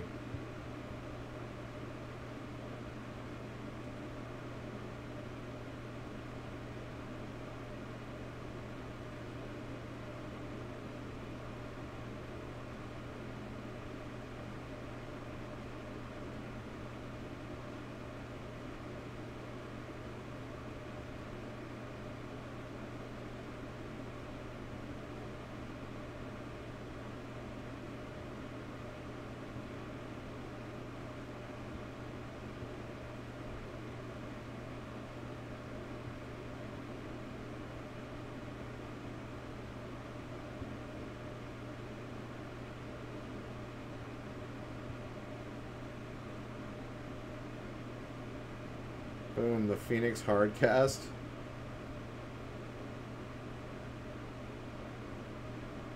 Boom, copying the Bugler, getting all the value. All the freaking value.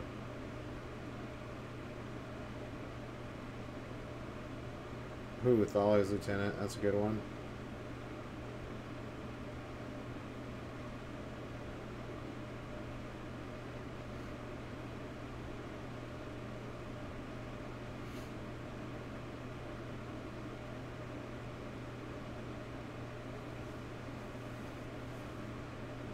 Ooh, Meddling Mage, that was a great draw too.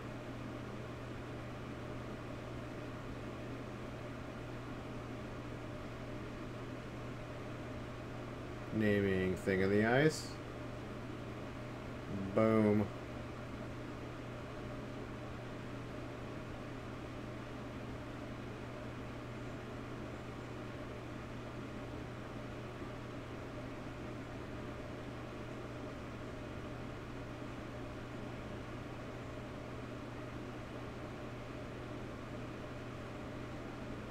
So, and he's got another Phantasmal Images hand. He's going to copy the Thalia's Lieutenant and pump his team again. Gross. So gross.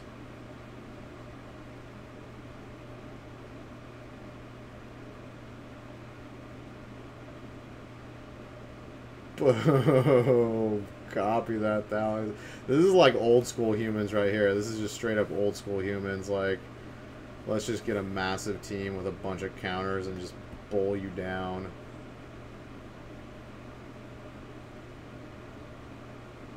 What did she take? 4, 8 damage? Ouchies. Yeah, she's probably just dead here. She has to have like a removal for her the meddling mage and then play the thing in the ice and then flip it. Don't think that's gonna happen.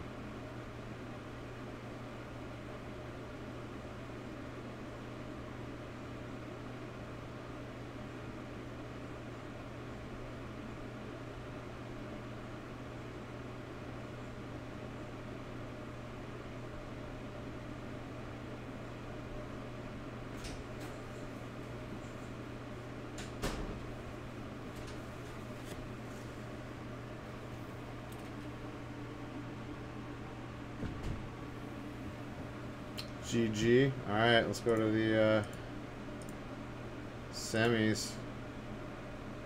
We're watching Bridgevine versus Urza. Dude, why can't we watch Death Shadow versus Infect? Are you kidding me? I don't want to watch Bridgevine anymore. Or this stupid Urza deck. This Urza deck is just like the old, like, one. Oh, never followed back. Thank you for the follow, buddy. I appreciate you. Welcome to the channel. I want to watch Infect versus Death Shadow. Those are like my two favorite decks in this tournament. Like, by far. Like, by far.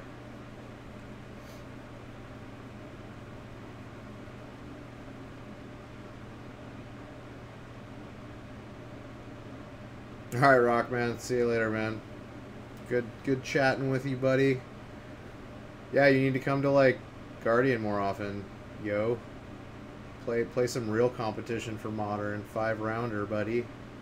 You know, they're doing a contest now at Guardian at the end of each, like, season or, like, month or two. Like, whoever has the most points gets, like, a full set of, a fetch land. Each of the fetch lands. One of each of the fetch lands. And, like, for standard, they give you one each of the shock lands if you have the most points, and then for limited they give you like something else. But yeah, incentivize that.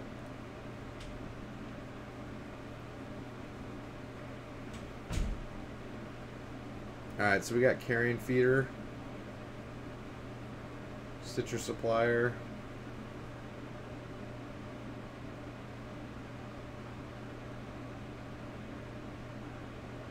and he used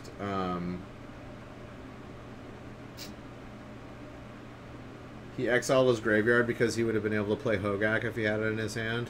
So he didn't want him to play Hogak on turn 2. So I can see why he cracked his tomb.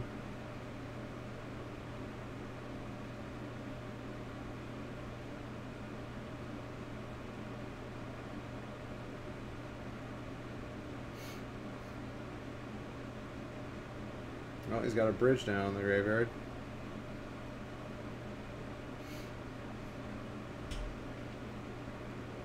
Now he's got 2 bridges. Ouch. This deck is ridiculous. Honestly, ridiculous. He just plays the Hogak anyway. Doesn't even matter. So yeah, Harlow's just scooping it up. He's like, whatever, dude. Hogak. Oh, he freaking dips, too. He dabs it, dude. He dabbed on him. That's fucked up. Fucking dabbed it. Dabbed it hard on his ass.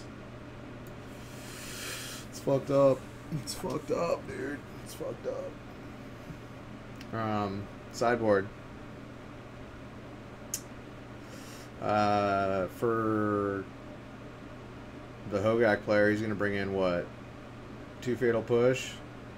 No. Yeah? For the Psy Master Thought? Nah.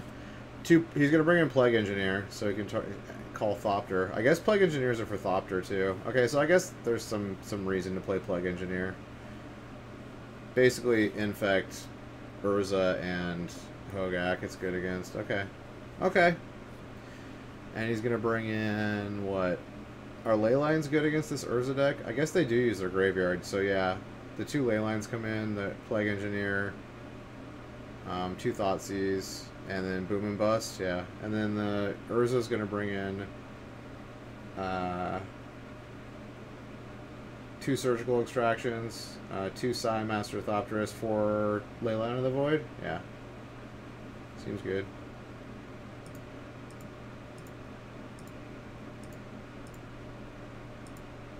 game 2. Oops.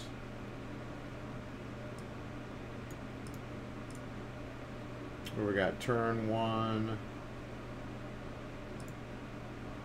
Terrarium or whatever that card is. That's like a new card. Is that out of Modern Horizons? Yeah, I think it is. I don't know what that artifact is. But we've got Citrus Supplier and Ultra Dementia already, so...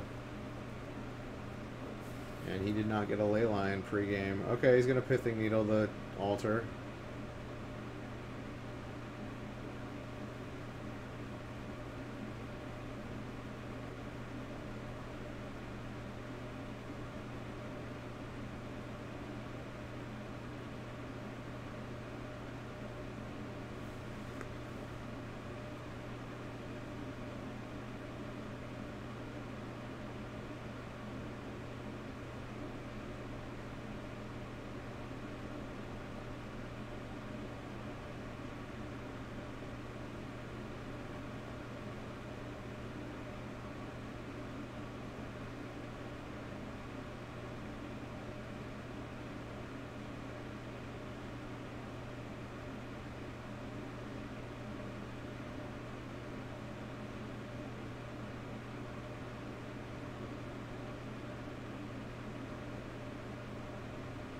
Oh, it hits 2 bridges. Gross.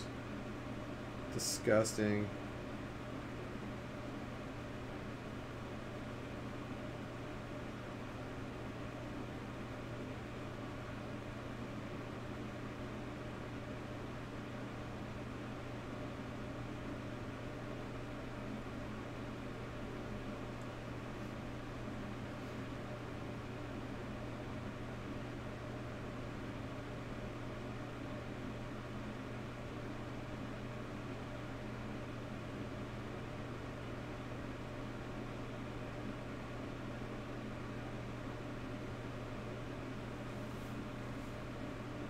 Oh, hard casting Leyline. Okay. Okay. Seems good.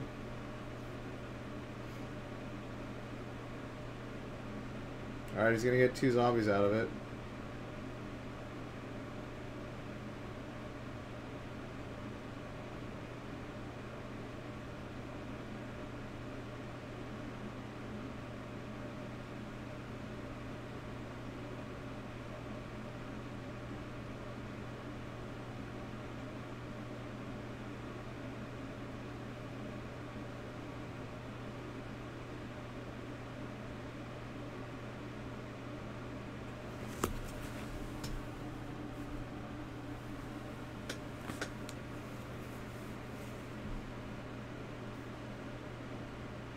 Ooh, he's got the Fatal Push too. Nice.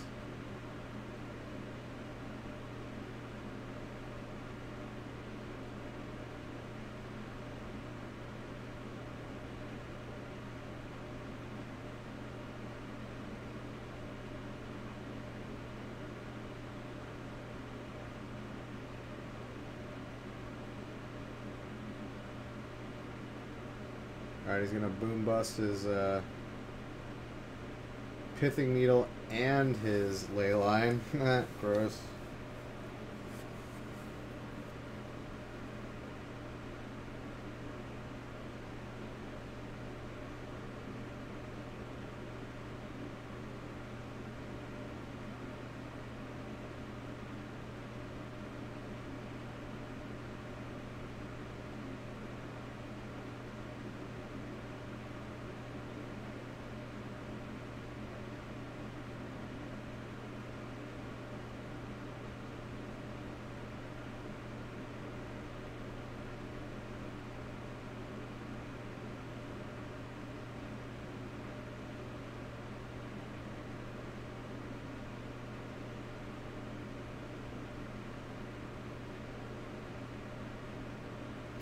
Oh, that stupid white card must protect your graveyard. If it's in the graveyard, your graveyard probably can't get exiled or some shit.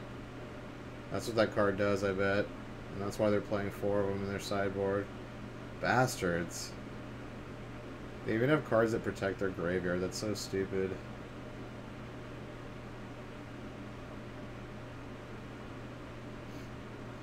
Yeah, it's over.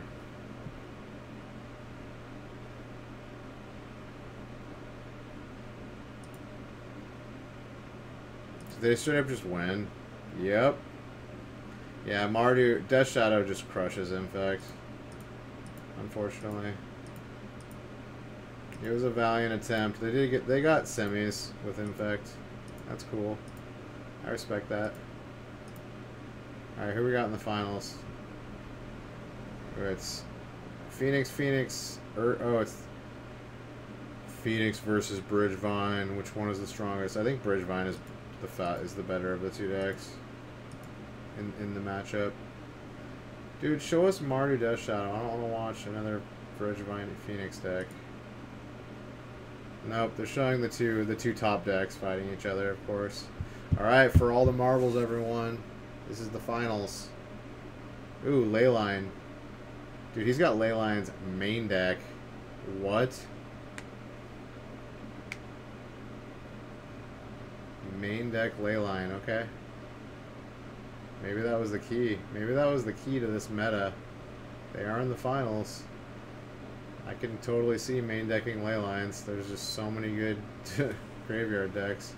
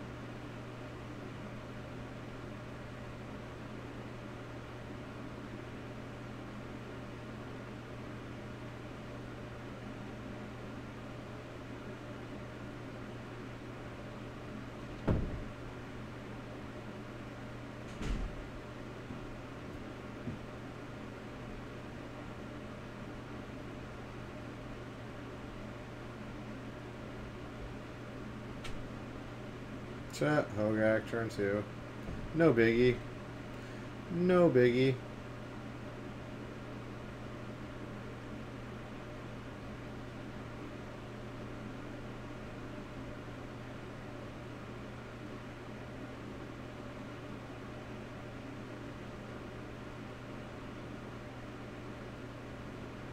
Yeah, he's like, what am I gonna do? Like, what do you do? This is why this deck is stupid. Like, what can you do? Alright, sideboard time.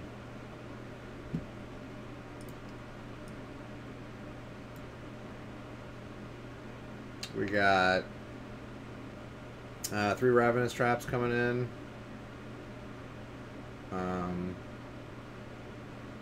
2 Anger of the Gods. Is Anger of the Gods even that good? Yeah, I guess it's pretty good. It just doesn't kill Hogak.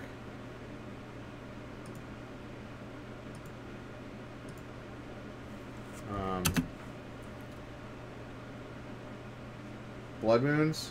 Blood Moons can be good if they get the game under control. And then Bridgevine's gonna bring in what?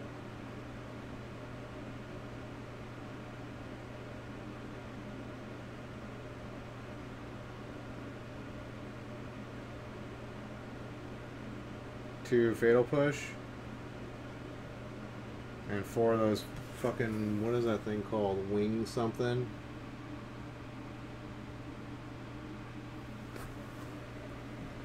Those 4 things to protect the graveyard from being exiled? Yeah.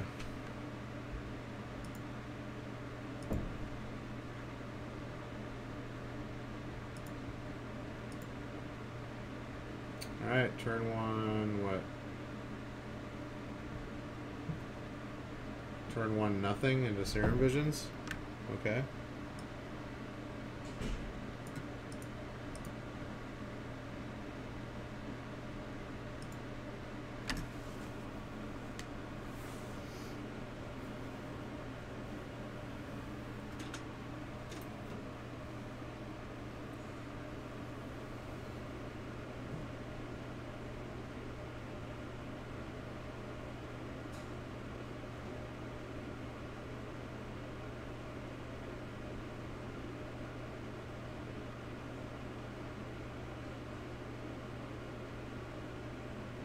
Swinging it with the carrion feeder. Looks like the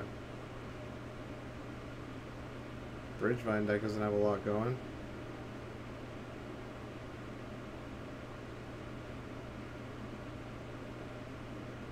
Oh, altar.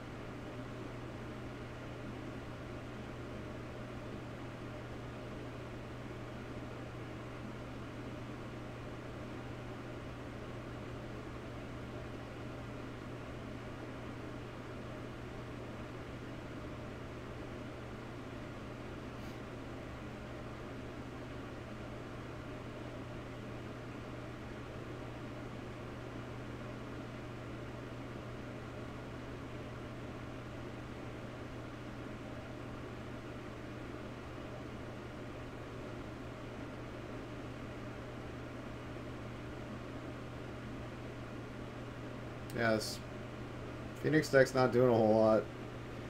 Usually does a lot more by turn 3.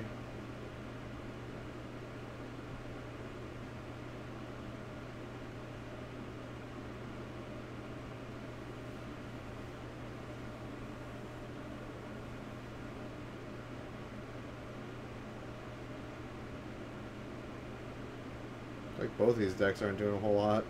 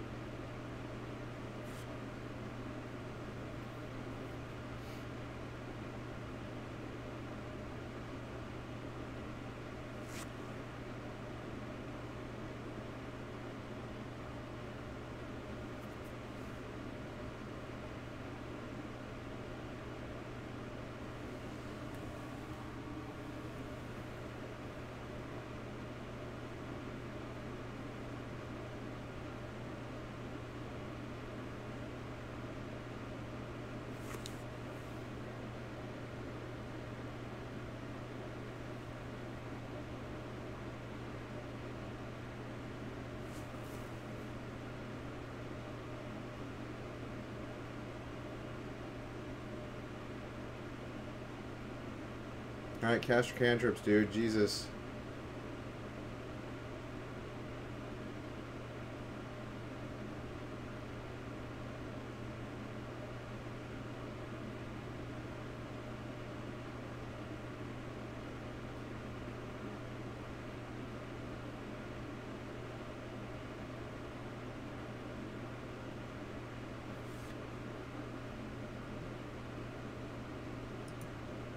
This guy is going slow as fuck.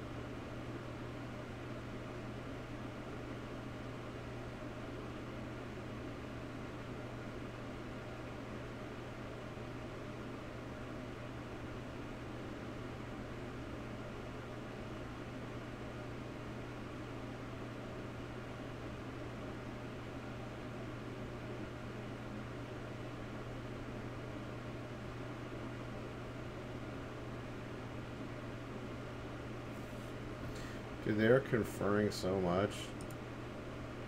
Alright, what did he do? He played a Bloodghast and attacked for 1. Okay.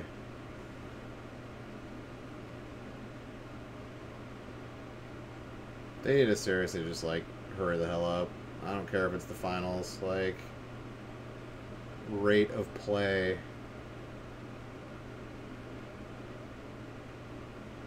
Yeah. Ultimate resident sleeper here.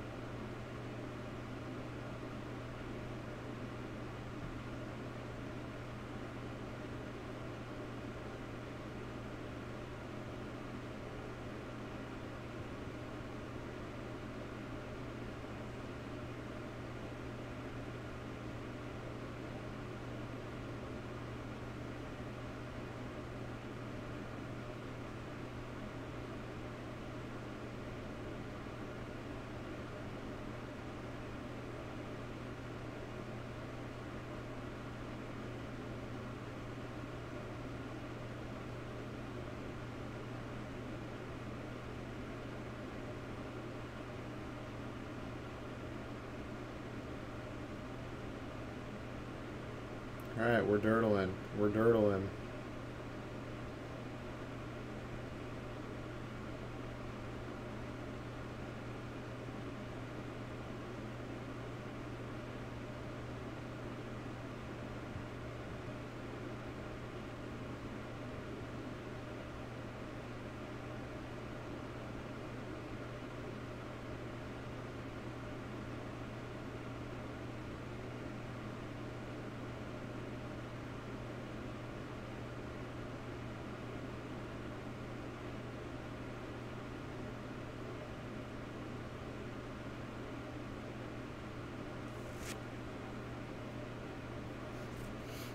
Okay, we're cantripping. We're cantripping. We're fetching for a land.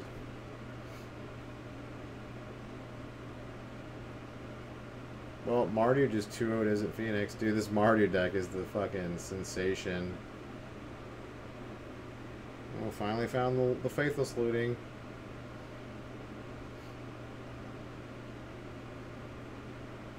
Catching 2 Phoenixes.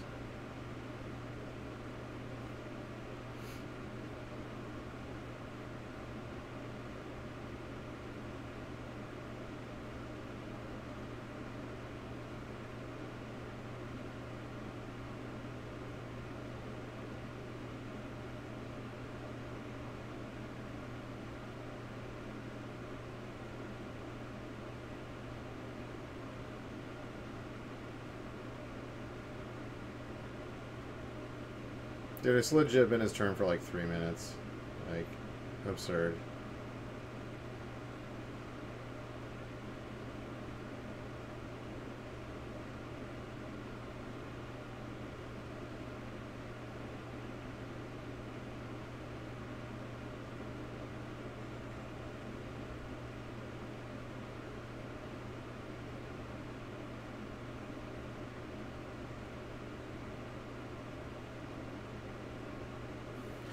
Oh yeah, now the judges are getting involved. This is mind-numbing.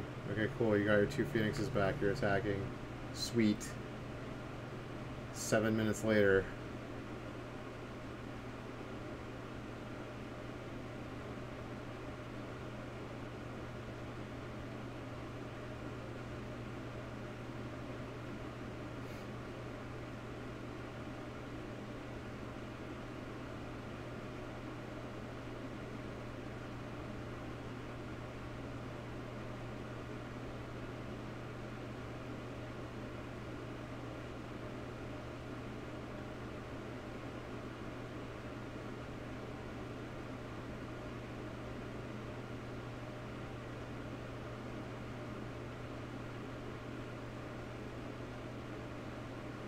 What's up, Long Neck Dino?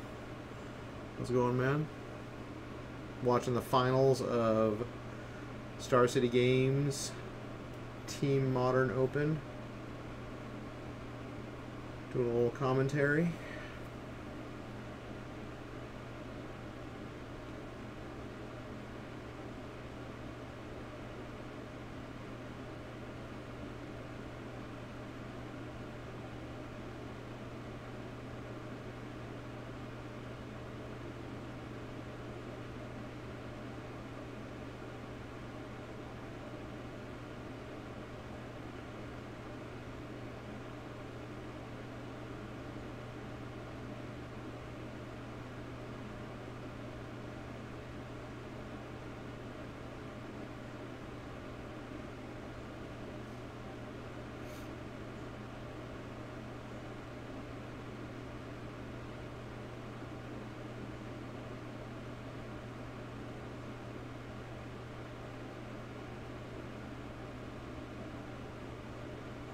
And we dirtling.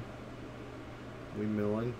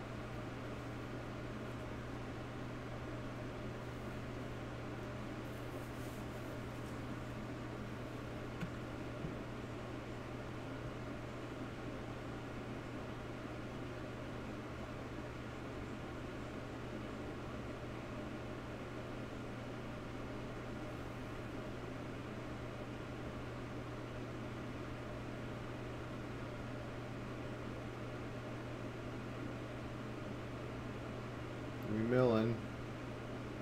Okay, now he's gonna be able to play Gravecrawler.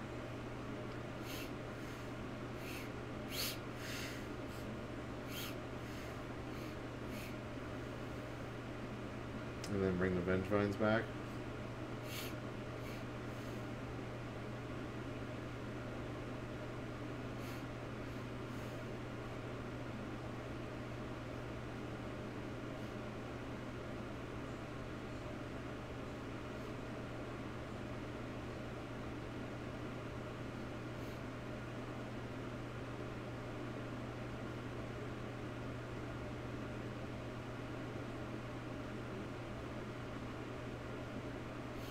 I mean, they're trying to get it so they can win this turn, obviously.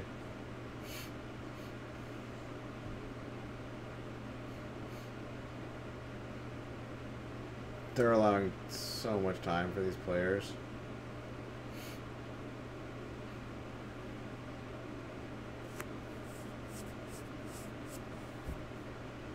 Like, their ropes would have been gone, like, multiple times if this were online.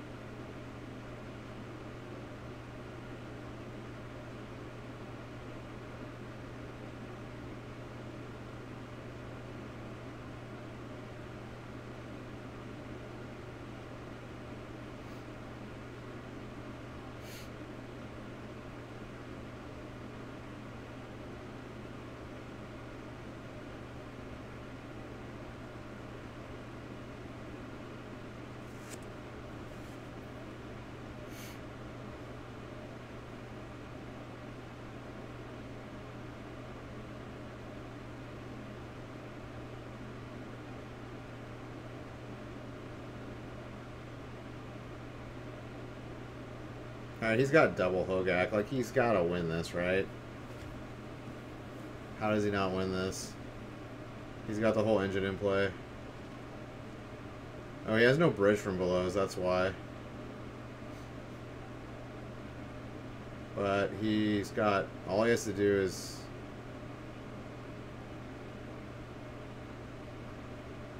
play Hogak.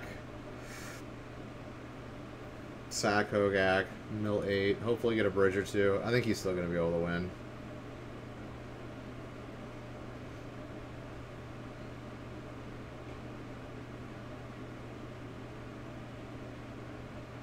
I'm pretty sure he's got this. Like, the bridge from belows would have to be, like, all on the bottom.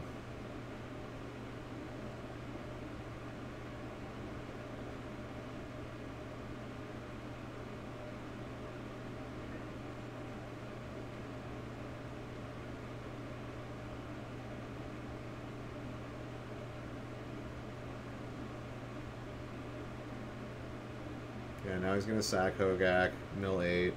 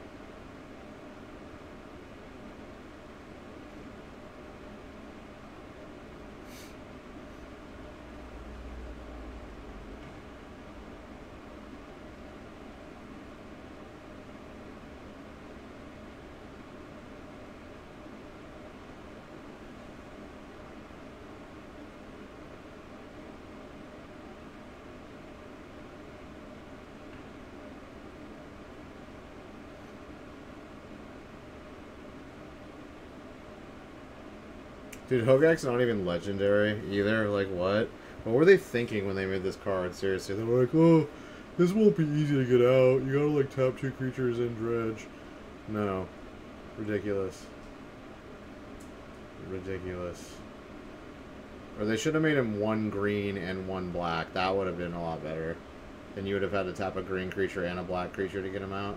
Yeah, that would have actually made the card balanced. But making him 2 black, nah. Nah. Alright, he finally found a bridge from below. Yeah, I think he's got it from here.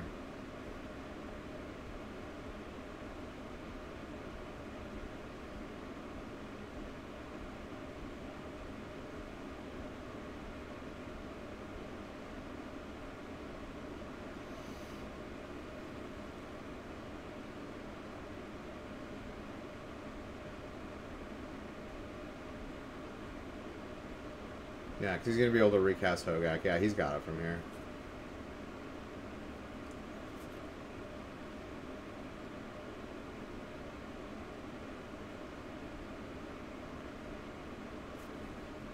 Yeah, they're telling him to stop, but they can't stop him. They've got nothing in their hand that can stop him. They got Force of Negation, which does nothing.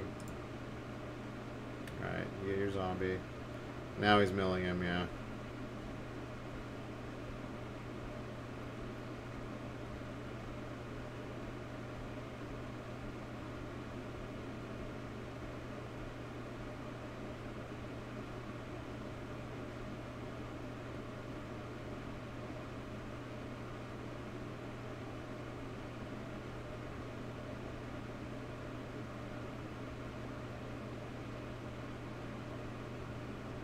Oh, wait, did he have another surgical?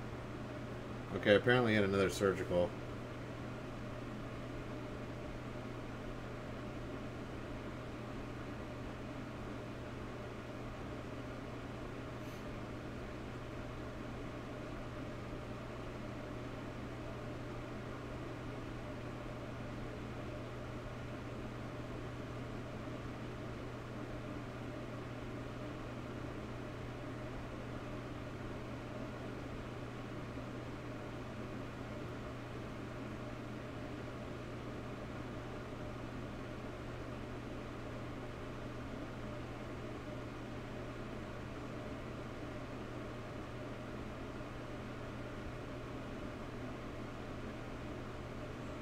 Wait, did the famous player actually win? Oh my god, he did. Wow. Okay, I guess the two surgicals. Ugh, we gotta watch another. Oh my god, you guys are so slow. I wanna slap all your faces. Slap them. Just slap you in the face. Slapper. Slapping the bassman. Slapping the bassman. Slapping the bassman.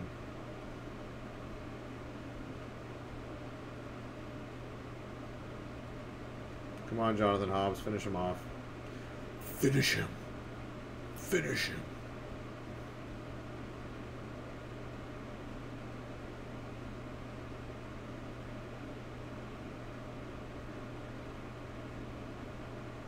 Sword of the Meek.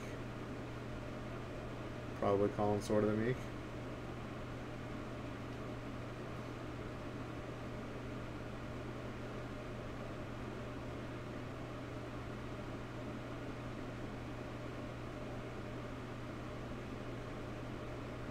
Oh no, he called Goblin Engineer. Okay. Ooh, should have called Psy Master Thopterus.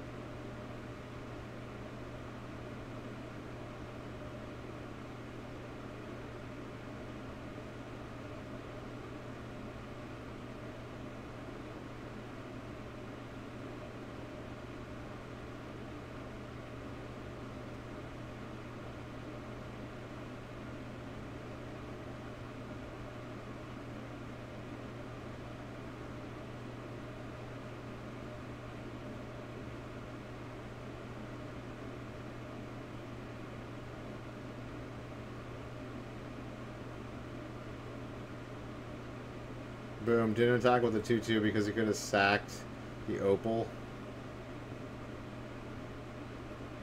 Oh, there's the new fetch land that fetches a basic untapped. Ooh, Urza.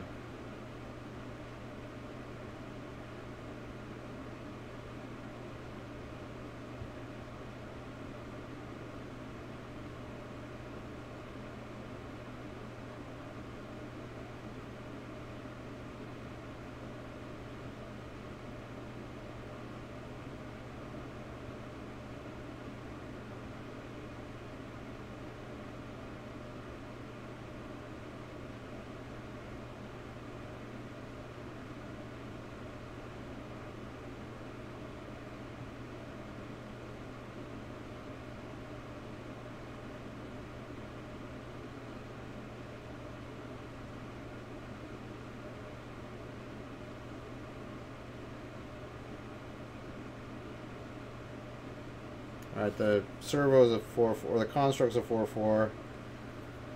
Urza's a 1-4, so he's got pretty solid blocks.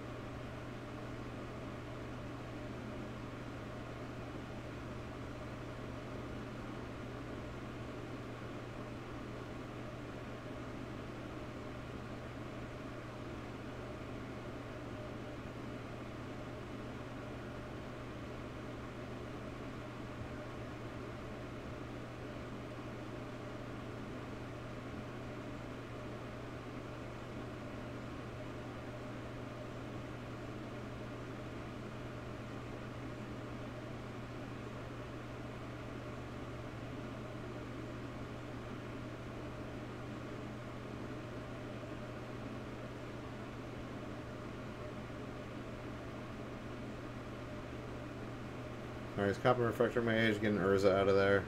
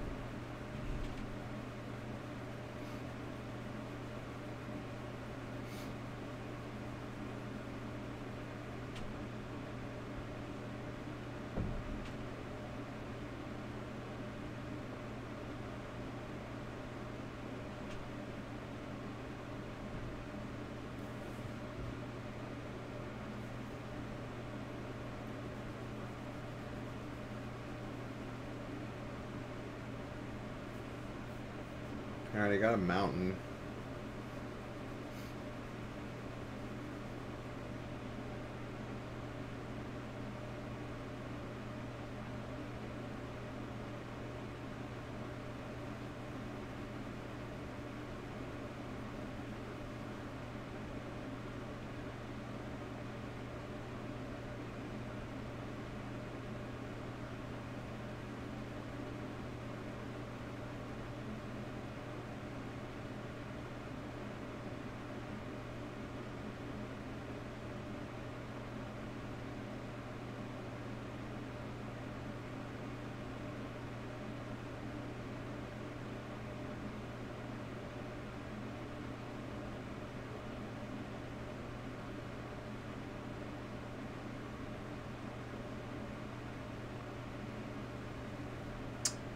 Ready to play. Dude, it's 50 minutes in now. This would be like the end of the round already.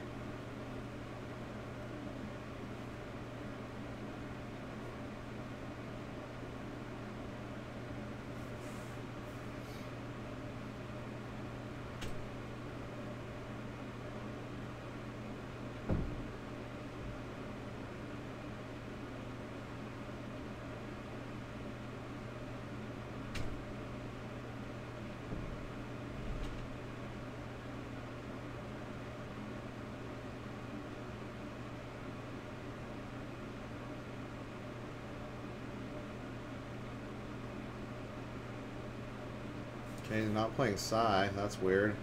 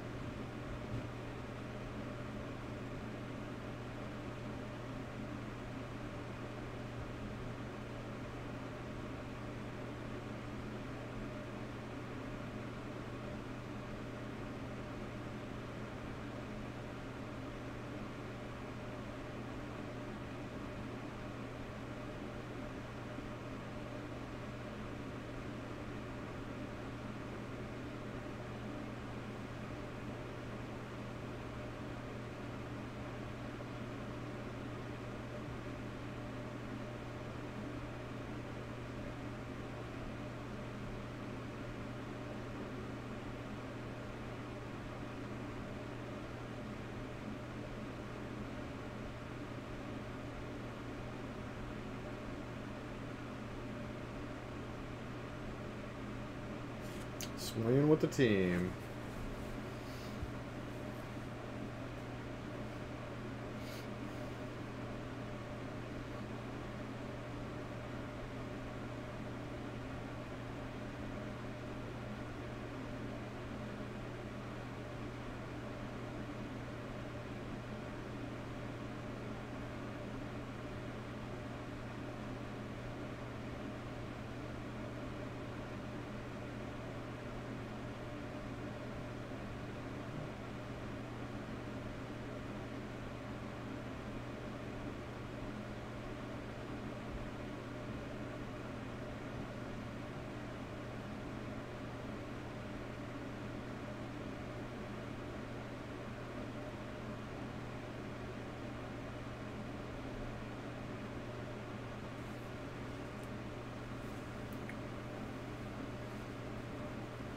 Oh my god. Rate of play.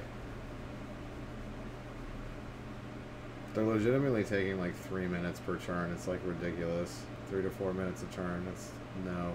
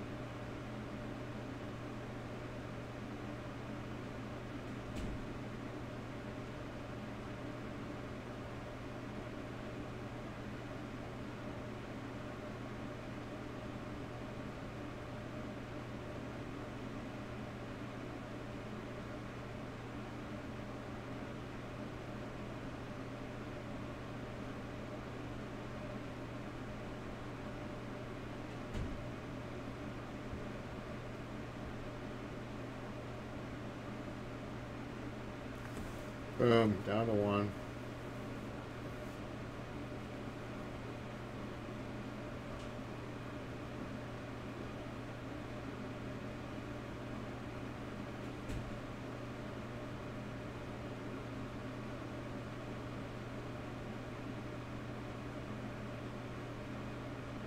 Oh, GG. Boom, they got it. The boys. The Mardu. Congrats. I'm glad they won, actually. They only came with 1 Hogak deck, no Phoenix. I respect that. Congrats to Harvey Hobbs and Bertarioni. Bertarioni, especially Bertarioni, because he's got a Baby Driver shirt and he's playing an awesome deck. The Mardu Pyromancer. Let's go. All right, well, that wraps up our Day 2 and Top 8 of the Star City Games Team Modern Open Pittsburgh. Thanks for joining me. This video is going to be up on my YouTube channel, which is lock_daddy, where you can watch it in scathing high definition. 6,000 bitrate. 1080p. Yeah. You can also watch it on my Twitch channel, which is twitch.tv/lock_daddy. Follow me on Twitter for all updates on streaming and other things going on in my life. That is lock_daddy1. And yeah, we'll see you next time. Peace out.